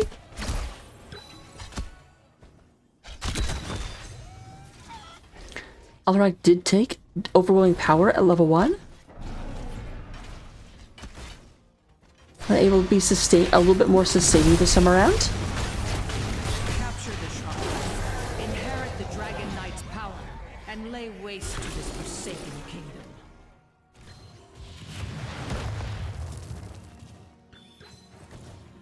Alright, bottom is being taken. It does look like Ping is in position to go ahead and push for this. I don't know that they'll actually go for the objective.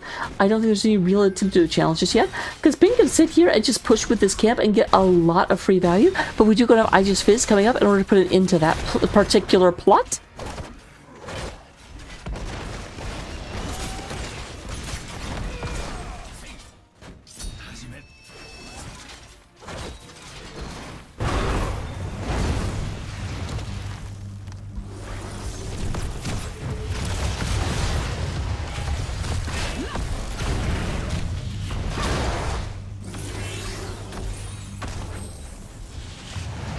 Alright, we do go to have the channel available. Now, the only person in the middle is Hanzo on the orange team, so we're not going to have a blue dragon just yet.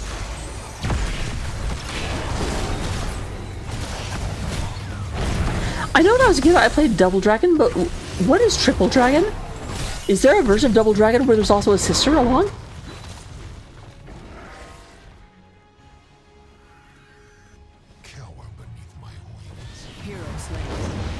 Alright, and we do go and have a kill. Oh, double kill. A little bit of a fight happened. I was a little bit obsessed with this particular conflict down here. Did not realize what was happening up above. But that is a double kill for Duratan's Couch. And once again, they do have the ability to get a Dragon Knight, and they also do have Yoners in the area.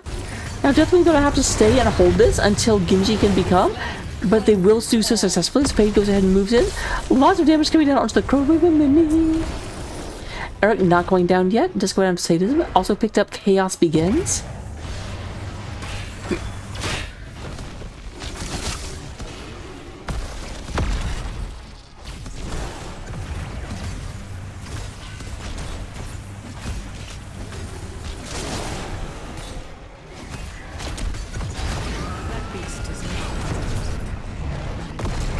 There's Fade. I thought that actually hit the Dragon Knight.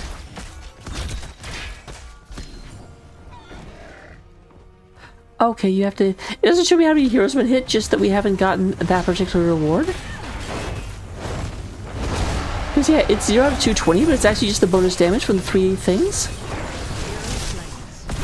Alright, there goes Raga. This might be a chance to hit a Discord strike on a lot of things. Not quite able to land it though. Seemed very promising.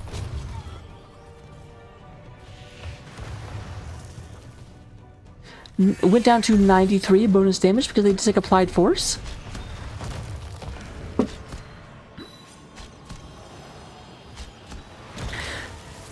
The Jetwing's a really good pickup here because a lot of what Alrak is trying to do is getting shut down by that Deathwing, because Deathwing just doesn't care what Alrak, you know, when Alrak pushes people around, Deathwing's like, what exactly are you trying to do? It's like whenever you try and run a lawnmower, but you forgot to like turn on the motor, and so you're just sort of like moving the blades that aren't spinning over the like grass. The grass just kind of lays down for a second and comes back up.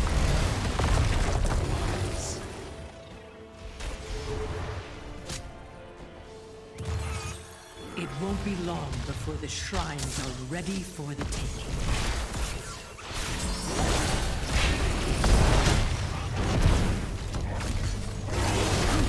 Alright, a little bit of damage on the Fade, down to almost 50%.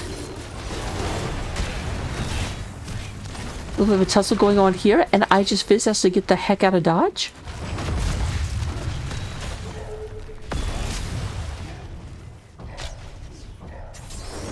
There must always be a Dragon Knight, but will it be you?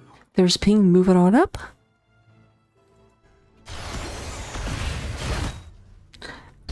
Eric moves into the bit. Can we say Eric Rack? Is that a thing?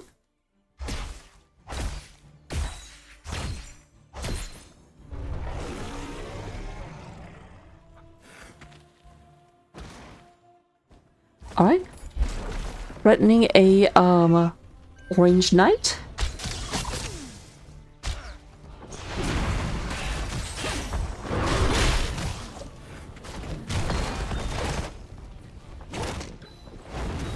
Raider moving back.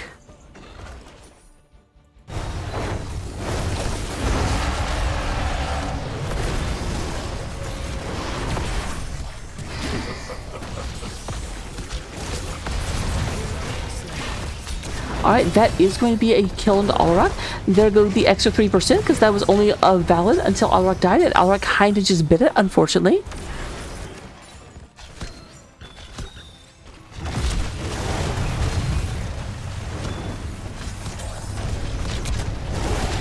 That is 5 kills to 1, strongly in favor of Duraton's Couch.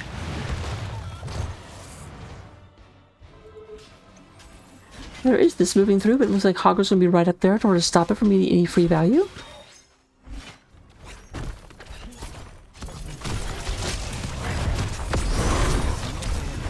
Alright, silence coming down. I like how Protected doesn't actually save you from silence. Mockery moves back, does not want to get landing into that. There is Ping, ready to come over. He's going ahead and shelling them with that Saj Hama. And we are back to the extra 3% because we've gotten a second kill on the side of Duraton's Couch. Completely blinked on that, I'm sorry guys. And actually with them coming down, they didn't actually clean this up, so this is going to get quite a bit of value. Dragon Knight will try and get that cleared out. Here comes Ping.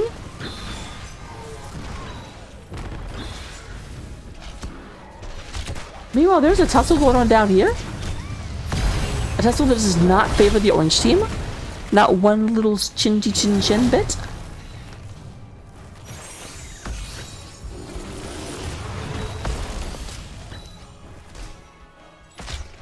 Dragon in the middle, playing a nice fiddle.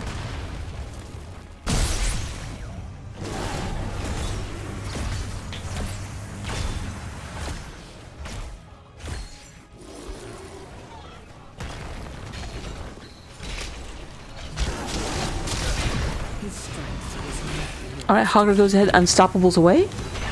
Because he's unstoppable today. Chromie coming down here to check this out. I'm gonna drop a time trap just to see when people come down here, and we'll almost immediately see people. They do check out the hammer. Hammer was kind of shuttling around here, ran into a lot of the enemy, and here they come down here. I don't know if they'll be in time to actually stop this, but with Fade landing, it's very possible. But Fade taking a ton of damage, and bye-bye. That's a double kill, feeding Alrak. Nom nom nom nom nom nom nom nom. Does not quite get Yodders. That is a little bit tragic, actually. You really want to power Eric up. But that was a double kill, and Eric is up to 99 sadism, nearly back up. Also did accomplish hitting 15 heroes and hitting 2 heroes at once. Has not gotten the hitting 3 heroes yet. You can tell because that gets all of them.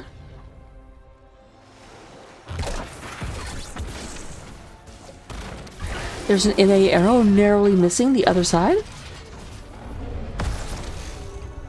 Actually, wait, I'm sorry. That's the EU arrow that narrowly misses. The NA arrow is the misclick that goes completely the wrong direction.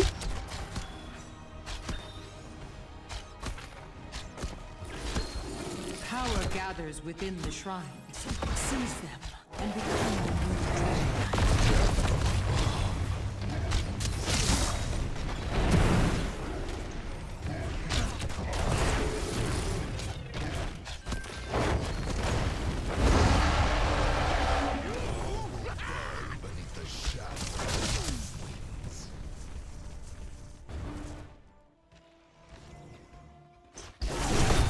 I'm down here trying to clear this up, and we're going to have answering giants moving across the map in just a little bit. Bum bum bum. We are 11 minutes to this game, and no structures have fallen yet, or at least no main structures.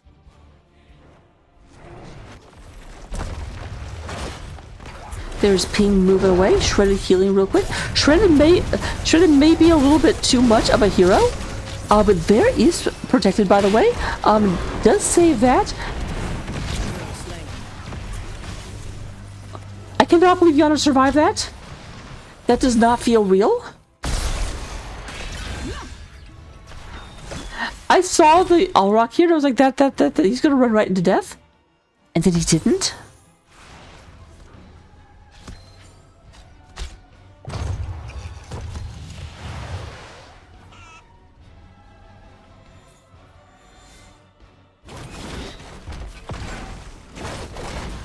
Alright, that's going to be a very, very, very dead hammer.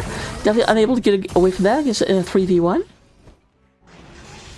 Definitely does not have time to clean that up with that already being charged out.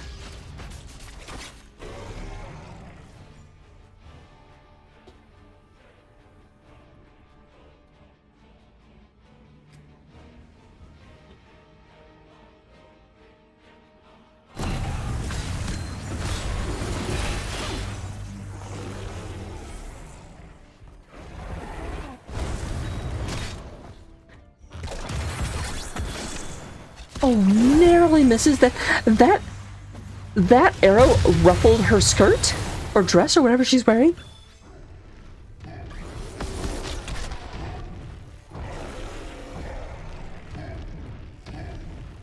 I think it's a dress. I think the top is connected to the bottom.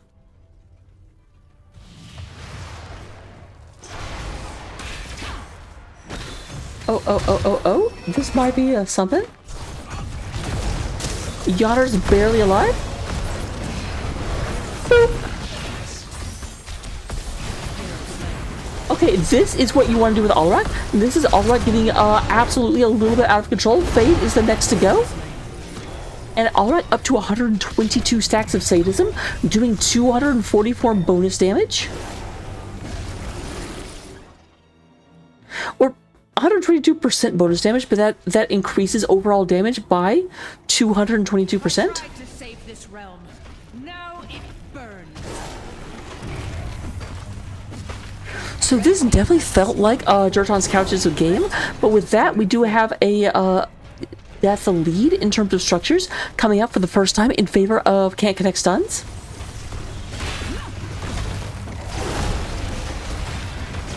And they're looking at doing the the hat trick, getting all 3 forts in the same objective phase. And they will do so as the top, middle, and bottom. Or more correctly, the middle, top, and bottom, because that was the direction, that was the order they fell in. Dragon Knight's still at, like, 60% health?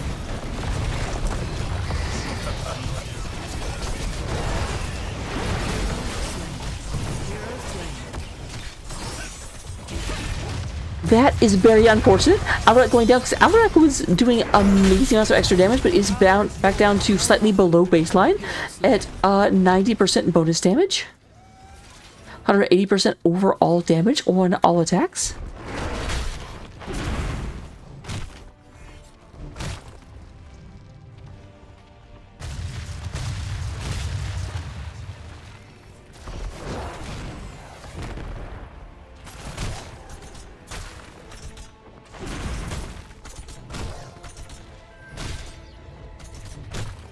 Oh, that's right, actually. Because it raises it by 1%. So it's 190%. I was thinking it doubles it, but it doesn't when it's less than 100, I don't think. But I may be bad at math. I was definitely an English major, so I am not the one to ask about this.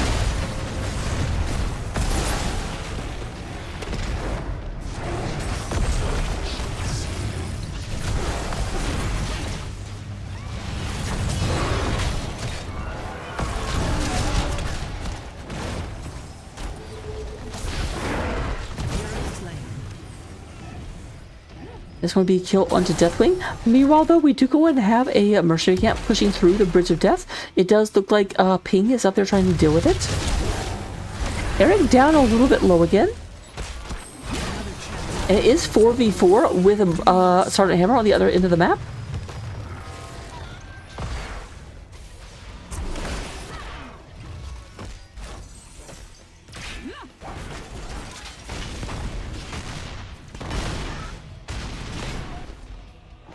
Camps being picked up all over the place. Picking up camps all over the place.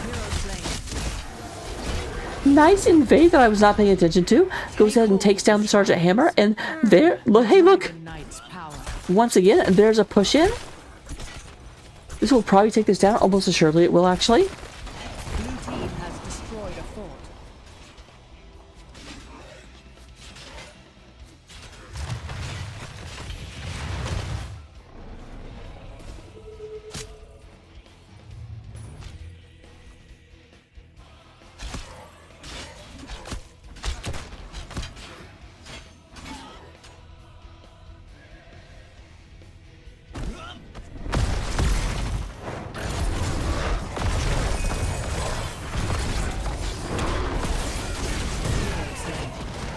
Eric goes boom!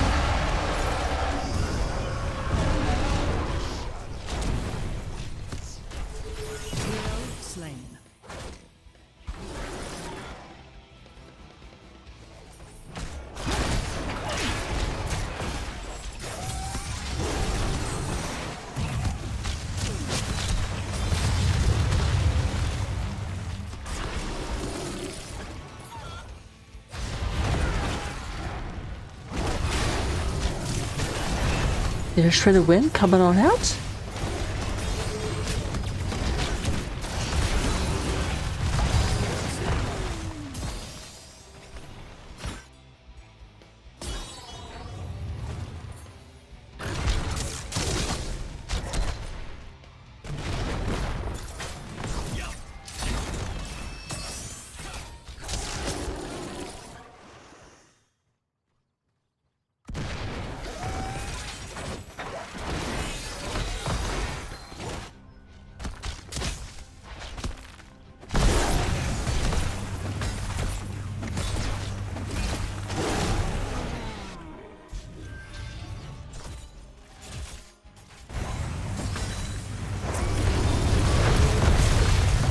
Alright, that was a lot of damage on Rhaegar's head. Rhaegar had a very, very difficult time surviving that. Definitely self-ancestral, best ancestral, did not and then we do also have the Hanzo going down. Eric's still alive, but Eric still is down to the baseline 90 sadism. So definitely not, like, an incredible threat that they have to like be super, super careful around. And it does look like Genji's going to upgrade from Shimada to Dargan.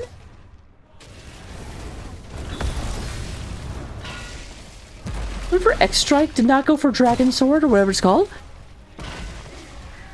Dragon Blade?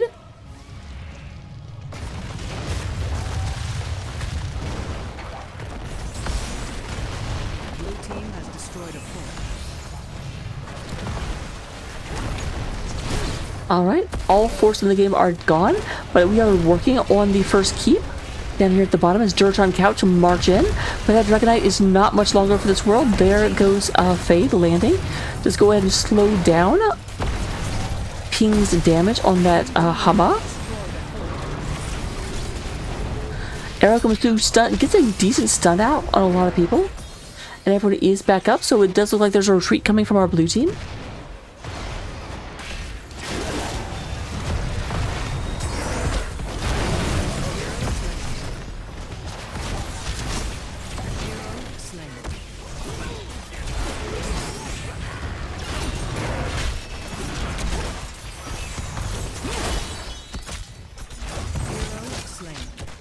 Team's core is imperative.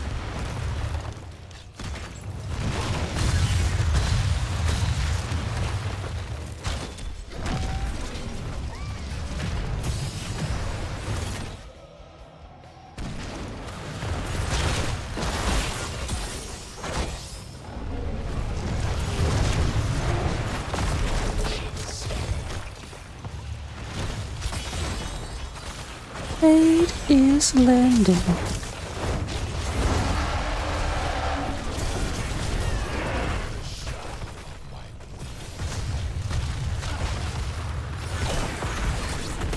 Alright, there's a stun onto Chromie. They're trying to hold this back. I just fizzed down pretty low. There's Mockery going in, but they do lose Hammer.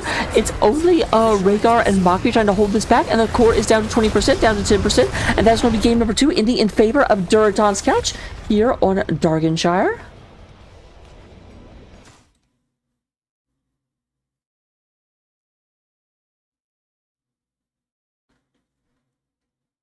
Look at the stats we do go ahead and have in terms of damage. 79,000 damage coming out of Mockery. Yonner's coming out with 71,000. We're going to go ahead and have Idioms out healing Shredder Wind, just barely though. Only about 2,000, actually even less than that, only about 1,500 healing separates them across a 21-minute game. And then we do go ahead and have, in terms of the side soak, 25... I just fizzed, kind of burying Hammer in the side soak. Definitely moving through a lot more. It looks like a lot more fighting for Hammer as opposed to Hogair. But with that, I will go back to the in-between screen and I will see you, if you're ready for more, in game number 4. Adore.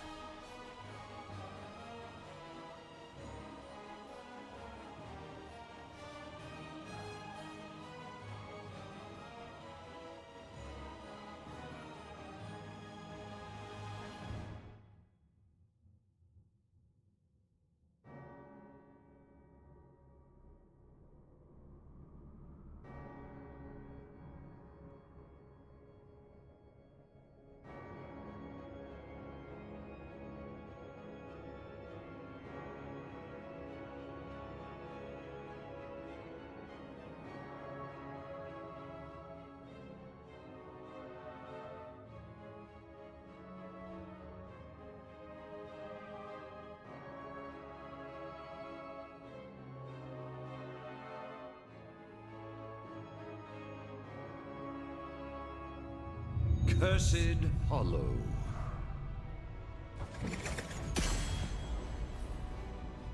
As you can see at the top of the screen, we do have Duraton's Couch up 2-0. Go ahead and credit them for the last game. So, they are also first pick and first ban, which means Cursed Hollow was selected by Can't Connect Stuns. This potentially could be the last game of the series. I hope not. I do want CCS to come back and put us to 2-2. I want a game 5. We're almost at the end of the season. Now I want to cast more.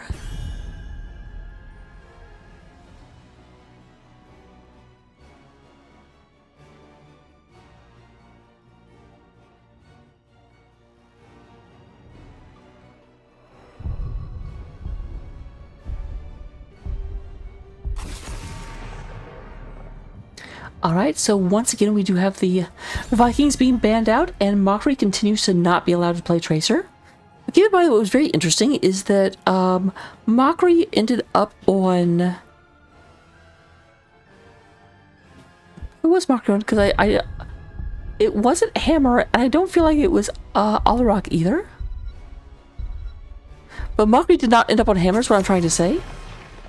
Oh, interesting to get rid of Deathwing. Deathwing definitely was a wrench in their plans, that's for sure. Johanna is available. Johanna was banned out the first 2 games.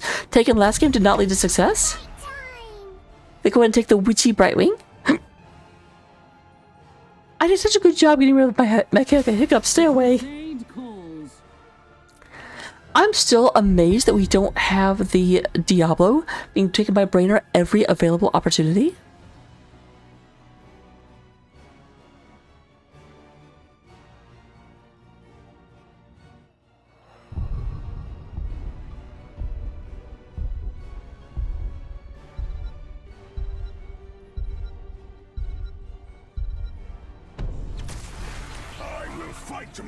There's Rhaegar coming out. Yonner's also being removed. By removed, I mean picked.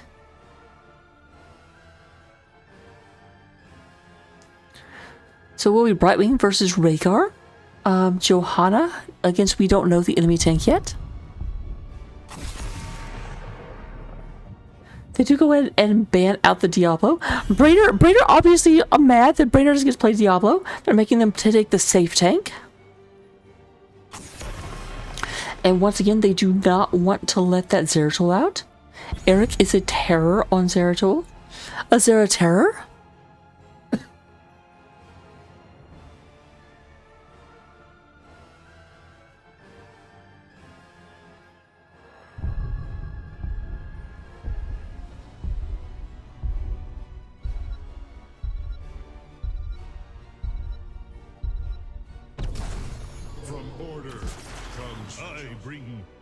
There's the Tassaface and the Chin coming out. So Chin is interesting. Chin was actually banned in game number 1, I remember. We haven't seen a Chin actually picked yet. So I'm interested to see what Ping can do with the Panda. Mockery back on the Tassadar was very, very effective on Tassadar. Though I feel like not as effective as they were on Hammer.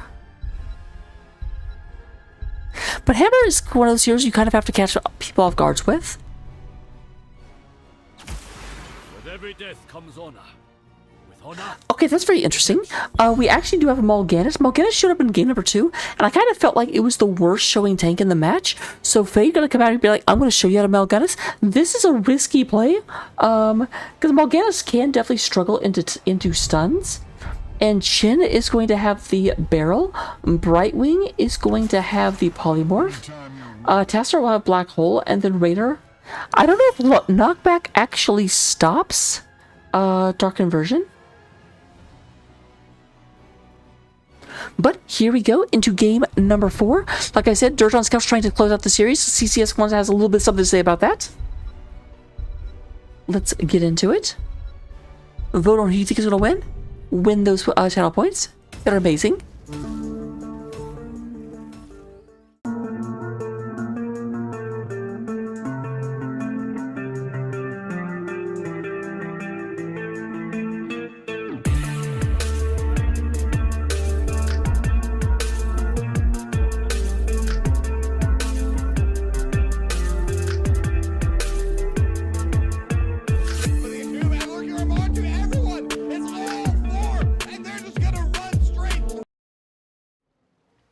Coming into game number 3, or number 4, we do have representing the side of Duraton's Couch here on the blue side of the battlefield. Yoners is going to be playing Genji.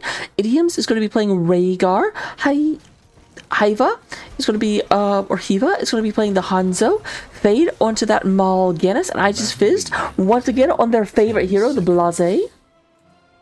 Meanwhile, representing Can't Connect Suns, trying to bring us back to a tie series. We do go and have Eric coming out here and playing the James Raynor.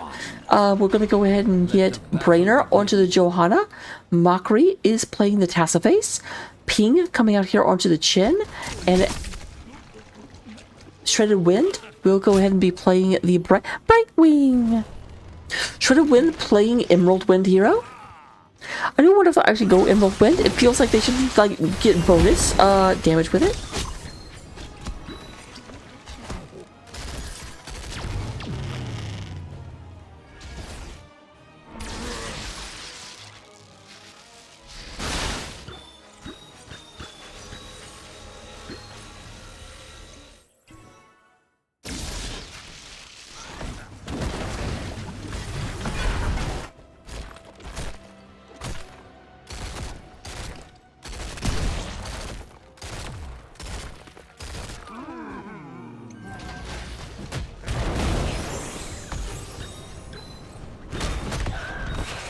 I mean, wrong game server. If you want to remake, now would be the time to do it.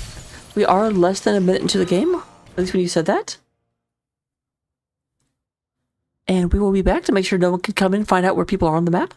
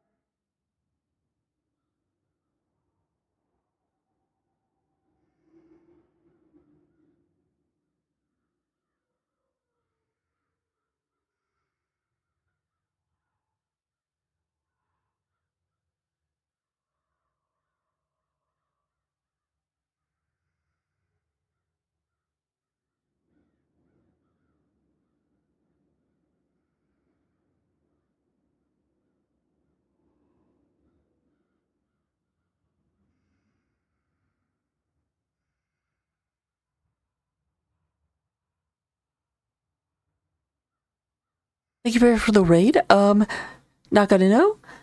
I do apologize. There's a little bit of a discussion over whether or not the game is set up in the wrong server. We will be back just as soon as the game starts.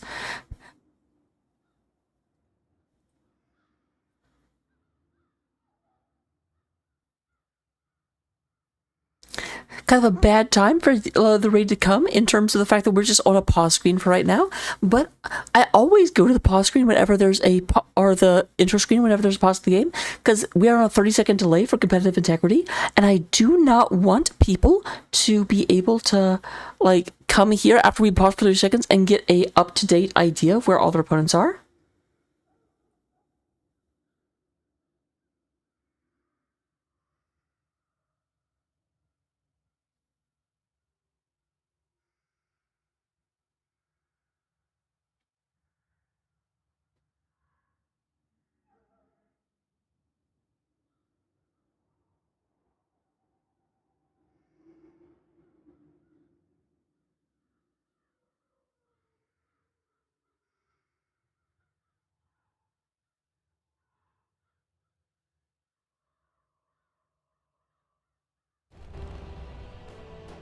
Alright, we are back right at the beginning of game number 4. Jordan's Couch is up 2-1 over Can't Connect Stuns. We do go ahead and have I Just Fizz down here, opposed by Eric over on the James Raynor. Eric tried to go ahead and be a little bit mean to the other side. Raynor did go ahead and took Exterminator, so not going to be able to like build up stacks. Did not take like the stacking quest, which Raynor sometimes will get. Definitely, when a Rainer's going up against like a more melee-ish offlaner, you can get a lot of value out of that. But obviously, Exterminator will really help with camp clear. Here in the middle, we do have a bit of a move through. Johanna gets people back to the area. We do have a blind coming onto the Mal'Ganis.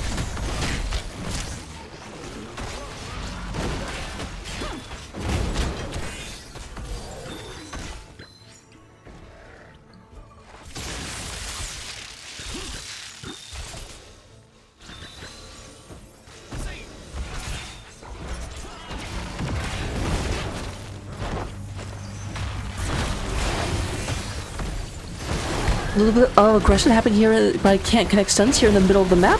There is a nice sleep coming out of Fade. Fade trying to survive.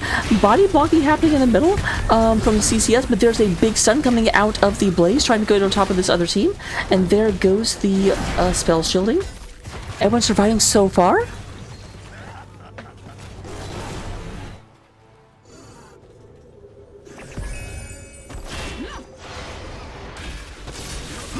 Protected, by the way. No damage onto the Genji. Blue team shows up, but no one actually going down just yet.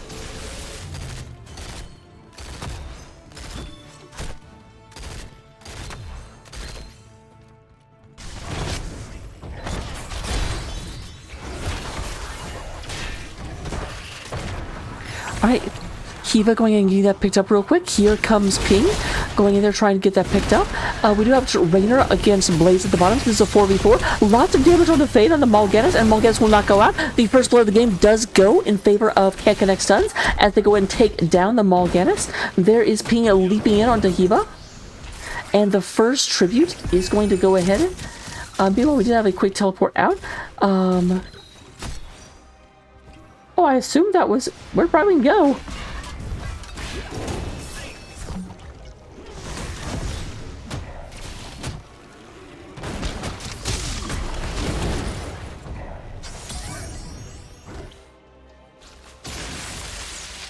Mockery pushing in. Yonner's having to fall back against Mockery's aggression, and we will get a little bit of free damage onto this tower. Is it possible the bottom tower will go down? It depends on what the archers do. The answer is yes, bottom tower does fall. Tribute coming up. This is a tribute that favors Duratan's Couch.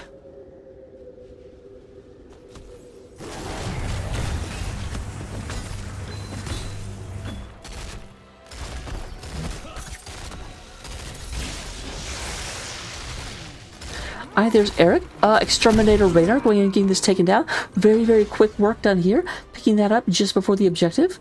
So they may not be trying to get the objective, but if they can stall, they can get a lot of value here. But not really trying to push that back. It looks like they're just going to go ahead and give up that objective. They say, it's in a really bad position to siege into, so we're just going to come down here. Get back to lane, see what we can do.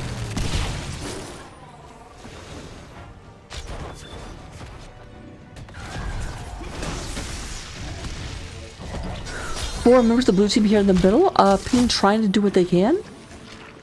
Raider needs to get the heck back. Does get back as the blue team arrives. And a boss pickup on the side of CCS. A bit surprising. This should get scouted out. Yeah, Fade has an idea this is happening.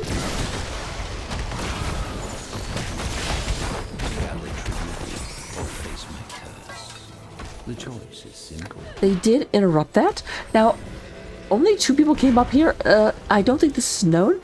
Genji's still at the bottom. Hanzo is in the middle. And then we do have Rhaegar picking up this camp. But that does at least scare the other team away from that boss.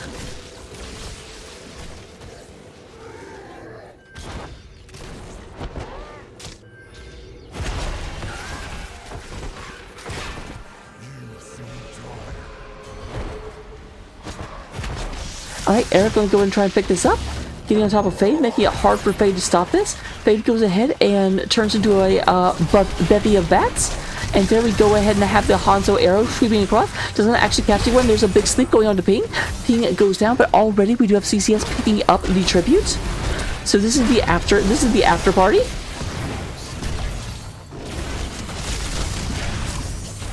And after party does begin with us evening up the kill count as Johanna goes down. It looks like the after party favor is going to be the, I'm going to say the orange boss. Like, obviously it's neither team's boss yet, but it's just the boss of the orange side of the battlefield.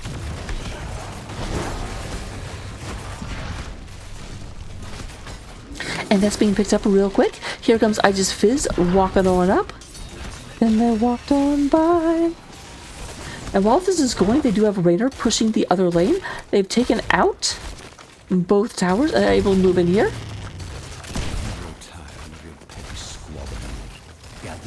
Keep in mind, Inspire can absolutely just push down. And it will never, never, never fall off.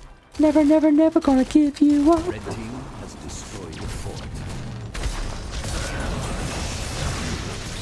I'm a bit surprised they went into that. I guess because there were 4 people here and 3 people ran into fort. Now, granted, they were under their own tower. They had a little bit of advantage, but not that much. And that is going to be a kill given up as the Yawners falls down again. Was that Yawners? Maybe the Yawners last. Give them all Ganis.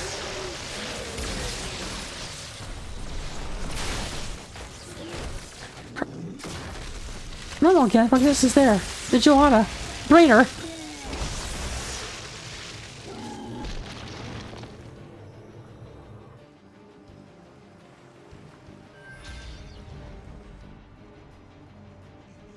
Alright, both teams have 2 tributes. The next tribute will be right here, which slightly favors Dirton's Couch, but not significantly so. The terrain does not favor them, it's just a little bit closer to their core.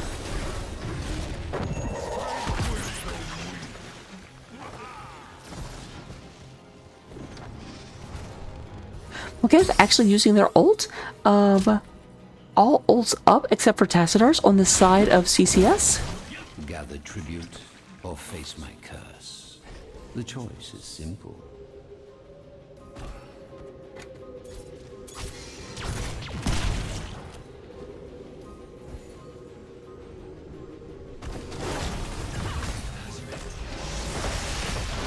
That's a lot of damage. Oh, that's right. Yawner's getting out of there with less than 100 hit points. But will.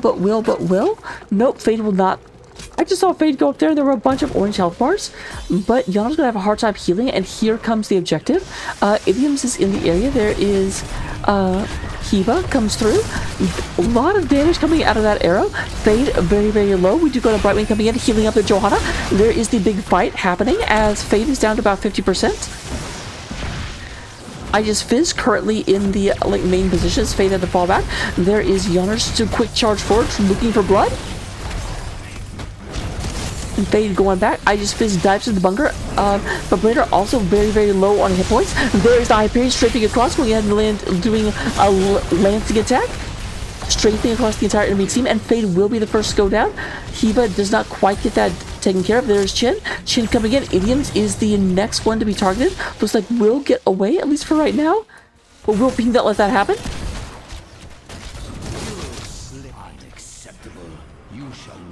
That is a double kill for the side of CCS, and they have the curse.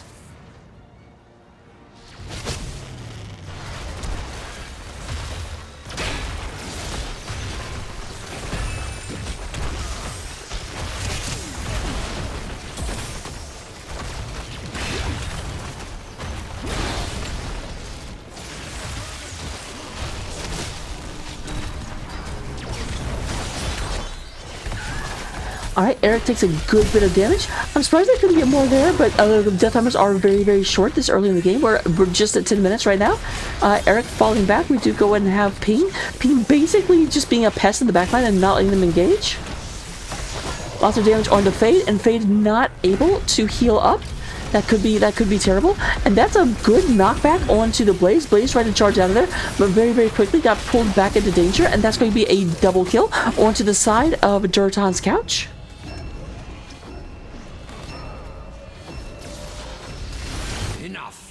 The curse is over. Middle fort goes down, bottom fort goes down, but keep in mind, top lane is still favoring the side of Duraton's couch.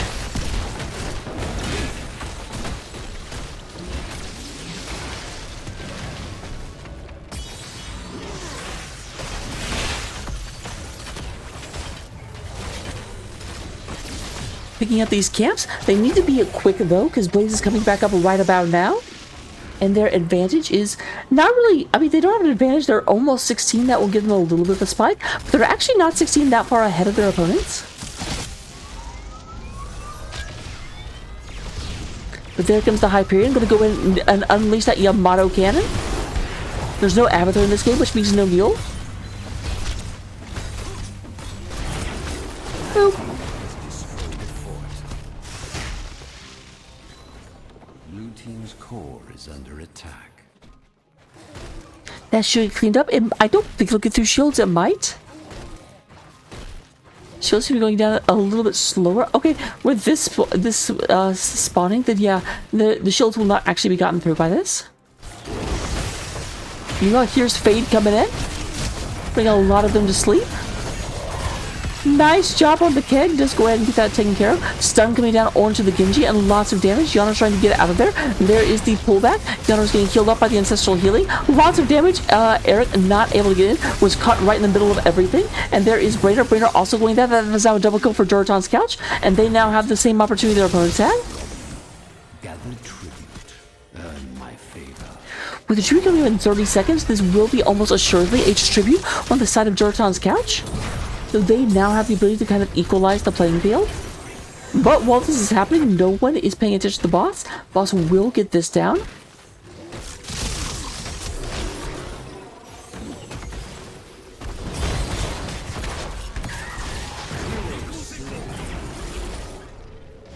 Red team has destroyed a fort.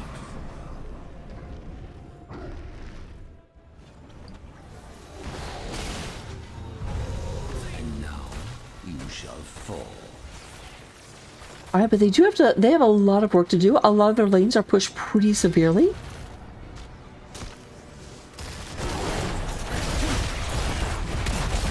There's a nice stun coming out. Mockery's got all dressed up with nowhere to go. We do go ahead and have that arrow coming out, knocks Brainer down to about 50%, and they are doing everything they can with the next about 40 seconds in order to make this battlefield back.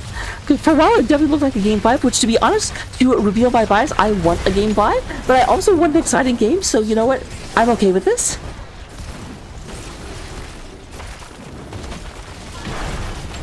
Now at the bottom lane, we do go ahead and have these two. These two siege minions are definitely going to help de-push this, oppose the push in the middle. But our big attention is here, right out here. They're trying to go in and knock down another fort, and they will get it.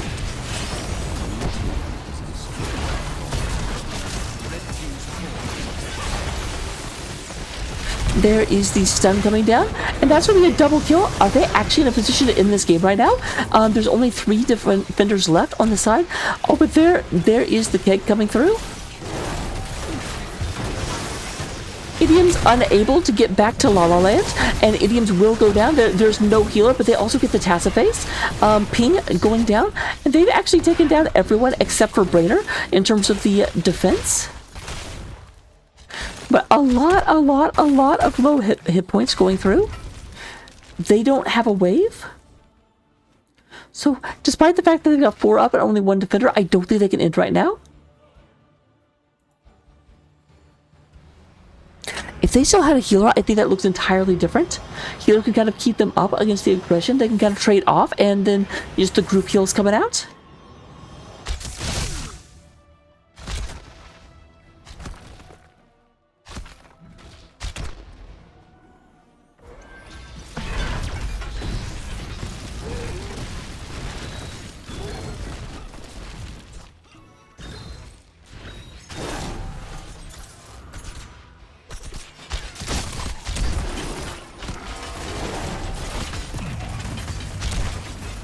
Hello, Ghost Duck.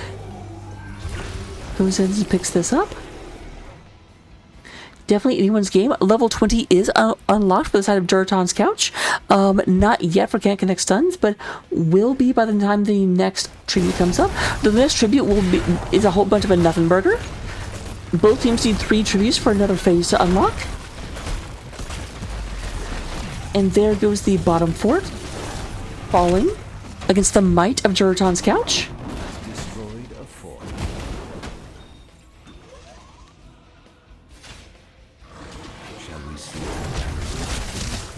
There is a level 20 coming up for the side of CCS. We are going to see Seeker Swarm, Living Weapon, Farseer's Blessing, the Dragon Awakens, and Fortified Bunker. Opposing Invisible Friends, Purifying Brew, Radiating Faith, Raiders Roll. That's the way rough Raiders roll. And Twilight Archon.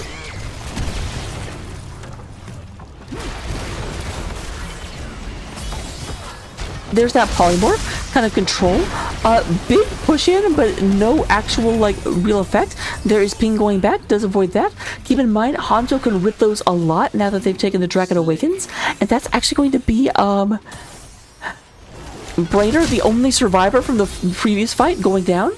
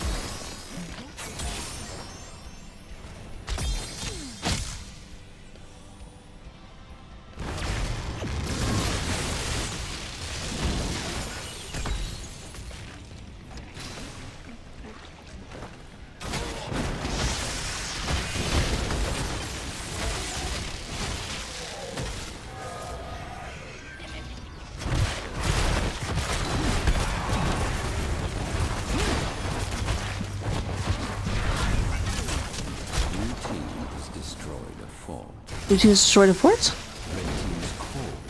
Now there will be a boss coming out in just a second, but red team has to get back very quick. Oh no, they're actually not going for core. I figured they would take their time and get a little bit more free damage because their opponents worked around. Now we're gonna have a red push with this boss. They are definitely all kind of moving in that direction, trying to see what they can see.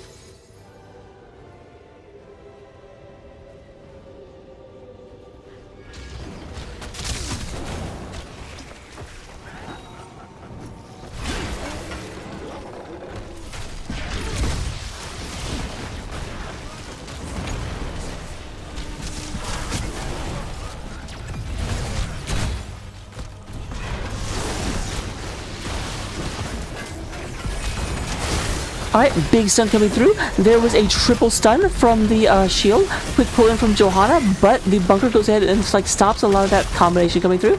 Fade goes ahead and just goes blind as a bat. Crazy trying to hit everyone and being fairly successful. There comes the arrow coming through, and that's going to be an end of Tassadar. End of Chen. Shredded Wind, not long for this world as they go down as well.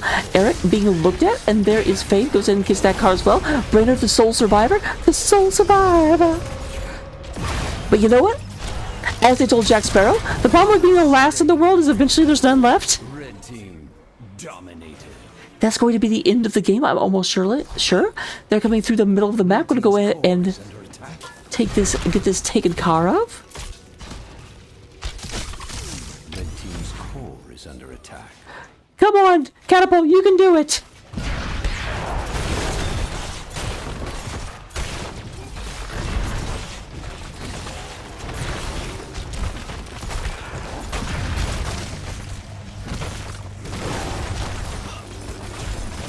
All right, and with that, game number 4 and the series goes in favor of Duraton's Couch.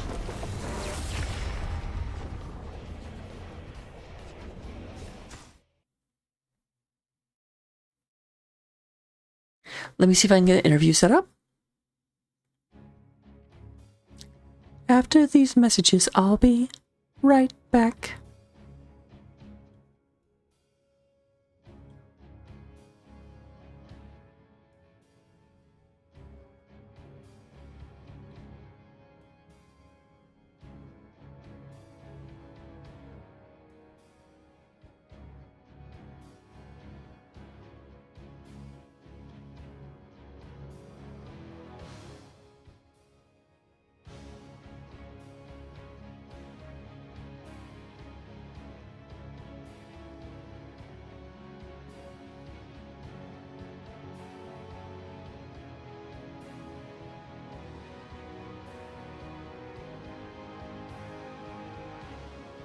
While I wait to see if anyone wants to join me, looking at the stats at the end of that game, we do have Hiva coming through with 91,000 damage over the course, almost doubling Mockery's damage. Keep in mind, in game number 1, Mockery almost doubled everyone's damage. This time, Hiva comes in with 91,000 damage, Mockery with 54, and Yawners with 49,000.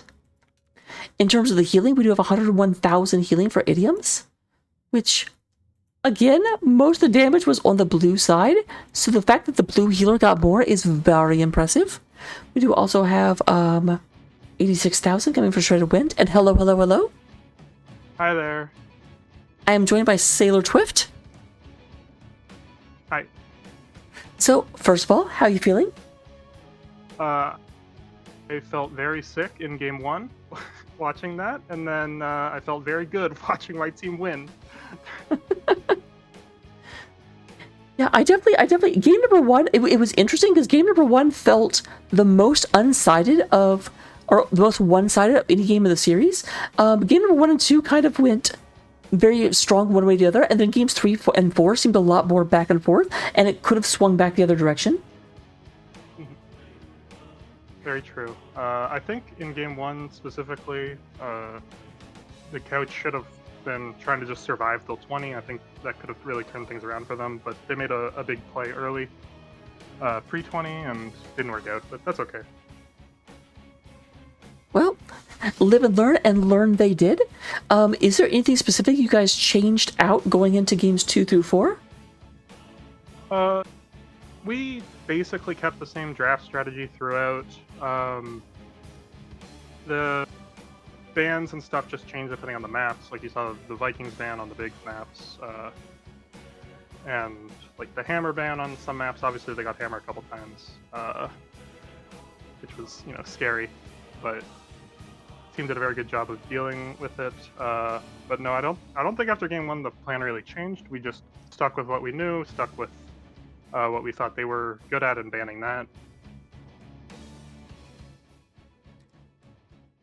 All right. And then the other question I have is that, because it definitely felt like in game number 1, they had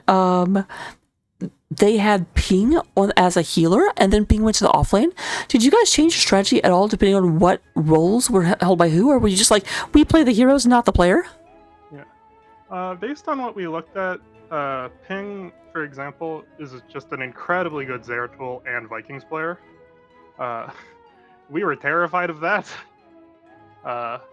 So like we know they switch roles a lot. Like in the scouting, we saw like 3 or 4 of them like played Rhaegar, 3 or 4 of them tank. They switch roles a lot. I think they just play what they're happy. Like they play who's best on the hero, and it works out for them. They're all very good at a lot of different heroes. Well, I mean, they obviously are. They got to the finals, but you managed to come out on top. So very much congratulations for winning the Nexus division. Thank you.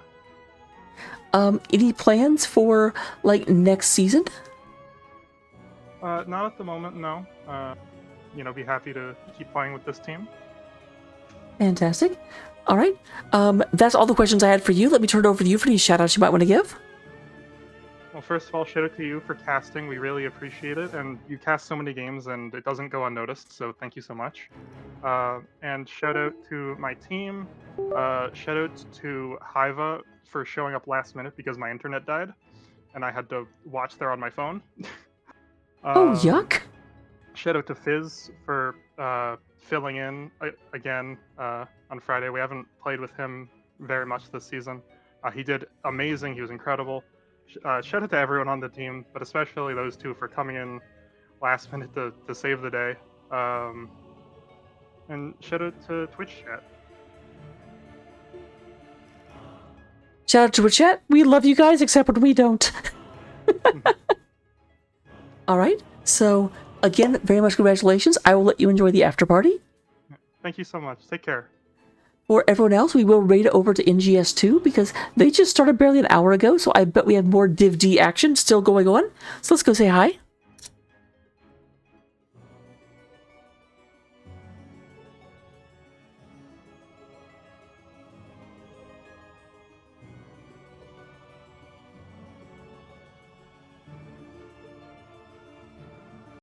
Check 1 2, check 1 2. I believe we are all set up. This is a last minute cast that I picked up between Magnitude Oblivion and Well You Know for Nexus Division. Let me just get the map ban information up. Again, this is a regular season match for Nexus Gaming Series. This is best of 3. So it seems that Magnitude Oblivion took map pick and will be going to Alterac Pass. In terms of the map bans, we have Dragonshire and Sky Temple being banned from Magnitude Oblivion, and on Well You Know we have Infernal Shrines and Towers of Doom, and it seems like Well You Know has first pick this match. Let me do sound check. And yes, everyone's in the lobby, so I don't want to keep people waiting. Yeah, I'm like surprised I was able to get everything set up pretty quickly. Like I saw that people were in a lobby that I knew, and I was like, hey, yo, I can cast that. I'm not doing anything, I'm just chilling. So here I am. So yeah, like I said, Oblivion, Magnitude Oblivion versus Well You Know. This seems to be, I'm wondering what week this is for them. This is their week 4 match. Yes, week 4 match.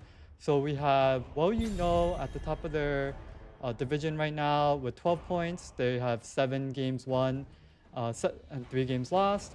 Magnitude Oblivion is in 5th out of the 7-team division with 4 games won and 3 games lost. So yeah, pretty compatible, 7-3 versus 4-3.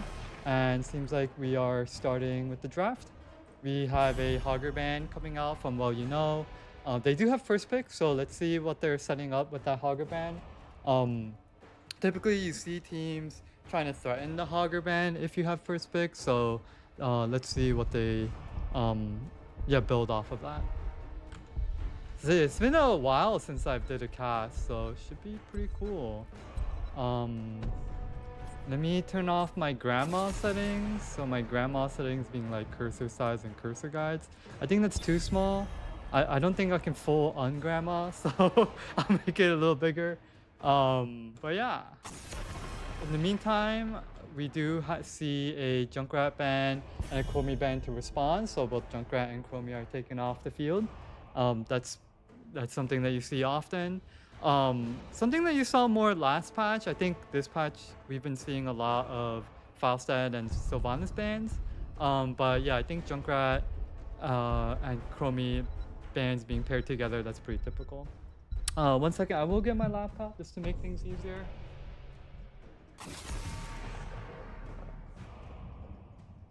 And I'm back, and yeah, we do see a Sylvanas ban, so yeah, I was about to say that does leave a Falstad pick up by Well You Know. So just like kind of how like Junkrat Chromie are paired together, we see Sylvanas and Falstad paired together. So if one is banned, the person with first pick usually has the favor. But there is heroes still like Genji up to counter the Falstad, so we'll see how Magnitude Oblivion responds. Yeah, they go with Rhaegar Johanna. Pretty good picks, pretty solid picks. Doesn't reveal too much about their teams.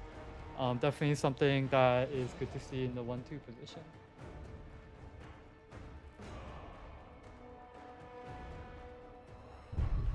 Let me know if the sound's off in any manner.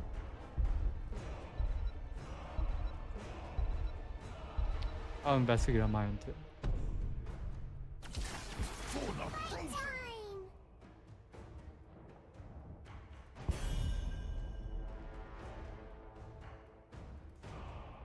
Oh, seems like the sound's perfect. So yeah, we do have a new Brightwing. I like the Brightwing pick. So if Magnitude Oblivion is looking to counter the Falstad with Genji, Brightwing protects against that. And obviously a Nubrak, pretty solid hero on Alterac Pass. They can kind of cheese the objective, right? Try to sneak it in. And yeah, we have a Vala pick from Magnitude Oblivion. Yeah, Vala always a solid pick. If Well You Know did pick Vala though, that would make them a pretty squishy team. But you know, they must have a really sick Vala player, so I think that's a super valid ban. In the meantime, I'm going to also announce to people that I'm streaming because I did set this up in the last second.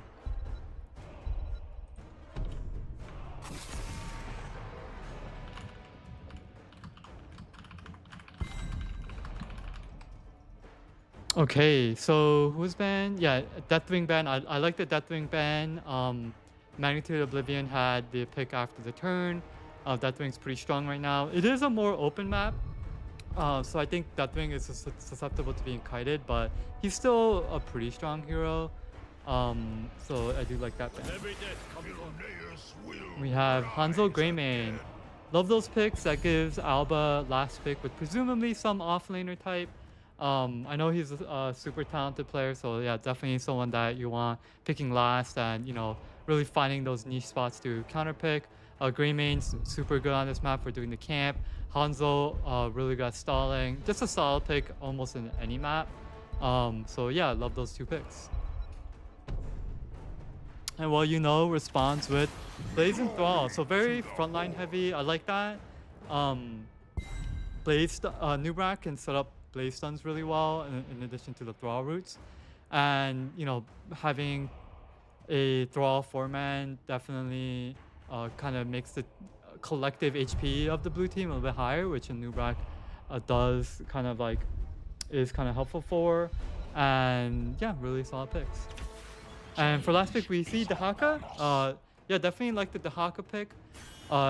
We have a global from Dahaka to counter the global against Brightwing and Falstad. In addition, I'm sure there's some interesting interactions between the 1v1 in lane matchup between Dahaka versus Blaze and Dahaka versus Thrall. So like, if Thrall's trying to get the Wind Fury stacks, Dahaka can just drag him and just kind of like cancel it in a way. Actually, I don't think the drag stun is long enough to do that, but Dahaka drag can also cancel Blaze stun, right? Like as Blaze is stunning in, you can kind of catch him in the air. A bit harder to do, but something that you have in your back pocket. I think I'm wondering if the global is probably like the main thing. But yeah, so that's who we have for our draft. And let's go in the map. So yeah, this on the blue side, Magnitude Oblivion, we have PP Wolo on Rhaegar, Akfula on Johanna, Punk on Greymane, Wafflecopter on Hanzo, and Albatox 30k on Dahaka. And on Well You Know side, we have Bishop Miss on the Nubrak, Kenny on Thrall, Calamansi on Brightwing, Hippo, XXX on Blaze, and Eternal Blue on Falstad. So this is interesting. We have the blue team, Magnitude Oblivion, starting out in different lanes. So we'll see how that works out. Yeah, this camp actually spawns before the waves even touch. So that might be why they're starting to split up, because they're going to commit resources to this immediately. so they can't really fight here, right? Yeah, red team is positioned to get the wave as fast as possible. And yeah, seems like they do. Blaze is the one that'll be getting camped. He gets there on time. Seems like Falstad is going the A build, Thrall going the blue chain lightning build. So that's like the multiple chain lightning, right? Oh, this is interesting. Brightwing gets the the polymorph CDR.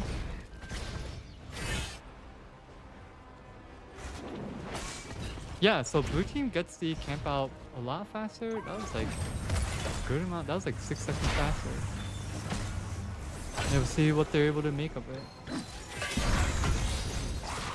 W Hanzo. What is this? Movement speed.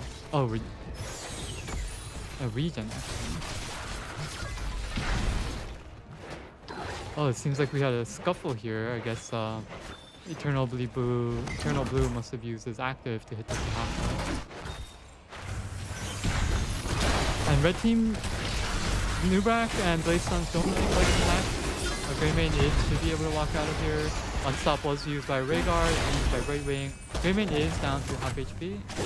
Not too sure if he has his tap. But a little scuffle. Dehaka globaling bottom. Kenny, let's see if the drag gets hit. Oh, the drag does hit! Really well done by Albatox, and we have the first kill of the game going over the magnitude Oblivion. You know what I miss? Like, when I used to play Heroes of Earth a lot, and when you would get First Blood, it'd be like, First Blood! There'd be the announcer would like scream that, you know, and you know. I feel like I don't really hear that. What? There's like, I don't hear an announcer. But I feel like the announcer in Haas is not as like animated, you know. But yeah, we have both teams going to camp again. Seems like, yeah, the magnitude Oblivion is a little bit ahead.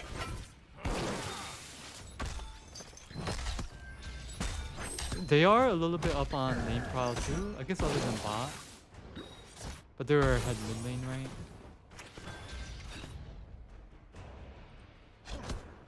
Structures are about even. Some scuffle here. Well, you know, does have numbers, so they are able to hit the camp for a little bit first. Greymane is stuck bottom though, so well, you know, is gonna be able to get this clear. And oh, we do have the Nubrak steal. See if he's able to delay. He just hit the Johanna with the damage over time, but Greymane is able to cap it back. Or that's a Rhaegar. The other doggo is able to cap it back. Yeah, there's not a lot of bushes on this map. You are right. Oh, we have a new rack. Cheesing again. So I think the I think it's the tank's job, the opposing tank's job to watch this, right? So I think Johanna, either in this objective or subsequent objectives, it might be good to have Johanna just camp here and make sure that Nubrak is able to get that.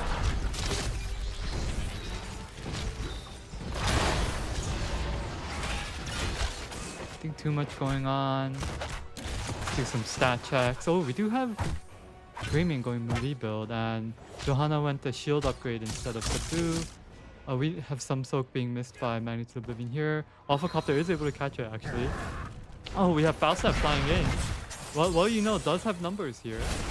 Future will cap it. Right wing cap is cancelled. Oh, we have some stun line Greymane. He's getting low and he goes down. So really well done at the bottom of the screen here. Red team looking for more. Blaze gets dragged, but the right wing spaceship fills him up. We have Johanna coming in. Going pretty low, gets stunned, but nice unstop by Rhaegar. She is able to walk out. Meanwhile, I think it was Brightwing or someone on the red team is capping, and it seems like they're gonna cap this. Yeah, blue team knows that. They're gonna go to their respective lanes. And yeah, really quick team movement by, well, you know, the Falstad flying over here to take advantage of like a few second window where they had where they had numbers advantage, and they're able to get the kill on Greymane. Blue was able to respond with numbers, but they did respond in a way that got them split up, so I think that contributed to the red team advantage there. So yeah, let's see what they make of this objective. Soak advantage is not too different. We have red team slightly up. Blue team did get the camp out before the objective. Seems like, well, you know, it's doing that right now. Oh, the Haka hits Falstad with the drag. Falstad goes down half HP, but don't think he's going to be able to finish him off unless he hits another drag. But we do see, oh, he did hit another drag, but right wing is able to phase shift in. The Haka gets low, but does have the essence to heal up, and also the regen as well. Alright, I gotta watch this more and see how he's hitting his drags. Yeah, he doesn't have drag. He has drag reset, but obviously drag range comes till later. Anyway, we have greater miss coming from right wing. That's pretty expected. Oh, Thunder hits Hanzo. Root doesn't quite connect. Hanzo is going to be able to jump away. Yeah, let's see how the drag gets hit. We have Gus pushing the Haka back into the wave. The Haka trying to Z out, and Falsa is able to get time. Meanwhile, we have a silver bullet hitting the new back, and the new back is down. Seems like combos were used on the blue side to kill him. So that was a 1-for-1 trade. A little bit more combos were used on the blue side. Though Draw did use the Thunder previously.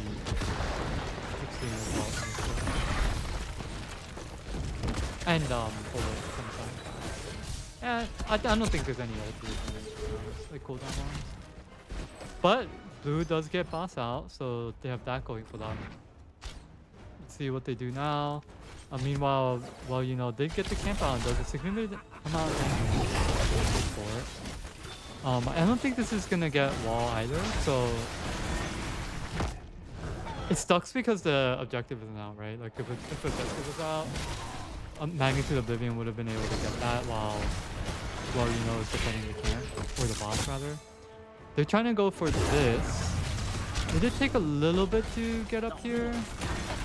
They're probably gonna be able to get it because these two don't have like that quick map rotation, right? See how this scuffle goes. Right wing being phase shift in. The Haka does use dig, but is able to dodge the raw root and walks away. Nothing too notable on the quest side. Oh, we have another fight. I don't think the Haka's gonna make it. Yeah, he goes down. Thunder was used. Oh, we have an arrow coming in. Oh, he's getting hit by the sword. Oh, yeah. Could you raise my volume? Yeah, sure. Thank you.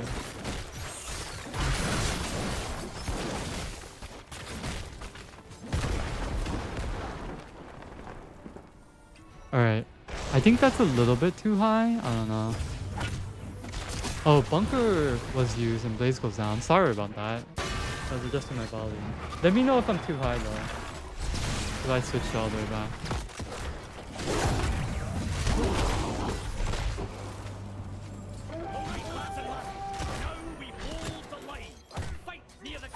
Alright, blue gets the objective. Well, you know, it is gonna... Actually, no, the boss is already down. Sorry, I'm like trying to recollect myself because I was doing a sound check. But let's see how, well, you know, counters this objective attempt by Nexus Oblivion. Falstad does get cancelled, but it seems like he's gonna be able to finish the channel. Wondering if the Haka didn't have Z. He did have Z. So there must have been a good reason why I didn't go for it. How do I unselect now? I just select something that's about to die. There we go. We have, well, you know, camp going out first.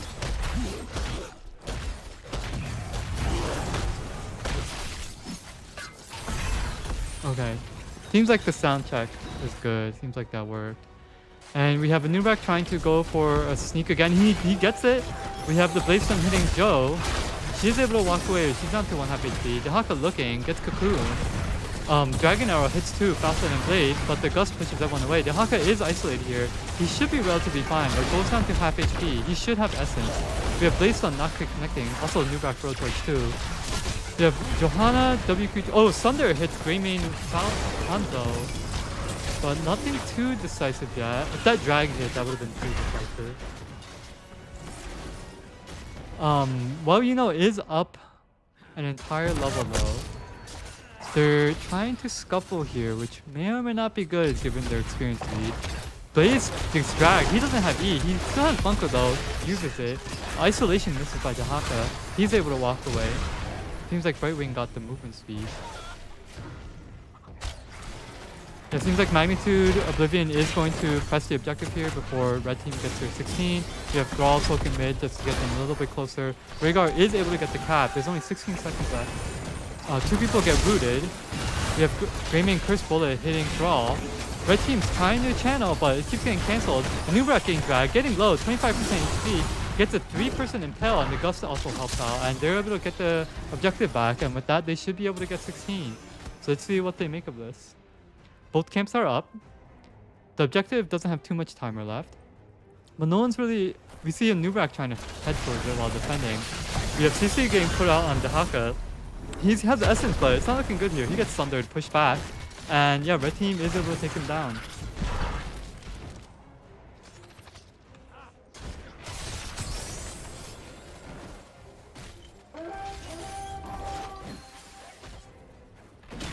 So yeah, we have Thrall almost finishing quest. Hanzo and Dahaka have finished quest. Hanzo's Falstad reached his main milestone. I think 300 is like super late game, right? 150 is pretty good.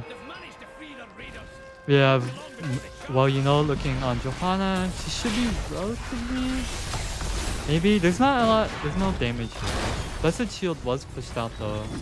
That is good. We have Rhaegar, Greymane. Rhaegar going up top. Greymane is staying mid. That would put this... We'll see how much this gets pressured because both the damage are here, right?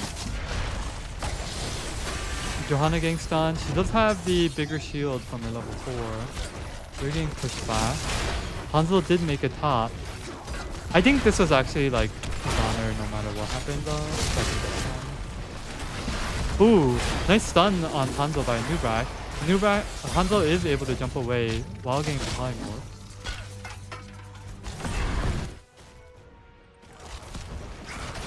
So we have Well You Know hitting the keep wall top lane. I think they're just gonna walk away. Bosses are up, so let's see how they use that. Falstad still has Gust, so that does make them a bit strong. Blessed Shield from Johanna just came back up. Yeah, they are heading towards boss. We have Dahaka burrowing here. Let's see if Thrall gets hit. He's looking. Thrall does get hit by the drag, but nice unstop by the right wing to cancel it. Blaze stun, hitting 3. Hanzo is going down.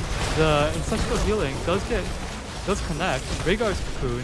And it seems like Greymane and Dahaka are isolated here. But Falstad goes down, so that's a 1-for-1 trade. Red Team looking for more. Blue hits Dahaka. Blaze stun hits Dahaka. Johanna is trying to peel. Seems like she was successful. Dahaka is still walking away. And it seems like the rest of Blue Team is fine. Red Team did buy all the space, so let's see what they make of that. That was still a 1-to-1 trade though, so I don't think anything crazy is going to happen. Especially with Falstad being down. I don't think they can do boss, right? Let's just... I think even if Falstad was down, like, let's say if Thrall died instead of Falstad, I think boss would have been spicy. The volume's perfect. Oh, thank you. So Blue Team's going for the boss while... I'm sorry, Blue Team's going for camp while Red Team's for the boss. Seems like they are going to be successful. Magnitude Oblivion is going to try to start clearing the bot lane so that they can keep an eye on this boss. Let's see what happens here. Dahaka hits a drag on Thrall, but I don't think that's a good thing. I mean, he still has the dig or burrow. Sunder doesn't connect. Thrall, Root does. Isolation use hits Thrall. We have a Nubrak trying to body block.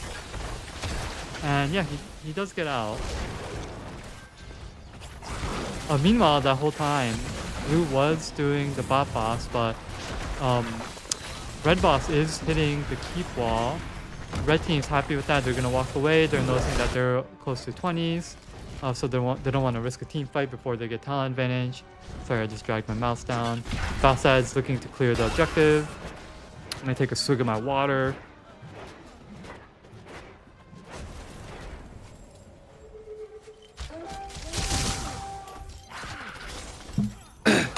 Oh, then that was crazy. The Sonic Arrow just barely didn't make it in time. We have, well, you know, looking to call Nubrak back. They did shave a good 7 seconds off. They do have a level 20 advantage, so let's see how they use it. Blade's still working on the boss here. Does look like this gauge. Well, you know, looking to press their level 20, Greymane Hanzo gets gusted. Nice unstop on the Greymane. Ancestral healing does go off. Greymane is still in there and gets stunned by the Burrow Charge. Trying to loop around. Rhaegar is now getting hit instead, but he goes down, but Falstad is able to pick off the Greymane and Hanzo dies in between too. Seems like Red Team was able to get value out of that level 20. A drag hits Blaze. He should be fine though. Looks like Red Team's gonna finish off the camp here. So there's 29 seconds left, so there'll be a good 15 seconds after the objective ends where Blue Team is still dead. Let's see what happens there. We have a scuffle. Nothing really comes out, but well, you know, is sieging Magnitude Oblivion's keep wall here. Trying to prep things up for the camp. Let's see how much of this keep they get. They should be getting a lot. If not the entire thing. I think one optimization would have been for Blaze to stay on the objective, for Falstad to hit the tower, right? But I think it's fine. I guess they got the keep anyway, so the value of Falstad is that he flew here, right? Whereas Blaze would have been had to walk from here to here. Also, having Blaze here is safer because he's bigger, right? So I don't think it matters.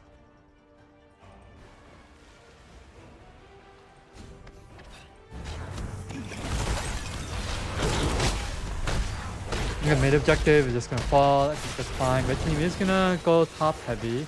We have the Haka down here. He should have the global to go up top. This keep is pretty dead. Oh, we have Blaze on hitting the Hanzo. Burrow Charge trying to follow up. Unstop does cancel the impel. Oh, Ancestral Healing just barely doesn't go off. Really close call. That would have been a sick Ancestral Healing. Really well done by Magnitude Oblivion. And we have the Haka scuffling. Blaze does start to go down, but Falstad goes down through the Greymane. The Libro Greymane. Magnitude Oblivion looking to get some more.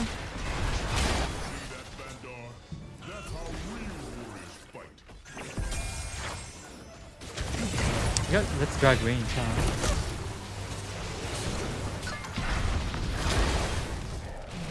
So what are the options here? Drag range, the bush movement speed, no, tunnel movement speed, and I think mana? Not too sure. Small scuffle, impel hits 2. We have red team looking for more. Oh, Burrow Charge hits 2. Rewind used by Nubrak. Everyone's super clumped. This should be pretty good for Greymane though, yeah. Blaze starting to get real low. Greymane rolling around. And we have Braving getting chunked down, hit by the drag, so can't teleport away. There's Thunder being hit. Not too much. Yeah, them being clumped, like I couldn't really see what was going on, but them being clumped means that Greymane, Melee-build Greymane has the advantage, right? Yeah, he went all the right talents. Because he's just like swiping like every second.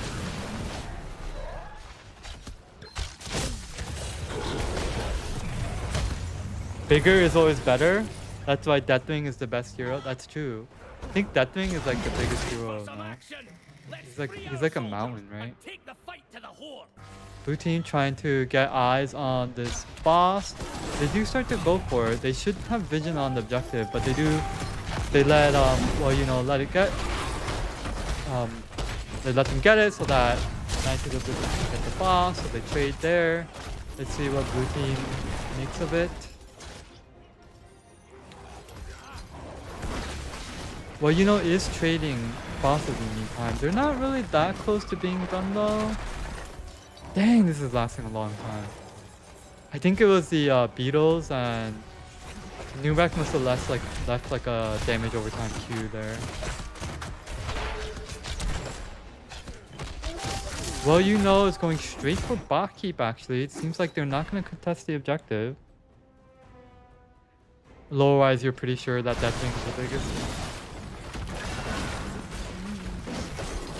See, we have Hanzo going back, Rhaegar going back, Greymane staying. Where the heck's the boss? I mean, this threatens end, right? Yeah, they should be going back.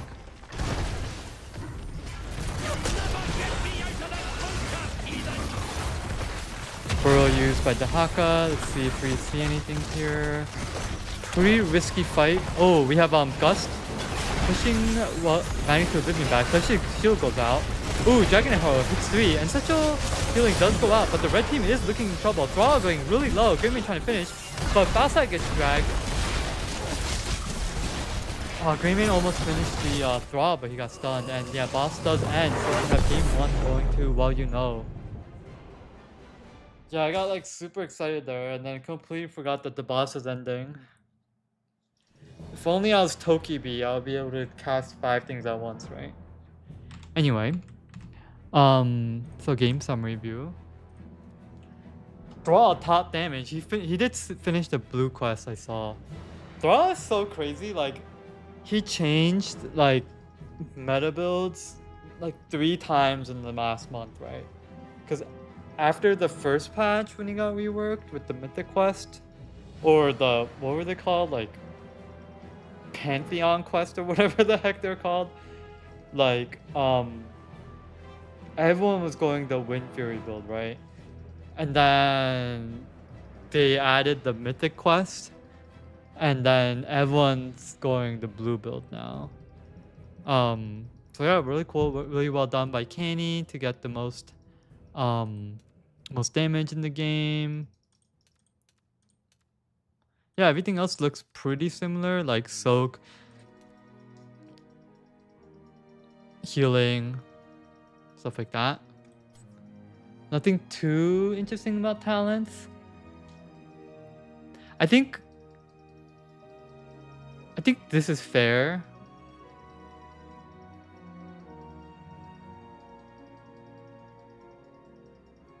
Yeah, really nothing too interesting about talents. They all make sense to me. And yeah, let's see what we get next.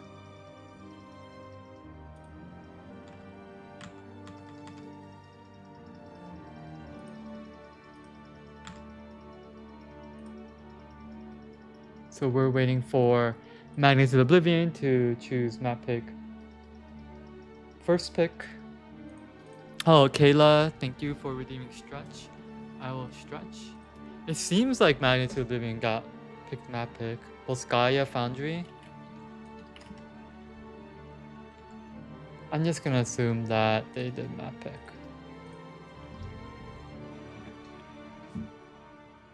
Alright, I'm stretching, y'all. You wonder why the Haka was in E16?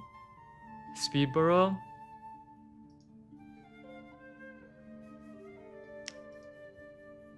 Yeah, I don't know.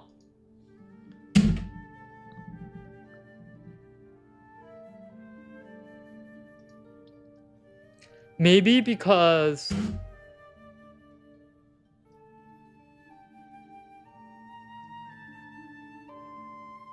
yeah, I have no clue why he went. I mean, I usually take E16. I usually like to go race car, but I like barely played the Haka, so I'm like trying to think, like maybe it had to do with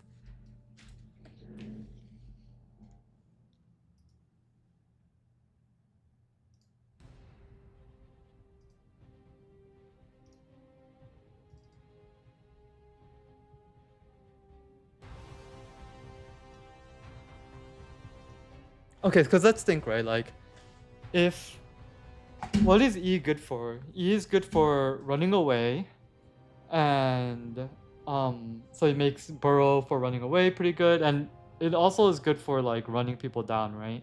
So if you don't have a bush nearby, you can just burrow, and then you'll gain movement speed, right? Whereas drag is good for like hitting those kind of like drags without any setup, and it also like increases your response time to things. So let's say like Blessed Shield comes up, you have a larger window in which you can follow up on it because you don't have to walk as far, right? Because it's longer range. Yeah, so maybe like Blessed Shield's like a really quick and short stun, so maybe he prioritized like following up more and also like getting those like playmaking drags, because like you did see him trying to make those drags that would kind of turn the tide of the battle, right? So maybe that's why like he wanted to prioritize that. Alrighty, so we have Volskaya Foundry for game 2. Oh, let me go to the draft screen. Yeah, so well, you know, did have first pick and they banned Hogger again. Oh, you know why they banned Hogger? Because Alba's on the other team.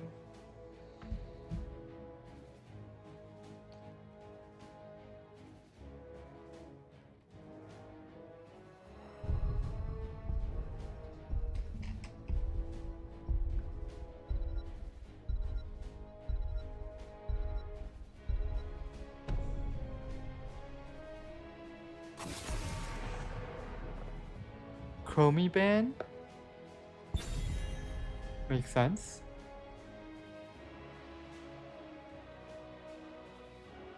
So Falset still and Silver both pretty good on this map, right?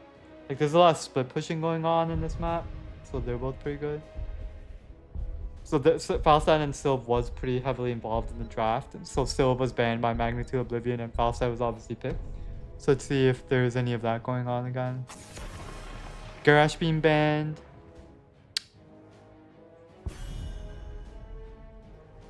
I'm trying to remember who they banned last time instead of Garage. It doesn't matter. Oh, Junkrat. They responded to the Chromie ban by banning Junkrat. So instead of banning Junkrat this time, they banned Garage. So maybe they're gonna take Junkrat then?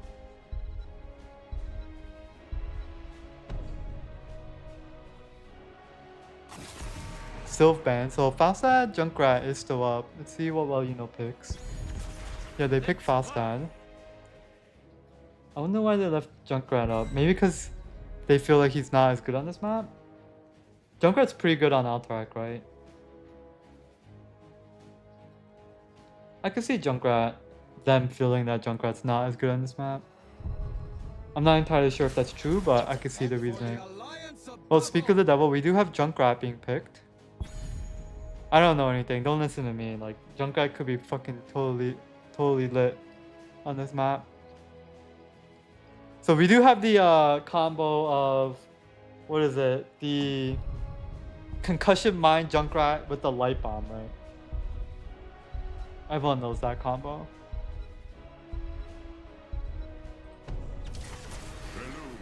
And, well, you know, responds with Malfurion and Murden. I like Murden. I like Murden here because he's pretty good, like, general purpose tank, right? And he's good at brawling for a longer period of time. So, like, the objective does tend to be brawly. There's pretty good points where you can jump from and stun people on this map. There's a lot of, like, blind corners, right? I wonder why Malfurion as opposed to other healers, right?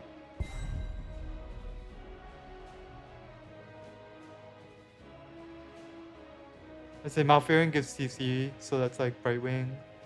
Oh, Zeratul Blaze ban. Zeratul's an interesting ban.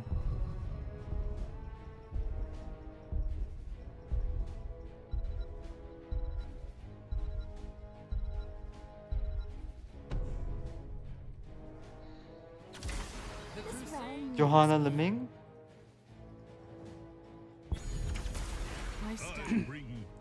Oh, so yeah, blue does play Vala. Because Magnitude Oblivion banned Vala on the turn, right? After the turn. And Chen. So I used to play with that team, the Well You Know team. And they'd always call Chen Unk. Which is pretty funny. Like, yo, whip out the Unk.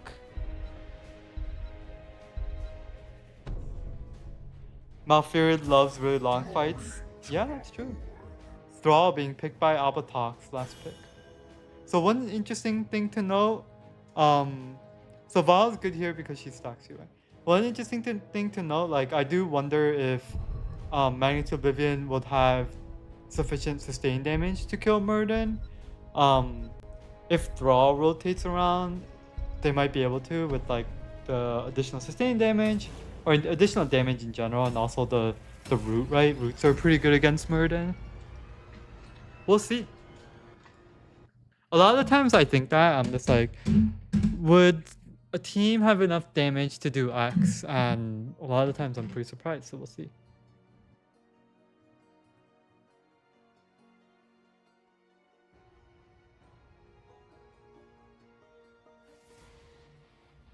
Less about corners, but the long fights are good. Yeah, you're right. Malfurion doesn't have a lot of corners. Like, his route is a circle, right? No corners to be found there. So we'll start with, well, you know, first we have Kaney on Vala. Seems like there was a swap. Eternal Blue on Falstad. Kalamansi on Malfurion. Hippo on Unk.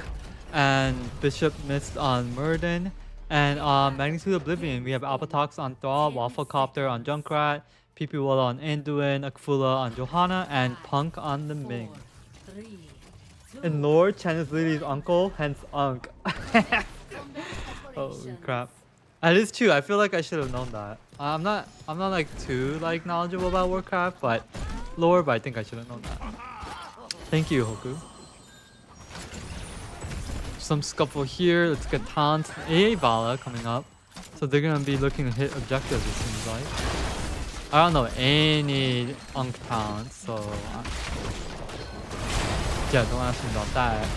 We have Q. Oh, Johanna hits 4 with Subdue. Burden being blasted back, but it does still have door cost. And we do see he has the 3rd win, so he's gonna be able to heal up pretty quickly. Falstad AA again. And Blue loves his Falstad. Both teams on turret at the same time. And so we do have Q level 1 from Junkrat. So I wonder if it's gonna go Q level 4 for that increased like sustained damage maybe?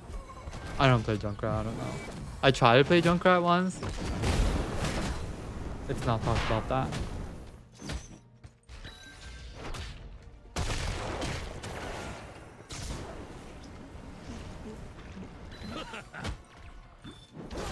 We have an early camp going from, well, you know. You wonder if they should send Junkrat to lane instead of Thrall. 4-man gets more damage.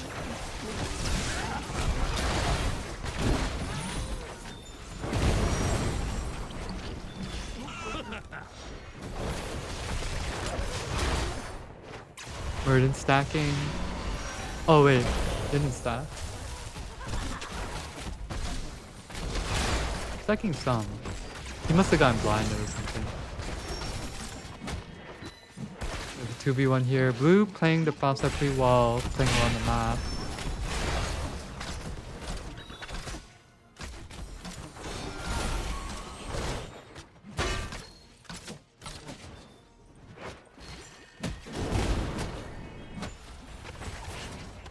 So we have Iron Skin increase again. Trap build by Junkrat. And we do have draw falling to the 2v1. Some scuffles there, Murden stacking.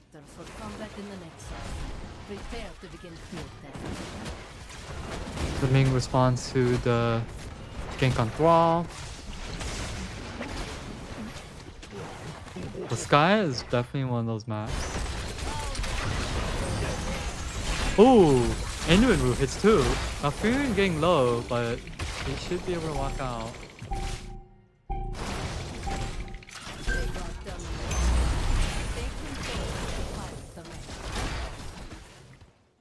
Alright, chat. Let's talk about something. I'm just like staring. So we have like the camp hitting the top wall while objectives up, right? So let's see what blue team makes of that.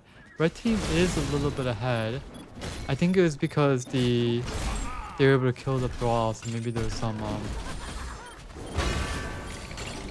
soak miss there.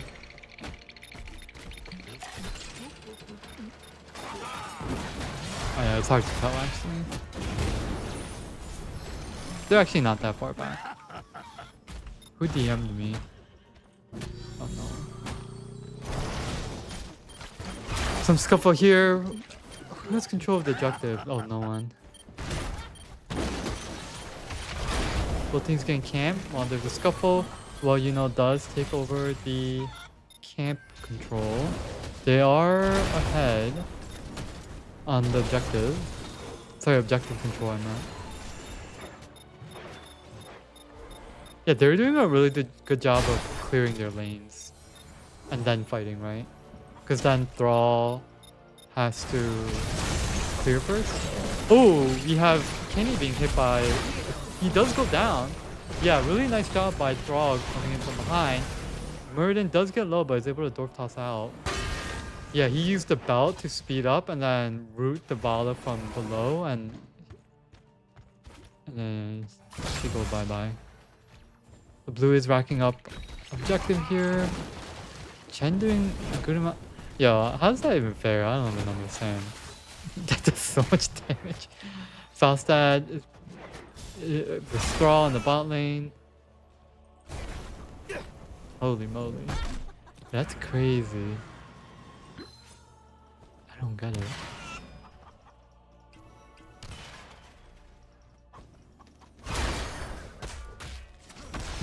So the kick does more damage. That's all I got. It seems like red team did the camp while blue got objective. Let's see how much Kenny is able to stack here. It gets hit by the hand. They're gonna go for a kill. Doesn't seem like it. Meanwhile, we have a scuffle here. Yeah, I was playing W build Falstad today. It was pretty hilarious. I'll track pass. Oh, we have Thrallroot hitting blue while the robot punched him. He's able to barrel roll away.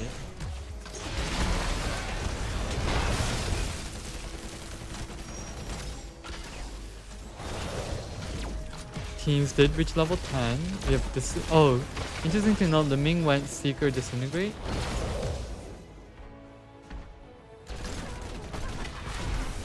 Augustius on Johanna Junkrat. Junkrat is able to concussion mine out. Johanna has the unstop. Falstad is on the Junkrat, is hitting him. He's walking away now. Falstad does get low. Seems like they're gonna mutually decide to walk away. Barrel hits the Anduin. Anduin is in trouble. Gets hit by the Malfurion root and he goes down. Yeah, really well done by really well done also by Junkrat to concussion mine out before he got in too much trouble, right?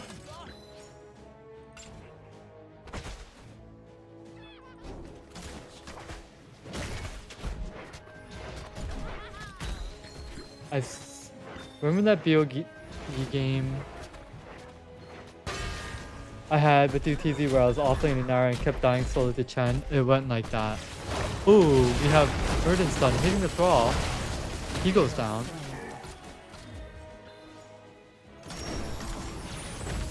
And it seems like red team's gonna take advantage of that and start pushing bottom. They get the entire wall down. I'm not too sure if they're gonna stay for too long. Johanna drives by. That wouldn't have been a bad time to Blessed Shield the Bala.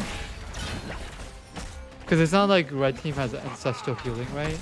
Bala was like around 60% HP. Liming was at an angle where I don't think the Seekers would have hit, but maybe, I don't know.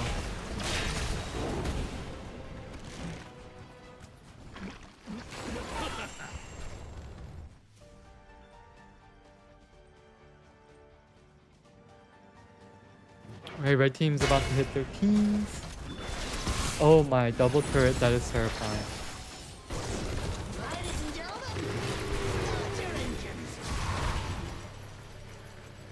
Riptide trying to find one.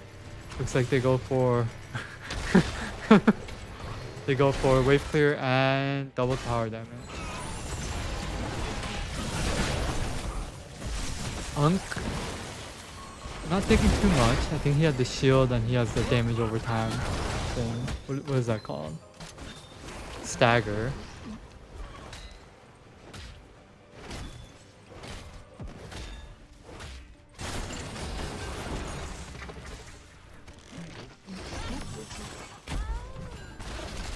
Johanna kind of out here uses the increased shields to walk away.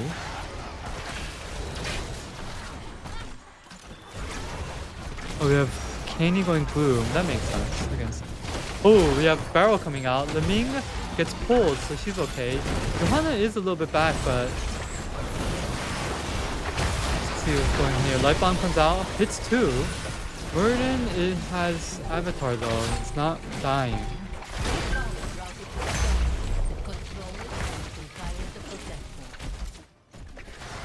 Yeah, that was a good scuffle. I got confused because the last game the Thrall was on side. So when I saw the Sundering, I got confused why no one on blue team got hit by that. And then I realized. It seems like they're trying to set up a gank on Alba, but he's just staying back, which is good. Red team is playing a very forward posture, so they're trying to clean space on the map. You're gonna have to take notes from Waffle later. You like his junk, yeah?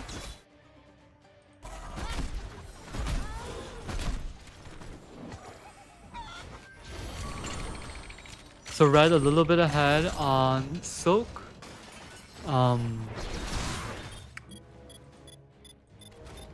They're a little bit. I guess structure is even, right? Ooh, Blessed Shield goes out on Chen. He's able to walk away. So that was. Oh wait, no, that wasn't Blessed Shield. I feel like I saw a stun. Whatever. It's fine.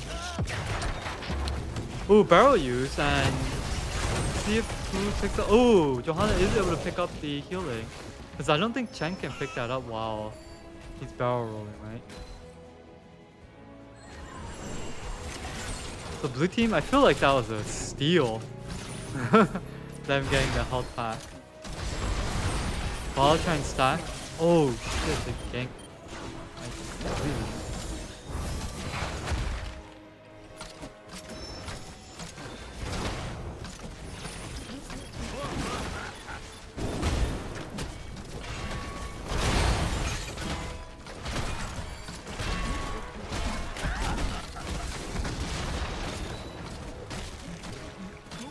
So it seems like blue, well, you know, is just gonna capture objective while clearing lanes.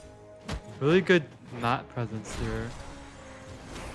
So that's another thing, right? Like, there's really only 2 wave clear people on Magnitude Oblivion. I guess red team too. Yeah, red team doesn't have too much wave clear too. I think it's just Falstad using his total presence. Murden gets into the robot. We have Chen here looking for a barrel roll. Let's see how it turns out. Yeah, only 1 person in the robot so far. Falstad is mid lane. Oh, we have Bala getting engaged on. Light Bomb hits. Malfurion does an unstop, and she's able to walk away. Pull use on Leming. Gus pushes Johanna Leming back. Johanna gets pulled. Leming goes down. There's no more pulls by Anduin. Johanna is 50% HP. Gets hit by the Bala stun and goes down. Yeah, that was a good gun. Their ganks are so organized. Yeah, they're doing pretty well. Red team will destroy the fort.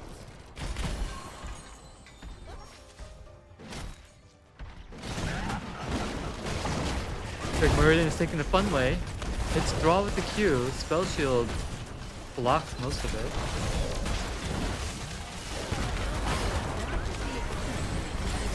I have to remember to take Spell Shield. I don't know why I've been taking other times. Oh, Barrel goes in, pushes Thrall back. Chen is trying to cancel the pull. Does a pretty good job. That's repair use on Thrall. Thrall can't be pulled and goes down. Yeah, Chen did a really great job of like playing the Anduin right. Clearing waves is the crutch. For players who rely on picking Khan. That's true. We have Gus pushing Leming back. Leming should be okay here though. Oh, never mind. The Chen kick did so much damage. I don't understand. Johanna gets stunned. She's going down. Yeah, Paul doesn't make it in time. And she does indeed go down. Yeah, what the heck did so much damage? I don't know if it was the kick or the volleyball and the kick at the same time, but something did mad damage. That's crazy. Let's see the numbers on this. 253. No glass cannon on the main. 253 and increased damage, so it's around like 600 damage. Yep, no clue why that was so. I think it was like a basic attack and chain kick at the same time.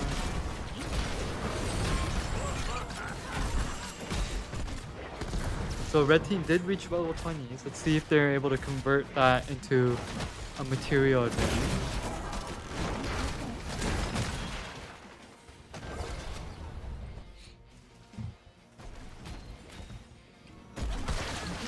See if there's an engage here. Barrel used on Thrall. Thrall is getting separated. Thunder is able to go out, but Thrall goes down. Falstad pushes the rest of the team back. I think that was to cancel the pull on Thrall. Yeah, the Chen Falstad is pretty good, huh? Who would have thought?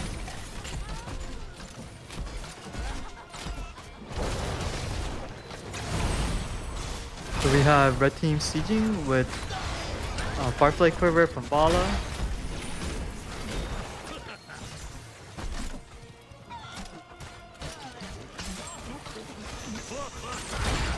A protector is almost ready. Access its terminal when I bring it online.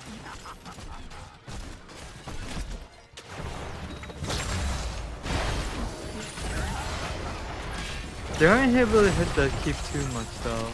I think they can't clear the wave fast enough, so they can't get ball of Firefly Quiver on the keep. It might also be because they're clearing the wave so quick too, because they have Junkrat Johanna. Let's see if they look for a combo again. They decide not to. Well, you know, does have level 20 advantage. Seems like they're going to the objective, for which they have the tap advantage for. They are starting to get, I think, item advantage, right? So that's one turret on Malfurion, one more turret from that camp. Manatee Oblivion doesn't have any items, but they are going to start looking at this health pack. Chen sees it though and does have barrel. But Chen can't get it on his own, right? Murden is staying there, so I think they're going to trade. No, they step off actually. If Falstad was flying, yeah, that would have been bad, right? Because Falstad is fly, so no matter where he is, he can just fly and dust people into that. That would have been so bad. Red team is looking. Bessie Shield doesn't quite connect. We have Burden jumping in. Ooh, Gust hits 3. Light Bomb doesn't quite connect. Johanna is getting engaged on, but does have the higher health. Oh, we have Barrow being used again. Doesn't quite connect. Oh, Anduin's in trouble here.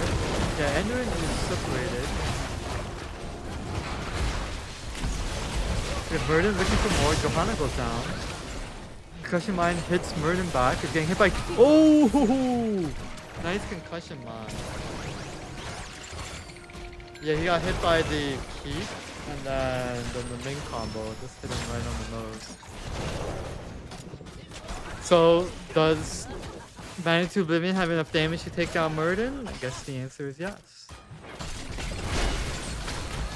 Falstad and Junkrat having a quibble. Ooh, Falstad gets hit by the roof, but the Ming goes down to a Firefly Quiver.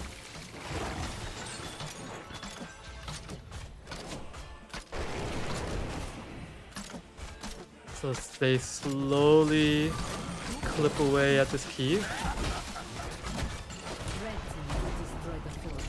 And they're gonna work on the second one now. I think, yeah, that looks pretty clean. Chen looking for another barrel. Doesn't see one. Firefly Quiver hitting Thrall.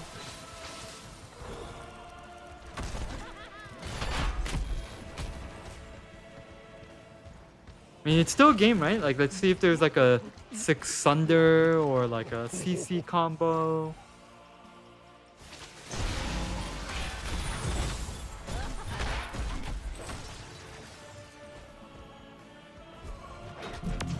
Did he just solo this? That's pretty crazy.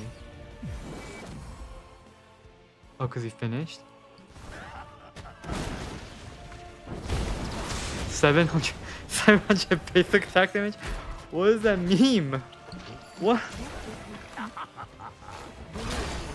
Murden's looking. Jumps. Concussion Mine gets Joker to safety. We have Murden getting hit on. Hit goes down to 50. Blessed Shield was used there. Johanna gets pushed back by the hand. I don't think she has Iron Skin. She's getting real low. She does go down. Eden was trying to pull, but didn't make it there in time. And this is a 20-minute robot. Both DPS is still up for Magnitude Oblivion. Yeah, this isn't a guaranteed finish. No, there is a barrel roll. Junkrat is pulled out. Thrall is getting pushed into the robot, but also gets pulled. Thunder goes out, hits 4. We have Riptire going out. Murden goes down to 5 HP. Chen is tanking the core damage. Liming is okay. Seems like everyone's relatively healthy right now. This is going to be a pretty hard end angle for Red. Murden's Dwarf gets cancelled by the Thrall root. Vala is hitting the core, but Malfurion goes down. I think they're going to have to reset here. See if they make it out safely. Vala is cutting away with Barfly Quiver. But yeah, there's no tank or... They do have Thunder though, so they can use Thunder to engage. Let's see what happens here. Anyone is getting engaged on and goes down though. Oh, Vala is getting...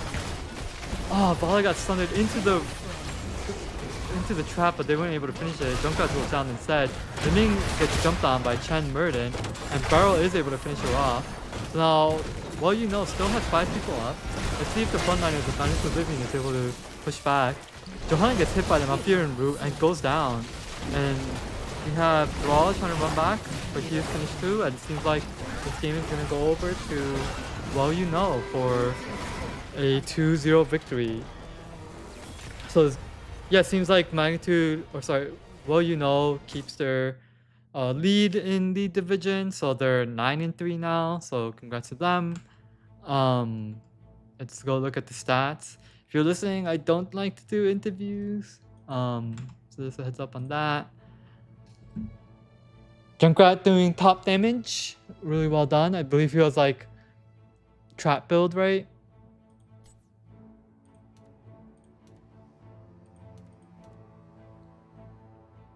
Damn, what? That is crazy. Did you see that healing? That is insane. Wait, I don't understand. Yeah, so I get that. I get that. I don't get this. Healing over time is increased by 75%. So how much is that? Wow, Malfurion is... That's fine. 75%? That is insane. Wait. I mean, I don't know if this talent is insane, but the healing number is insane. So regrowth gives 380 health over 20 seconds at level 1. So level 20, that gives 760. So 760 over 20 is 38 HP per second. And if you increase that by 75, it's 66 HP per second. Yeah, that's pretty good, huh? I guess I've been I don't usually take that talent, but that seems pretty good. So by comparison, like Second Wind is 110 HP per second at level 20.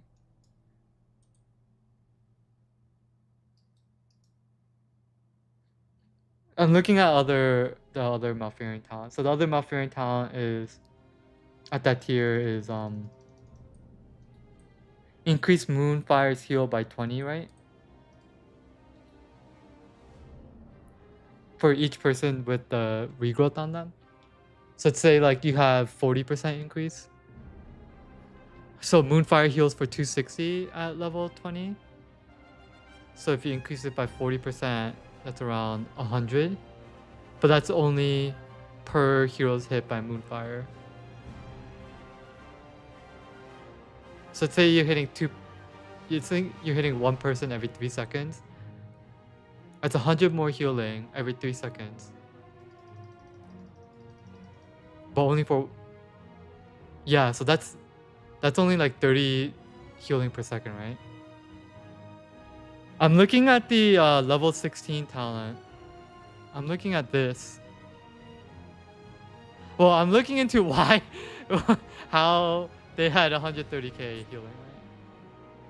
So I'm like calculating numbers for how much this talent gives.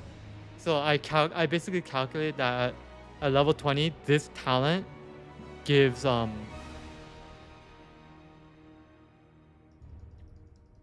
like 25 healing per second.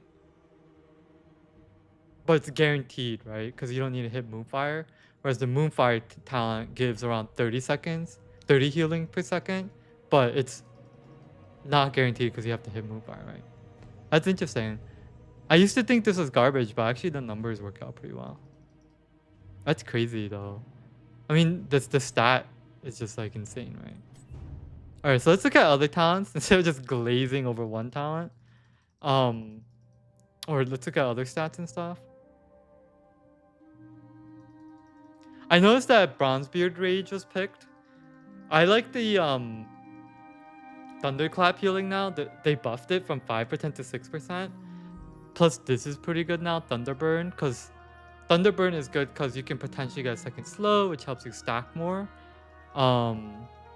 And it also synergizes well with the Thunderclap talent that was buffed, right? So I like that. And it also synergizes with this, which is like Rewind for Thunderclap and Dwarf Toss, but like even better. But I think Bronzebeard Rage is still good. Yeah, Vala talent makes sense. I like the Gloom. Yeah, Falsight talents obviously makes sense. Chen, don't know enough. Yeah, Thrall makes sense. Yeah, pretty cool. Yeah, really well played game by both teams. Congrats to for winning. Really well played by Magnitude Oblivion. Put up a really good fight. There were some really great team fights. And yeah, thanks everyone for chiming in. Definitely check out more casts. I think I'm the only one for today, but check out more casts throughout the week.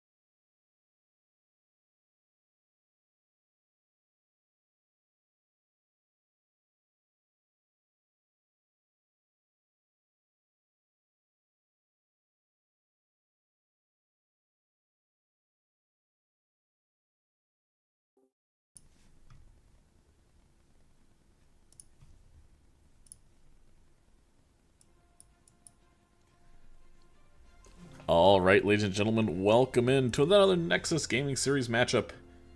Tonight, featuring Magnitude Oblivion against the Minion Miners.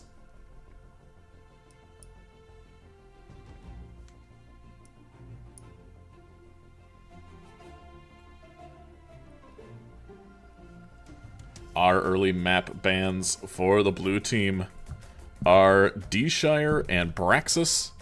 Meanwhile, Minion Miners and...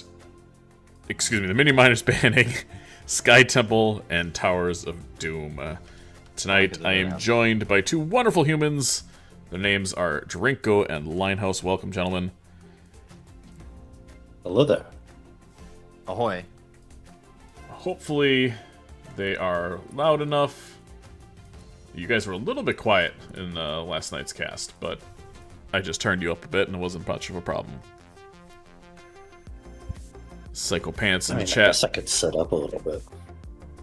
No, that's alright. I can turn you guys up too. It should be fine. Psycho, you're going to have to be my guinea pig. Let me know, as I think that is a dancing guinea pig or something. Let me know if the volume is good. Did you tell him we're co-casting? I did. Yep. Okay. I'm in the lobby. Or maybe not. Maybe, wait, maybe I didn't.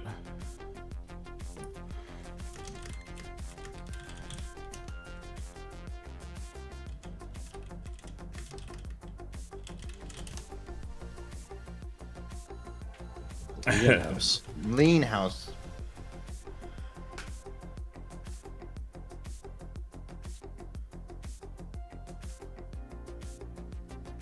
Went over map bans with the chat, but we have Braxis and D-Shire band and Towers and Sky band.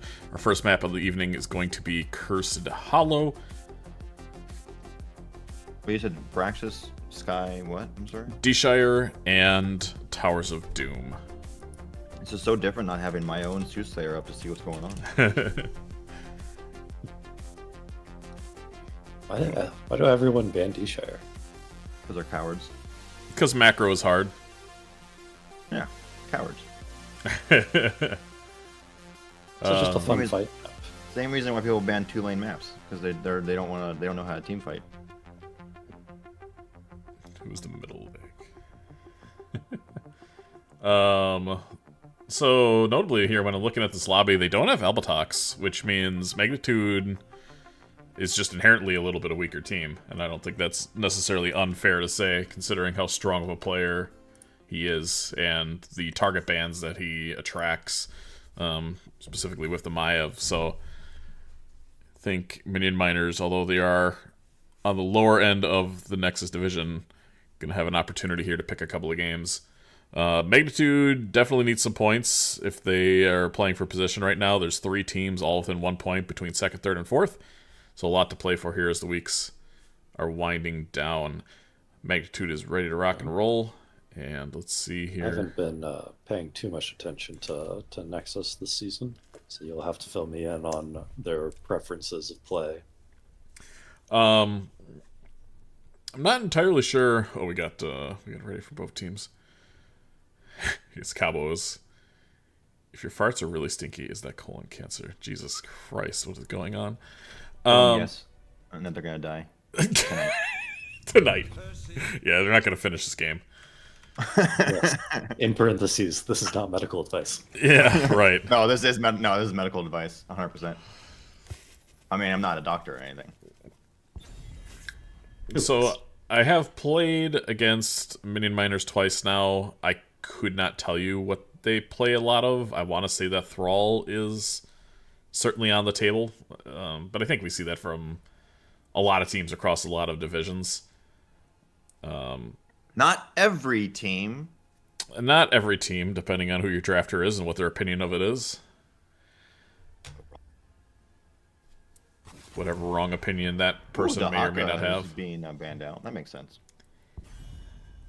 If I said it once, I've said it 100 times. I really don't like this map. This is probably one of my lowest rated maps, even under, like... God. I want to say I'd even play Warhead before Cursed, but... Play Haunted Mines before Cursed? Cursed is the map in the pool that I would say is like the most standard. it relies on just being solid all around. Yeah. I think in my head when You think so? when I'm drafting for it, I think I draft to stall the objective more than anything. So like I really like having a Johanna here. I like having a Hanzo. And just things that can poke the seed and then hope I can get a split pusher in the off lane.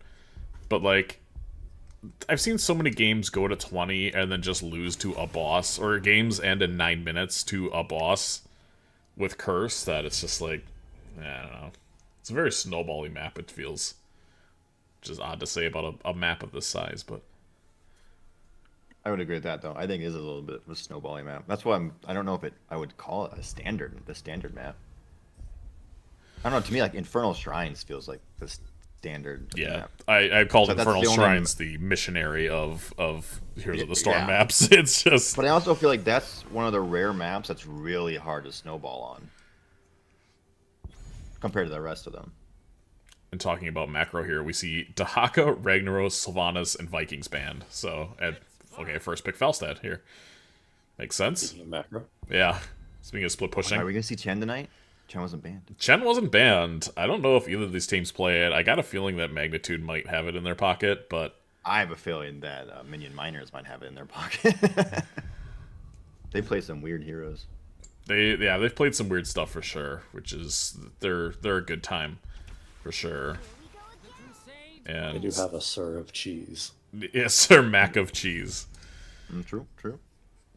A very vanilla beginning here for Magnitude with Chromie and Johanna, but I played a poke, right? So like this is something I would draft for sure. I think you're going to say it's a yawn-tastic opening. Interesting to have both DPS picked here this early. Which makes... I'm not seeing them address the Deathwing in the room either. I know, right? Yeah, that's... I mean, especially we're on Cursed Hollow. For a little poke. Does Falstad The option to and just... Lenara technically address it? Not at all.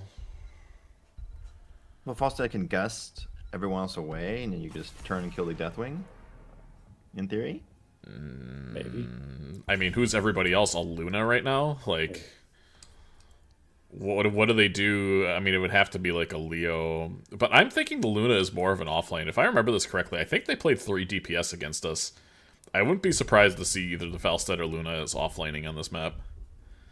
I mean, Lunara offlane, or at least rotationally offlane, is definitely viable. Yeah. She can be fairly oppressive to other offlaners. See Rhaegar and Blaze banned here, so likely gonna see healer here. I wouldn't be surprised to just see Anduin, and then what's next best available offlane. I mean, it could be the Deathwing, could just be a Leo. Ragnaros. Oh, it's banned already. Damn. Yeah, right. Rek is already banned. Yeah, it's Anduin and... Ooh. Interesting. I like that pick a lot, Going actually. for the light bombs. And now for your Minion Miners, Deathwing looks pretty good.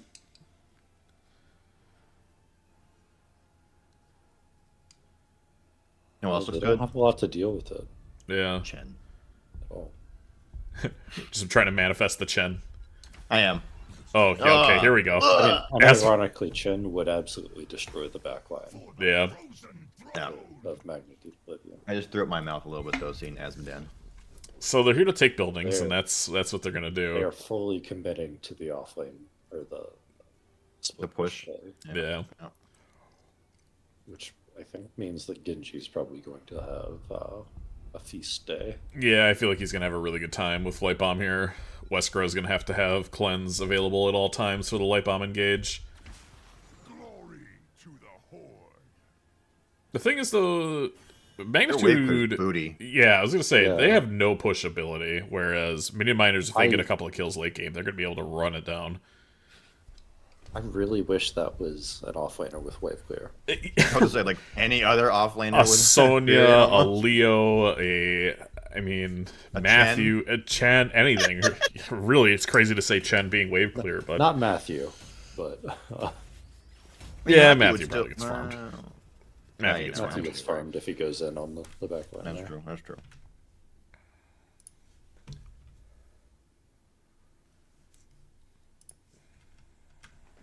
You can't hear me eating, can you?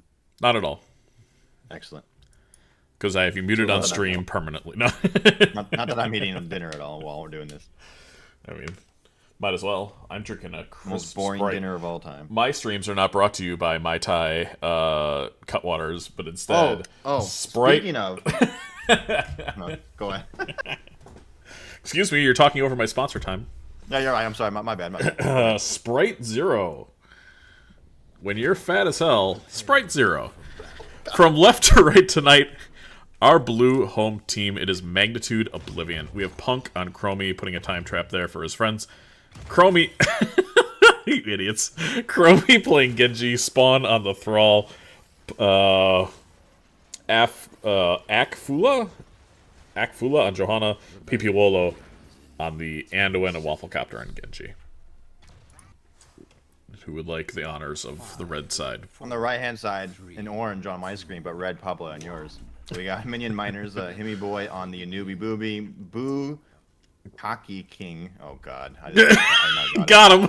False stat. I got it right when I was saying it. Jesus. Sir Mac of Cheese is on the Lenara, Westgra on the awesome Brightwing skin, and Kobo being degenerate on the Asmodan. My favorite thing this season, our team's casting Minion Miners and figuring out in real time that his name is Bukaki King. It's actually not bad. Falstad's on the Falstad. Yeah. Did you say, what kind of Sprite was it again? Like Sprite Zero? I didn't know they made Sprite Zero. I think it's just inherently zero, right? Because it's got no calories. And like minimal flavor? I know. Kinda. I use it more as a mixer. That's fair. I stopped drinking soda like years ago, though. I need to. I use, man. It's my one vice I use right like now. orange juice. I use orange juice for mixers. I or mean, just make my Cutwater Tiki Rum Mai Tai straight from the can. is orange juice better as a mixer? Like, is that healthier than soda? Yeah. Yeah. If you don't get like, if you get like proper orange juice, not like, you know, high sugar ones. Okay. Falstad escaping the gank attempt. Oh yeah, well, I was watching that, but you know, we're talking about orange juice. This is way. I was the one Elena wasn't paying attention to, so thank you for calling that out. Glad he's alive. I'm following somebody's camera, but I do not know who. Oh, it must have been mine. It Then, was not I'm mine. on the yeah. bottom way. Well, Sir Mac and Cheese getting real low though. Oh, he's gonna escape too. Asmodan is on the wrong side of history here. Oh, what a sidestep though. Nice job by Kobo. Dude, I can't believe the fat ass made it through. Yeah. Uh-oh. Holy chromie damage. You would think with 3 DPS that this wave wouldn't get as much value as it's getting, but they are cooking Only right two now. of the DPS are there. That's true. Well, yeah, but he could be here. I guess it only got a We tower also and a do wall. see Region Master from the Uber. The Bukaki Yeah. King had back again.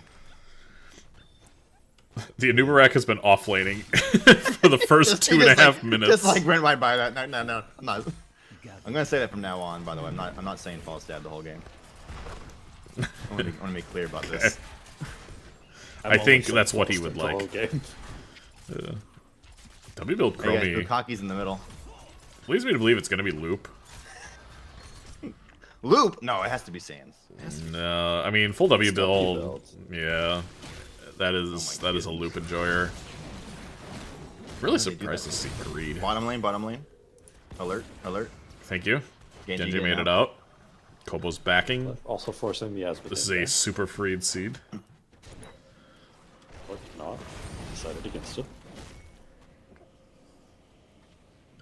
So this is the plan, right? If you're minion miners and you have this much split push, you have 3 DPS on the map.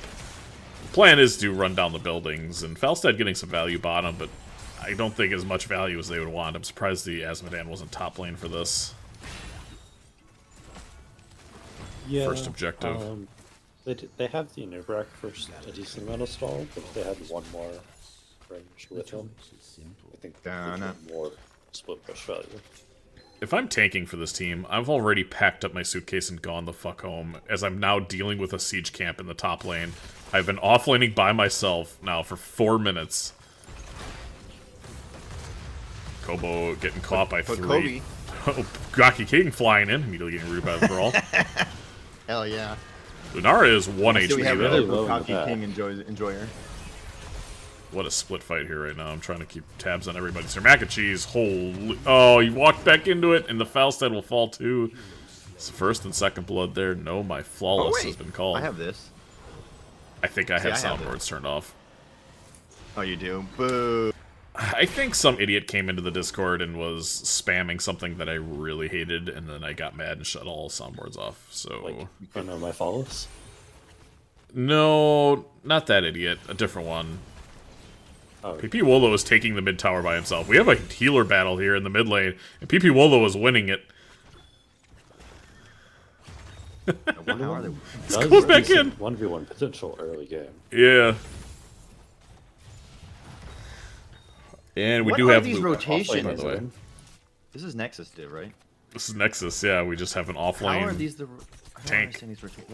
Why is the tank by himself again? I don't know. Isn't the whole point of having a new brag trying to get, you know, like... Ganks and stuff? Kills? Ganks? Yeah, I couldn't think of the word. What the hell? According to their current motto, no, he's there to have Beetles split push. Wait till Burning I also Beetles, so wanna just know wait how- until 13. I also want to know how the team with the most siege is down in XP by half a level. 2 kills. That's gonna be a I don't loop. need your logic. Yeah. Spell armor. 3 kills. Maybe 4. Nice shield here. No. Pretty standard ultimates across the board. X-Strike, Sundering from Thrall. Light Bomb Shield. X-Strike. It's pretty normal stuff. Minimums. More or less what And- we expected. But are they not even trying? What are they doing for the objective? I don't know. I mean, they were just getting their 10s, so they probably had already committed to giving here. Cocoon, Leaping Strike, Blink Heal, Demonic Invasion, and surely this will be Gus. Sundering not going to catch everybody. Bottom lane. Nice dodge here from everybody, and beautiful Light Bomb engage in the mid lane. Genji getting a solo kill here. In the bottom lane on the tank, the offlaner, if you will. People are dying everywhere. And now we have another loop on the right wing. Good blink. I'm still surprised to see Thralls going this blue Echo of the Elements now with the nerf. Still an obtainable quest, but... I'm surprised that they're not going the correct level 7 with it. Yeah, that's what I'm surprised by too. Sir Makachi's caught out here a little bit. Himibo, though, has a cocoon. See if they go in on it. It's a nice gust. PP Wolo's caught out. Big dunk from the Azmodan, and it's a 5 on 3. Punk will surely fall. Anduin left behind. Not going to be able to pull himself. And Bukaki King marches forward to try to get a kill here. Wafflecopter going in, though. And everybody is quite low. It's a beautiful poly from Reska. Genji's going to have to get out of dodge. But Johanna is... Anduin is praying for himself. Johanna's... How is Anduin alive? Oh my god, he's still... Not only is he alive... There's only an Asmo and a tank on him. He's thriving. Now Thrall's there to Sunder. Oh my god. They're actually going to get a kill here, too. He's going to get, yeah. That was such a horrible split, by the way. Oh my goodness. Oh, a nice shift, though? Comes in. They had a free kill on the Anduin. They did this weird chase. So we got the Johanna, I guess, but is that really yeah. worth it? Did they get the Johanna? Oh, they eventually did. Okay. Traded the Johanna with a Lunara instead of just... Yeah, that was not worth it, then. Yeah. Yeah. They could have used that opportunity to get a boss and get some play for the next seed. Falstad They is... really need to get forts down. Stacks up. Their team needs to be able to split push. Yeah, and Demonic Invasion needs to not be used for team fights. It's a great gust, though. So maybe with 20s, we're going to have some wind tunnel potential. Falstad flies. It was a great gust and cocoon. They just didn't follow up on it correctly. Yeah. They don't have a lot of burst Lion damage, per se. Oh, they're doing this boss, huh? I guess. So he's faster. He runs faster, man. Thrall spots the boss being done. Let's see if he tries for anything. Nah, I mean, there's no way he plays for anything here. Unless he just wants to rip us under on point. Yeah, just to be irritating. Stall. What's up, you Bagatron? But scary push here in the bottom lane. We do have boss siege camp there as well, as men are going to drop the demonic invasion. And the wave clear here is pretty good. Yeah, no problem. Hibbibo may be looking for some shenanigans. His Thrall's top, Genji's showing mid. Not particularly strong in the wave clear department there. And this could be a potentially really nice fight here. It's going to be a 5-on-3. We might just see a cocoon immediately. But red team should be able to get this. And yeah, cocoon on a Johanna. They have to look for the Anduin, because the Anduin's going to try to look for a pull. And I suppose with the unstop, he doesn't even need it. Genji getting zoned out there. Yeah, and like their fort's still up right there. Sir Cheese, they're going to have to gust this to try to save him, and that won't happen.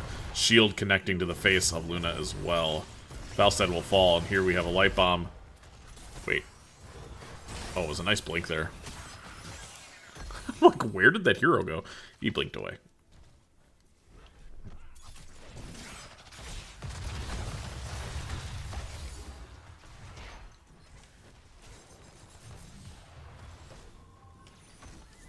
It feels like Magnitude has the easier comp to navigate here. Their ultimates are stronger. They have so much more room for error. And, I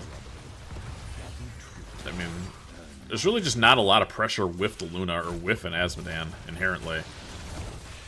Big engage here from the Johanna. X-Strike over the top of Brightwing immediately dies. The Gust gonna try to disengage. Kobo, though, wants to fight. Nice root from Thrall. Subdue was finishing that fight. Subdue was. Sub done. Sub done, and... Sub 1. Game almost done. They are marching forward onto this keep. That's a, what, 3-0? That's not bad. 3-peach chicken nuggy. Mm-hmm. Except they don't have a wave, aside from... Oh! Oh, close. They missed. I was about to say Falstad has to be careful. But they have no minion wave. First of all, he's the king of Bukaki. He doesn't have to be careful. Nothing is dangerous to him. Somehow the red team is actually close in XP. I mean, I expect them to be 3 levels down. Granted, they're, 2, but... Oh my god, why is that such a loud notification? Thank you, Ebagatron, by the way. Oh, I turned off my sub noises long ago when I'm casting. And just in general, if I forget to turn it back on. I don't know how to do it again. I should really turn the sound down. Yeah. You just have it off, though. I should just turn it off. Like the sound. I need to remember how to turn on the notification. I think that's still worth having, but... Yeah, I want the notifications for sure, but I should just turn the sound off, because it's... In Stream Elements, for whatever reason, the sound is not working as intended, because I actually did turn it down last time. But it's being I like the little thing visual that you have for it. Yeah, I think I paid like $5 for that on Fiverr. Someone made that and just like posted it. If anybody wants to use it. That was back in 2019 or something, 22. If you're gonna remind me how to do that on my stream.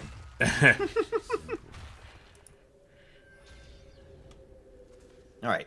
Indian Miners kind of needs to force a fight before... Yeah. It's 20. And they need to win a fight, They probably. have a hard time fighting. We have Pierce from Chromie. Velstad's in the bottom lane, though. They're gonna get this building, but they're all gonna die for it, right? Like, there's no way they get out of here. Sir Mac and Cheese jumping over the wall. Himibo not gonna be able to E out this time. Gets Cocoon onto Anduin. Let's see what they do with it. Genji and Johanna are bringing up the rear, though. And now... Okay, Falstad is flying in. Shield misses. King of Bukaki's coming. Shield down. And Light Bomb misses too. Sir Mac of Cheese, if he lives, potentially Red Team can turn this. It's a nice gust. Akfula. Genji? Getting low. Okay, there we go. A little bit of momentum. Middle Keep is dying very quickly. Chromie still may get a couple of kills out of here. They're so low. I mean, they're so low. They're so low. Mac and Cheese is going to get run down here. Ooh, the jump over. Chromie damage gets the Brightwing. Sir Mac and Cheese. will live. More importantly, the red team did get that seed, so even if they don't get their 20s here, they should be able to get it for the next objective. And Gust has been First of all, for win condition. Lunara did not live. She hit Lunara's gonna die. Oh my god, she went down to 17 HP to the minion wave. Yeah, she's fine. Holy. Please, sir. Magic is going to start the boss. This is kind of risky. Gust is up, yeah. They're gonna have to cocoon the Johanna, but they can get the Gust here. Or Nubrak can't die here. Oh, they cocoon the Thrall instead. Light Bomb engage. The solo Wolo going in. Gust not going to connect this time. And this has turned into a disaster. Falstead will fall. Level 20s have been obtained. And the Tribute is spawning. That should be GG, right? With boss? Yeah, I think so. Oh, especially if boss Hemibo falls here. Oh no, he lives. Oh! I mean, the wave clear is quite good, so maybe it's not quite the end. I think they're gonna need to get some kills. Can't have to jump over here. Wafflecopter almost dying. But the heal pull from Anduin gonna be able to keep him alive. And I just, yeah, I mean, 2 Katas here. We have a camp and a near full boss. At this point, Esmedan has a long road to hoe in order to make this game salvageable. Falstead's back, Gus and 4. Yeah, core is like super dead though. There was so much on that core. GG's will come out. And Oblivion tanks game 1. Yeah, it felt like Minion Miners was never in a position that game to do what their comp suggested they wanted to. Yeah, they wanted to split push, and their opportunity to do that for the first 2 seeds basically amounted to nothing. I just don't understand the Alarak offlaning for that long.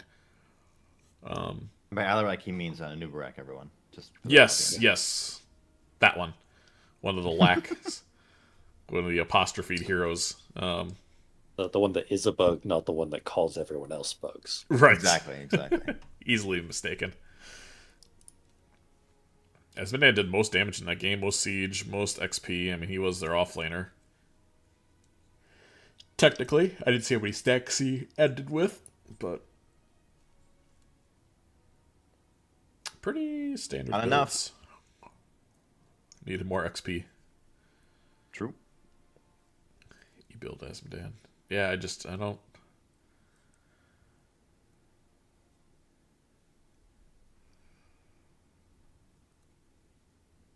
It looks like Magnitude was like, we're just going to run meta and win, and the mini miners are like, we're just going to have fun. And hopefully they had some fun. Because they didn't take as many buildings as I was hoping they were going to. So, Did they get 2? I think they took top, right? They took top with that push? If they finished it. They did take top. Okay. Wait, did they take top? I thought they did. Trying to take top. Then maybe they all died trying to take top. This is won by blue team. I'll have new map or new lobby. Thank you, Volskaya. Match. Something tells me this was also picked by Magnitude. If I were to guess. No. This is picked by team. Also, you guys were super confused about who had first pick in game 1, or excuse me, game 2. And that is because, as I said I was starting, I swapped it and then hit the start button because I almost forgot. That would make sense. Yeah.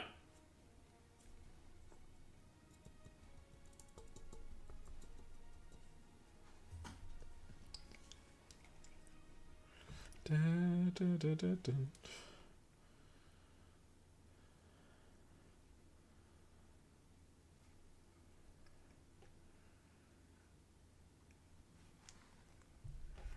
All right. Got all 3 in there.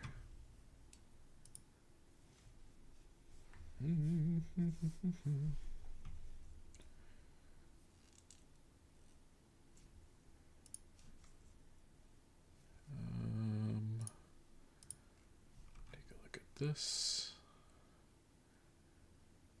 We did that. That is scheduled. That is scheduled. I should schedule this. Choose a date. Sunday at... Is it 8 p.m. Central? Yes. Save. And then I'll schedule my other match, which is for Tuesday at 9 p.m. Central. Bam. And I am done scheduling the regular season. Hooray! Yeah. Do one of you caster boyos want to sub in? I want to go home. What? It's Kobo. It's dark out. But you are home.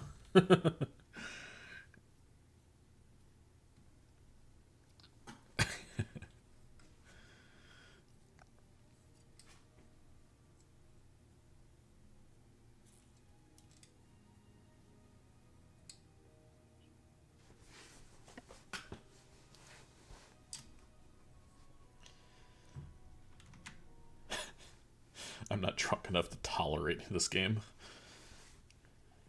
Exactly. That's why I have the hockey playoffs on my other monitor. I do not have the sports. Sports puck. Is that something you have to pay monthly for? I mean, I just have YouTube TV, so... Oh, okay. Gotcha. So, yes. Technically, yes, I guess. But I get other things, like football and baseball. It's nice. I paid for... I think I told you that I played for MLB for $100. Oh, yeah, to get your... Get the Brewers? Get my Brewers. I'm sorry. Been watching quite a few games, though. It's been nice. I get the Dodgers for free. Well, through Spectrum. That's not free. Well, yeah, it is. They just give you them for free? So I have Spectrum Internet and their mobile phone. Okay. And because of that, they give me the Dodgers MLB TV package for free. Oh, that's sick.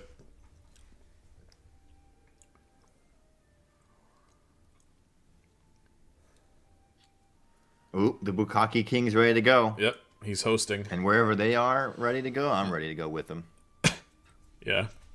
You're going to be the one on the floor? Wherever, you know what? I'm just saying.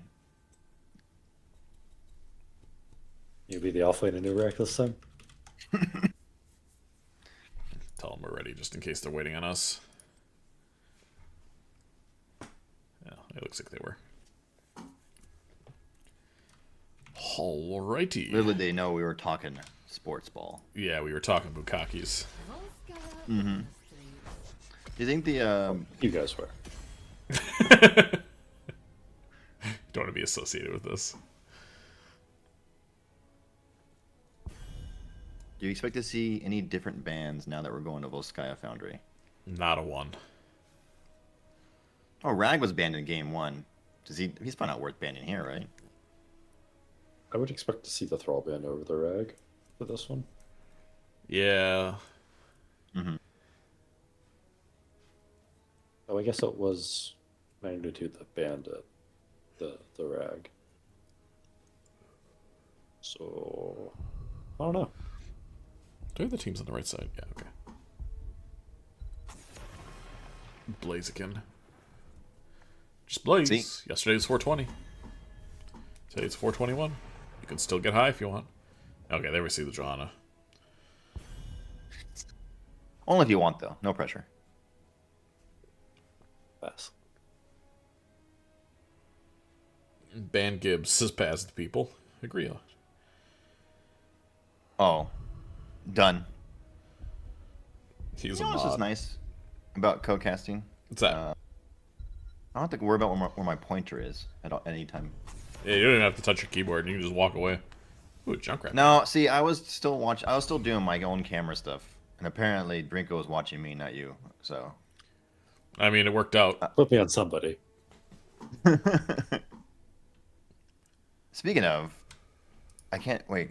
Did you do a prediction for game 1? You gonna do a prediction for game 2? I did not do a prediction. I typically Oh my don't because it's God. just another thing for me to forget about. That's why you solo cast all the time. See, I get my minions. I mean, lovely co-casters to do that.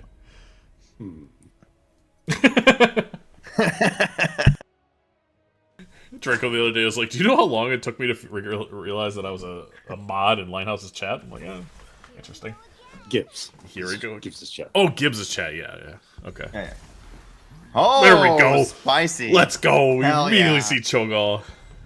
That was an insta fucking lock. Let's go. I can't swear, but yeah. Crowley immediately picked Anduin. Running it Interesting. back. Yeah. On the blue team. Is Punk a Chromie one trick? No, they just like Chromie. So yes. Tychus is not a Cho'Gall counter. Fun fact. Come on. There's a Thrall band. That's more of a Cho'Gall counter than a Tychus, I think.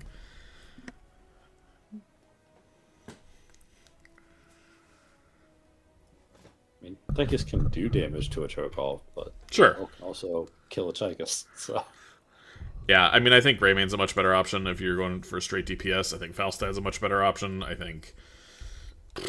I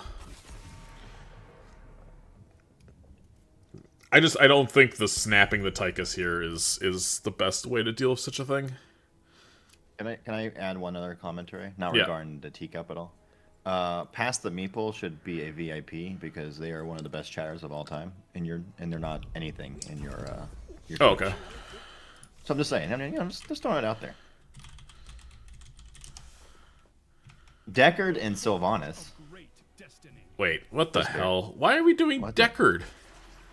I like the Sylvanas, but Deckard with Yeah, why Cho'Gall? Deckard? Maybe this is gonna be another healer. Maybe this is gonna be like a Kerosene. I was gonna say Kerosene, but I hate that too.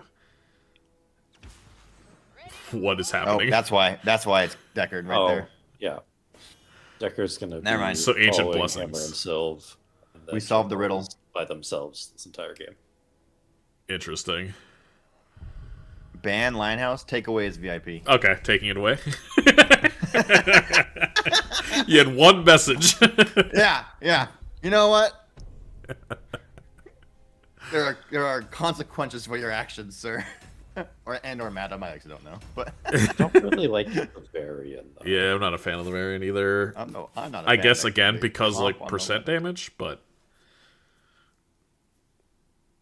I would have much rather seen like even like a main tank Leo. I mean, against Cho'Gall, Mortal Strike's just better than the percent damage. Yeah, I agree with that too. I don't know. Wait, am I a mod? Let's see what happens. Maybe? Should be. I think you are. From left to right. Oh, I gotta change my screen. You guys make me all lazy and lackadaisical. I'm not a mod, son of a bitch. On a scale of 1 to 10, how much does Arby's disappoint? Anyway, left to right. It is Magnitude Oblivion. Jesus, what's with the farts? We have Spawn on Falstad, Punk on Chromie again, PP Willow on the Anduin, Akfula playing Varian, and Wafflecopter on Teacup. You're up, Drinko. And for minion miners here, we have a Gaul, we have a Sir Mac and Cheese on Sylvanas, an Ibu on the Chode, Sergeant Hammer being played by Kobo, and the Wizdra on the Deckard. Wait, who's playing Gaul? Can you just tell me what the person's name is real quick? I Him didn't King. hear it the first time. Oh, the Cho'Gall is called Him King. No, but like the player that's on the Gaul, could you just like say his name real King. quick, just out of curiosity? It's your boy. Him King. Yeah. See? There you go. Take a Hammer and look at Cho'Gall, our this is the talents spice. there. Is that because are they saying this because of that Arby's brings the beef? Or it brings the meat? What's their slogan? We have the meats. Is their slogan. We have the meat. No good deed in the Is chat. there even Arby's name? There's somebody I haven't seen in a while. Hope you're well. Be fun, have fun, be safe. Be back later, headache. Alright. What's BBL? Be back later. Be back later? God, I'm too old. Yeah. She's young as shit, too. She's like... No, she's still in her 20s, and that's, to me, as young as shit. In their 20s? Kobo running away. He's gonna be able to get out of there in time. Those young sons of bitches. Bite of the Banshee Queen. This is something we don't see very often. Maybe gonna try to blow up a falsehood. Is that a talent that allows you to do that? The dive. Well, it's like the start of the dive for Sil.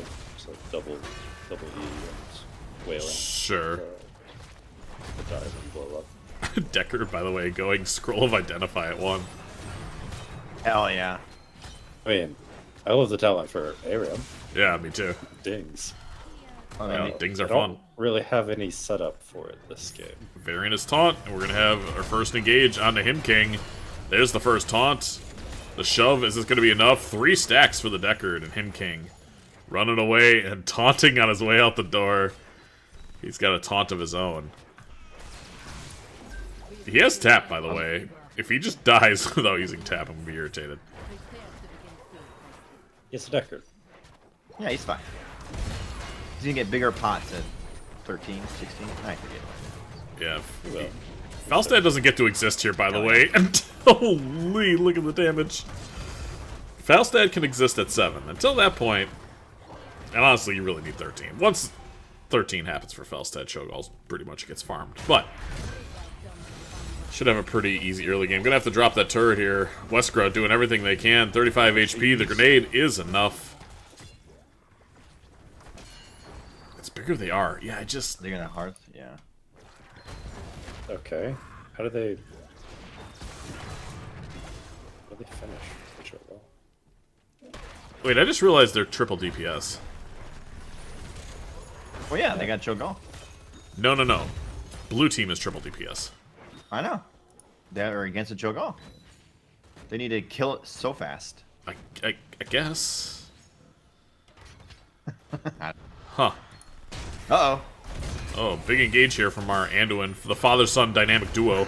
Our Anduin. Jesus. Big engage. Look out, here comes a root. Here comes the W. Divine something.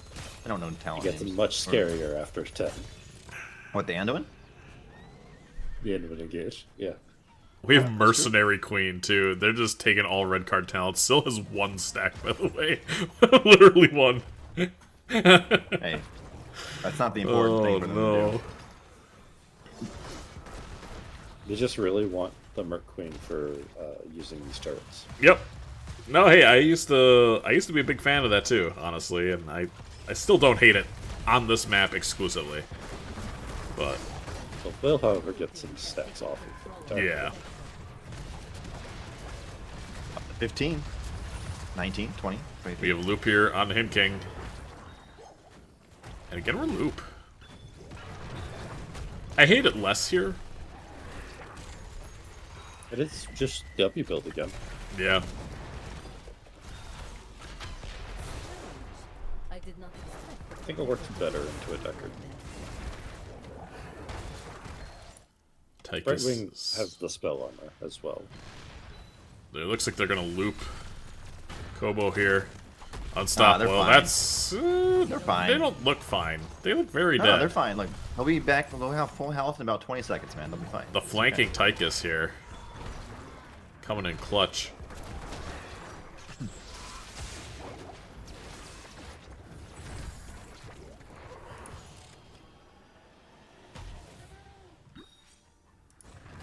Weird to see 2 games in a row with a team, 2 different teams having triple DPS. That's true.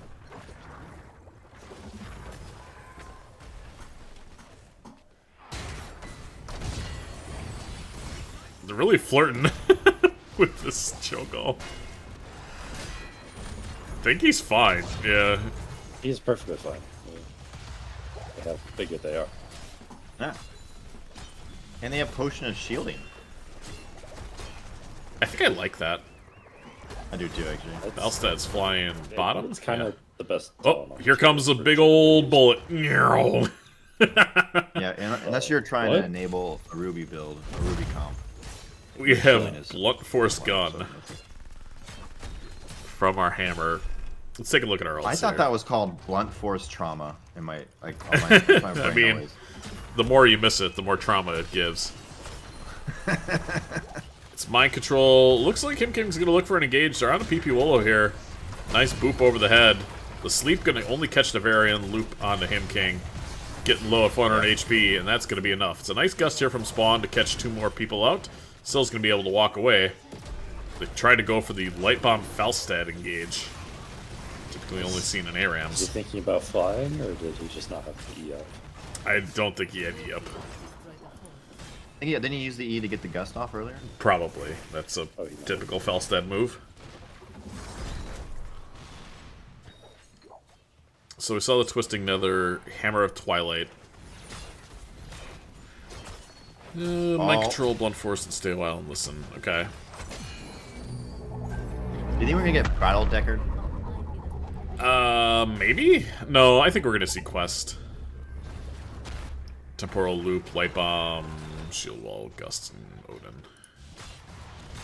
Thank you for the follow, TZ, by the way. Pretty upset that you weren't following me already, but it's fine. I'm about to say that they're just now following. My control on to Varian. Oops. Don't worry, that's not even the worst person. Who's the worst? Me. I forget to hit the button constantly.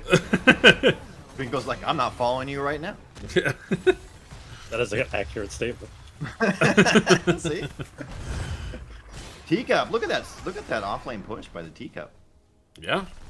It's like they're Sylvanas. Just AFK, But, you know, run it down. Sylvanas is running top, having to escape the mighty sword of Varian. But level 16s are going to happen, regardless of how many buildings they have left. 16s will happen while Cho'Gall is around, so he's going to be running down bottom lane right now. Cho'Gall, back to split push. I had to determine if it was worth following you. Holy, what a sentence. Alright. No, that's fine. Blue team has destroyed the fort. God damn. He isn't. Alright, I hate it here. You know what? Fine. Someone else can cast for NGS next season. I quit calling it. Him King is just getting beat by his turrets, by the way. Spawn might die. They got gusted. Nah, they're fine. He doesn't look great. I'm surprised they haven't tried Wait, to I'm actually fly. Does he have... Oh, he doesn't He's have totally fly. fine. Look, he's fine. See? Full health, He 35 flew seconds. down there to be He did the League of Legends strategy of dying to towers so that they didn't get the bonus money, which was really smart. There you go. Sir Mac and Cheese. Is gonna hit a building. The first time in 10 minutes. Oh, they're scared. Oh, and they walk away. And yet, top is about to, top objective? I forgot there was objective up. I also didn't notice it. Only a level behind, 4 kills down, but they lost 2 buildings already, which feels not great. Not great. We're not haunting arrows either. We're fucking mercenary queen. Oh, look at how fast this thing gets shredded. But they had a turret. No, I'm surprised they didn't use it to push. Yeah. It's a good point. Ooh, the chromie damage. Gonna need a potion or 2. Oh, nice ice block. We have ice block there now. That's gonna be very helpful. Molten block should last long enough, even probably, I think. Maybe? Looking for mind control, not finding it this time. But we are a level and a half from Cho'Gall becoming a raid boss.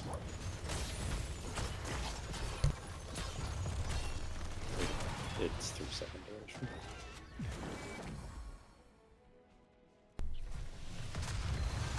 And it's oops all forts here. Or magnitude. It is going to be a lot of passive XP over the red team.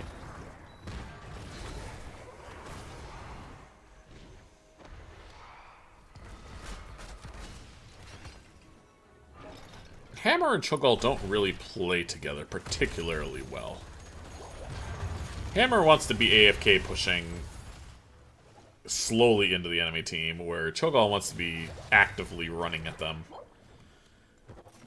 I think the other problem. Yeah, is we have Deckard. If they on wanted Cho'Gall. to like, yeah, if they wanted to coordinate a little more between them, I would have expected to see the other ult for Cho'Gall,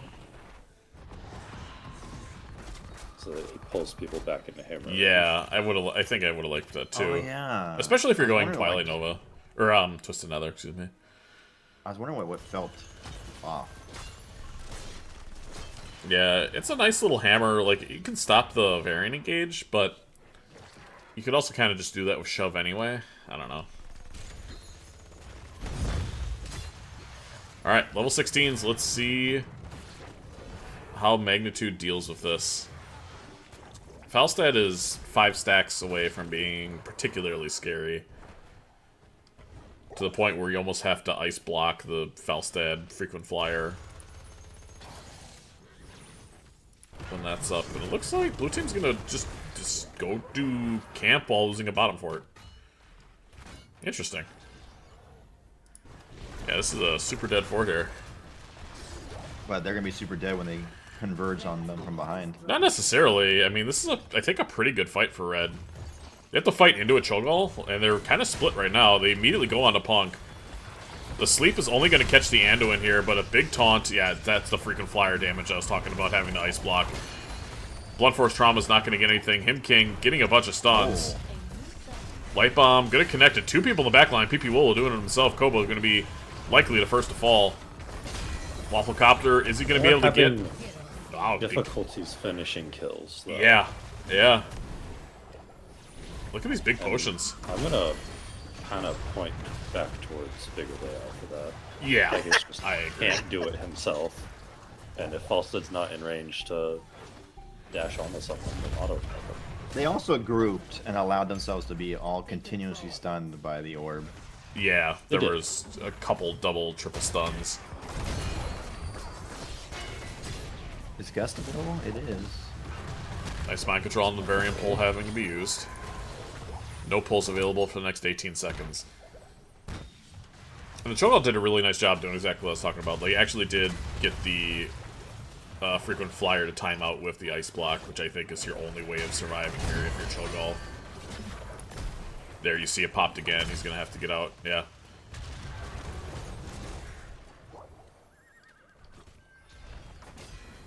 On the backside here, they're taking their own camps while keeping 4 members bottom. Yeah. But now level 20s. Cho'Gall's online, right? Yeah. Kind of. Yeah, I mean, since 16 for sure. Since that last team fight. Do we have Ancient Now they Blessings? No, we don't have Ancient Blessings. Safety in numbers. And then Super Pot. Okay. Ancient Blessings would have been 13. Yep. I never I do realized... prefer the bonk stun 16. staff, but That's Battle Deckard. Ooh, I don't like this trade. If they are trading top for bottom here. This is the win condition lane 2, and they're going to Odin this with 20. Oh, they're not 20 Odin. That's also a mistake. Objective lane too. Yeah. This feels bad. I mean, Blunt Force Trauma coming in. Meow. For real, since I Yeah, that hate is Gaul, not but Cho is a cool. trade. Yeah, this is not a good trade. not a good trade. They traded fort, a keep, and the objective for a fort? Question mark? I mean, I almost want them just to keep going if you're Cho'Gall. Like, just keep running it down. I don't know. I guess objective is up now. Let's see what they end up doing with it. Between Hammer, Syl, and Cho'Gall, it should get shredded pretty quick. Blue team has taken control. Top camp is going to get some value. This is not a Cata wave too, so yeah, that's gonna get some value, but they have 2 people in this thing too. Mercenary Queen with the turret. Immediately dead. Potion set up around the arena nicely. Sir Mac of Cheese doing their best. It's a nice sleep there, gonna catch 2 people. But the Triglav is beating the hell out of Deckard, and Hammer already having to go back. Sir Mac of Cheese getting very low. Light Bomb Combino gonna miss thanks to Ice Block, but the core doing a lot of work here. Now Him King looking in, and that's a double kill just like that. And that now is gonna completely stop the end. Cho'Gall living his best life, gonna have a couple of pots to heal up, and I mean, they're gonna try to get some core damage here, but I think they're just gonna die. Nice combo there. Oh, the core trolling him, though. The core actually helping the escape, but it's not gonna be enough. Waffle Copter will fall. Varian gonna be the next to go down. Punk running as his name suggests. And they end top. Not if Cho'Gall... Never mind. Okay. Just kidding. Jesus Turn H. around and kill the Cho'Gall. Never mind. Just kidding. What is going I'll be on? built online. Yep. This camp is still alive in the top lane, by the way. It's gotten some value. Considerably. Got a tower and half the gate. Yep. There's a catapult behind the gate now, so it'll definitely die. Eventually. Punk's gonna be here doing camp. Syl gonna be doing camp. And what do we have at... Okay, we have Twilight Frenzy, which is great. Cho'Gall's basic attacks become ranged and slow targets by 20% for 2 seconds. That is not a level 20 I see very often with Cho'Galls. You see Cho'Galls enough It to know definitely they're... makes them like harder to get on top of for like Barry. Here we have they can chase down like Gust on Solanas. Nice unstop there. Oh.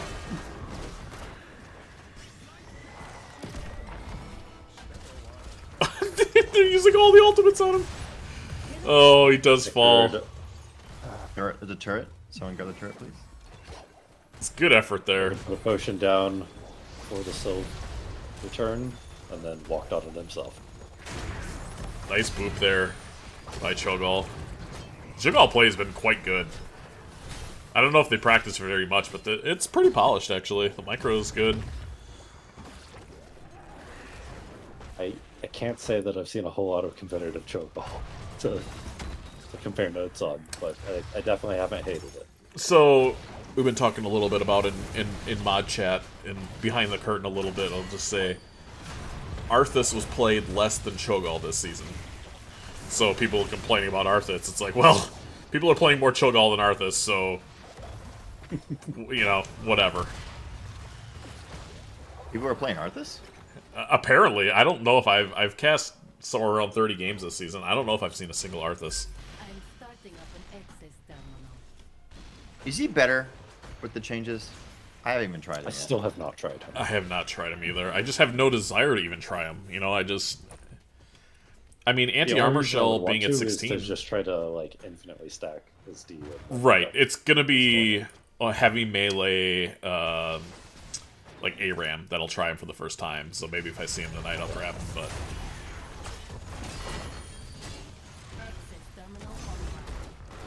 I'd like to see Mac and Cheese using mind control a little bit more, do a little bit more fishing. Especially with the upgrade. Yeah, exactly. It's like a 15-second cooldown. Correct. Yep. The rebuild is apparently good, says Meeple. Okay. I'm gonna have to take your word for it. What people? Arthas main? Arthas no, tricks? past the Meeple. I think.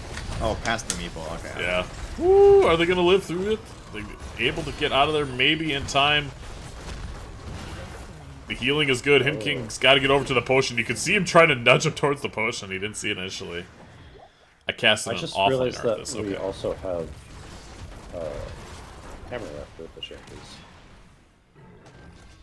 Or Bull BFG. That being said, they didn't go with the 20 that got changed. Uh-oh, Tychus. Oh, nice time trap there. Tychus really wanted the camp. Okay, Anduin, thank you for saving him. I mean, Cho'Gall just won another team fight post-20, and slowly but surely, Minion Miners clawing their way back into this game. It's a shame they don't have black arrows. Sorry, it's like the compliment sandwich. You're doing a good job. Unfortunately, we don't have this. Yeah, that's But, no, they're still making their way. being a caster in a nutshell. Trying not to shit on someone too hard, but also why are you doing the things you're doing? You know. I do feel Meanwhile, though. Tychus can do this all day. Wait, Cho'Gall can get in there by himself. You should be able to operate both of them. Yep. And Where are they going with this? No, because Gauls always has his own kit. Still, this is like Oh, the right. boss stream live. This is right. Okay, this is really funny. Oh my! So you're still able to do W's. Holy, that's insane, actually. Yep.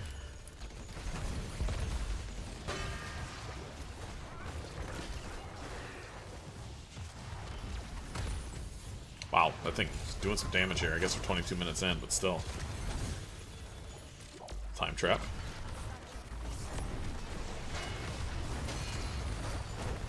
Decker trying to go for an engage, but getting quite low here. The stuns are brutal to deal with. You can see them struggling a little bit. We do have infinite pods for Deckard's. Yeah, they could set up here and try to look for a fight, but Gust is scary.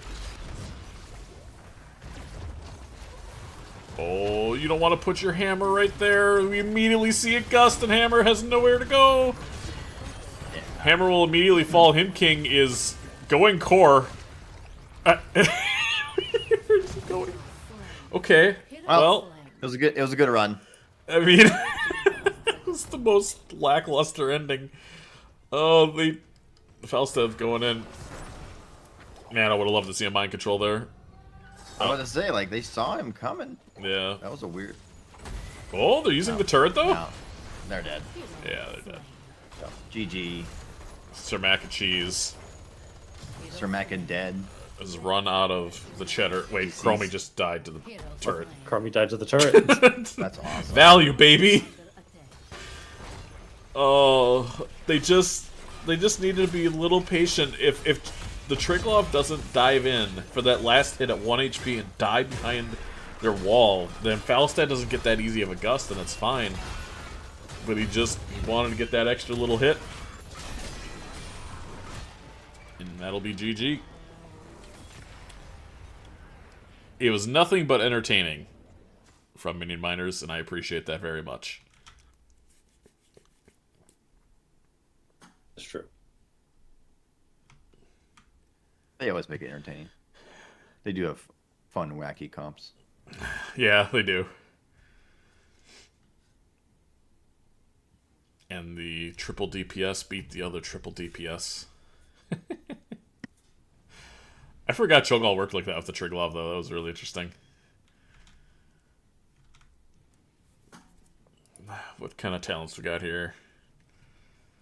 Yeah, weird not to see the Odin upgrade. Guess just wanted more mobility. You can do this all day. Also the armor and just being able to keep this Q on people. Yeah, I mean... It's not about talent, it's just not Odin upgrade. Exactly. That's exactly it. There's a lot of talents like that. They're like, this talent's pretty good. Being said, however... Odin wasn't really useful for them in fights. It's just a siege tool for them in this game. Yeah. But it also gives you just a lot more range, too, and especially in the Hammer. Like, Hammer just can't sit there AFK and pushing into you because there's going to be a nuke on top of him. And Decker wants to be pumping as much healing into the Cho'Gall as possible, so you really don't have the opportunity to heal the other two who are flying in and out. Hey, the Decker did keep the Cho'Gall nice and healthy. Healthier than I was expecting, honestly. I would agree. I would say I was surprised by that, too. I think the super healing pots, I think a lot of people don't realize that it has a passive ability. Potion right? heals for 25% more when the target's under 50 health. Almost always worth it. Yeah. And then when it's already in super form, that's a lot of extra healing, fam. Yeah. And do the maths. Potion of shielding, too. I dig it. Oh. I dig it. All right. Have, the Kanai's Cube, which is an interesting pick, but the damage reduction is nice. Yeah. What do you usually go at 7? Emerald. Oh, I usually go cube because I like the damage reduction. I'm also lazy. If I already have one of the first two, I'm not going to do a second one. That's like too many gems. I find that you can do 2 gems comfortably without like interrupting the others. All right. Well, I'm so happy that you're So talented. Thanks. Listen to this fucking heroic player over here, Linehouse, while I know, we're right? stuck in the poverty Well, I'm leagues. fine. It's so easy when I'm, still have all my faculties. Nothing's gone. All right. I'm gonna end the stream and slide down What a the channel or Falcons? two. Try to find an Arthas and an ARAM. So let me say goodbye to chat, and I'll be with you guys in a bit. Well, goodbye. Wait. Before you cut me off. Yeah. Goodbye the meeple, except not. Because he told me to ban me. You go to hell past the meeple. You go to hell. All right, that's it. All right. That's all I got. Base. Thanks for joining me, gentlemen. You guys have a wonderful night. Thank you. Thanks for having for- us. All right. That's going to do it to me. Congratulations again to Magnitude Oblivion. 2-0 victory over Minion Miners. Fun games. Interesting comps. It was a good time. Thanks again to both Linehouse and Draco for co-casting with me this evening. And thanks for everybody coming out and saying hello.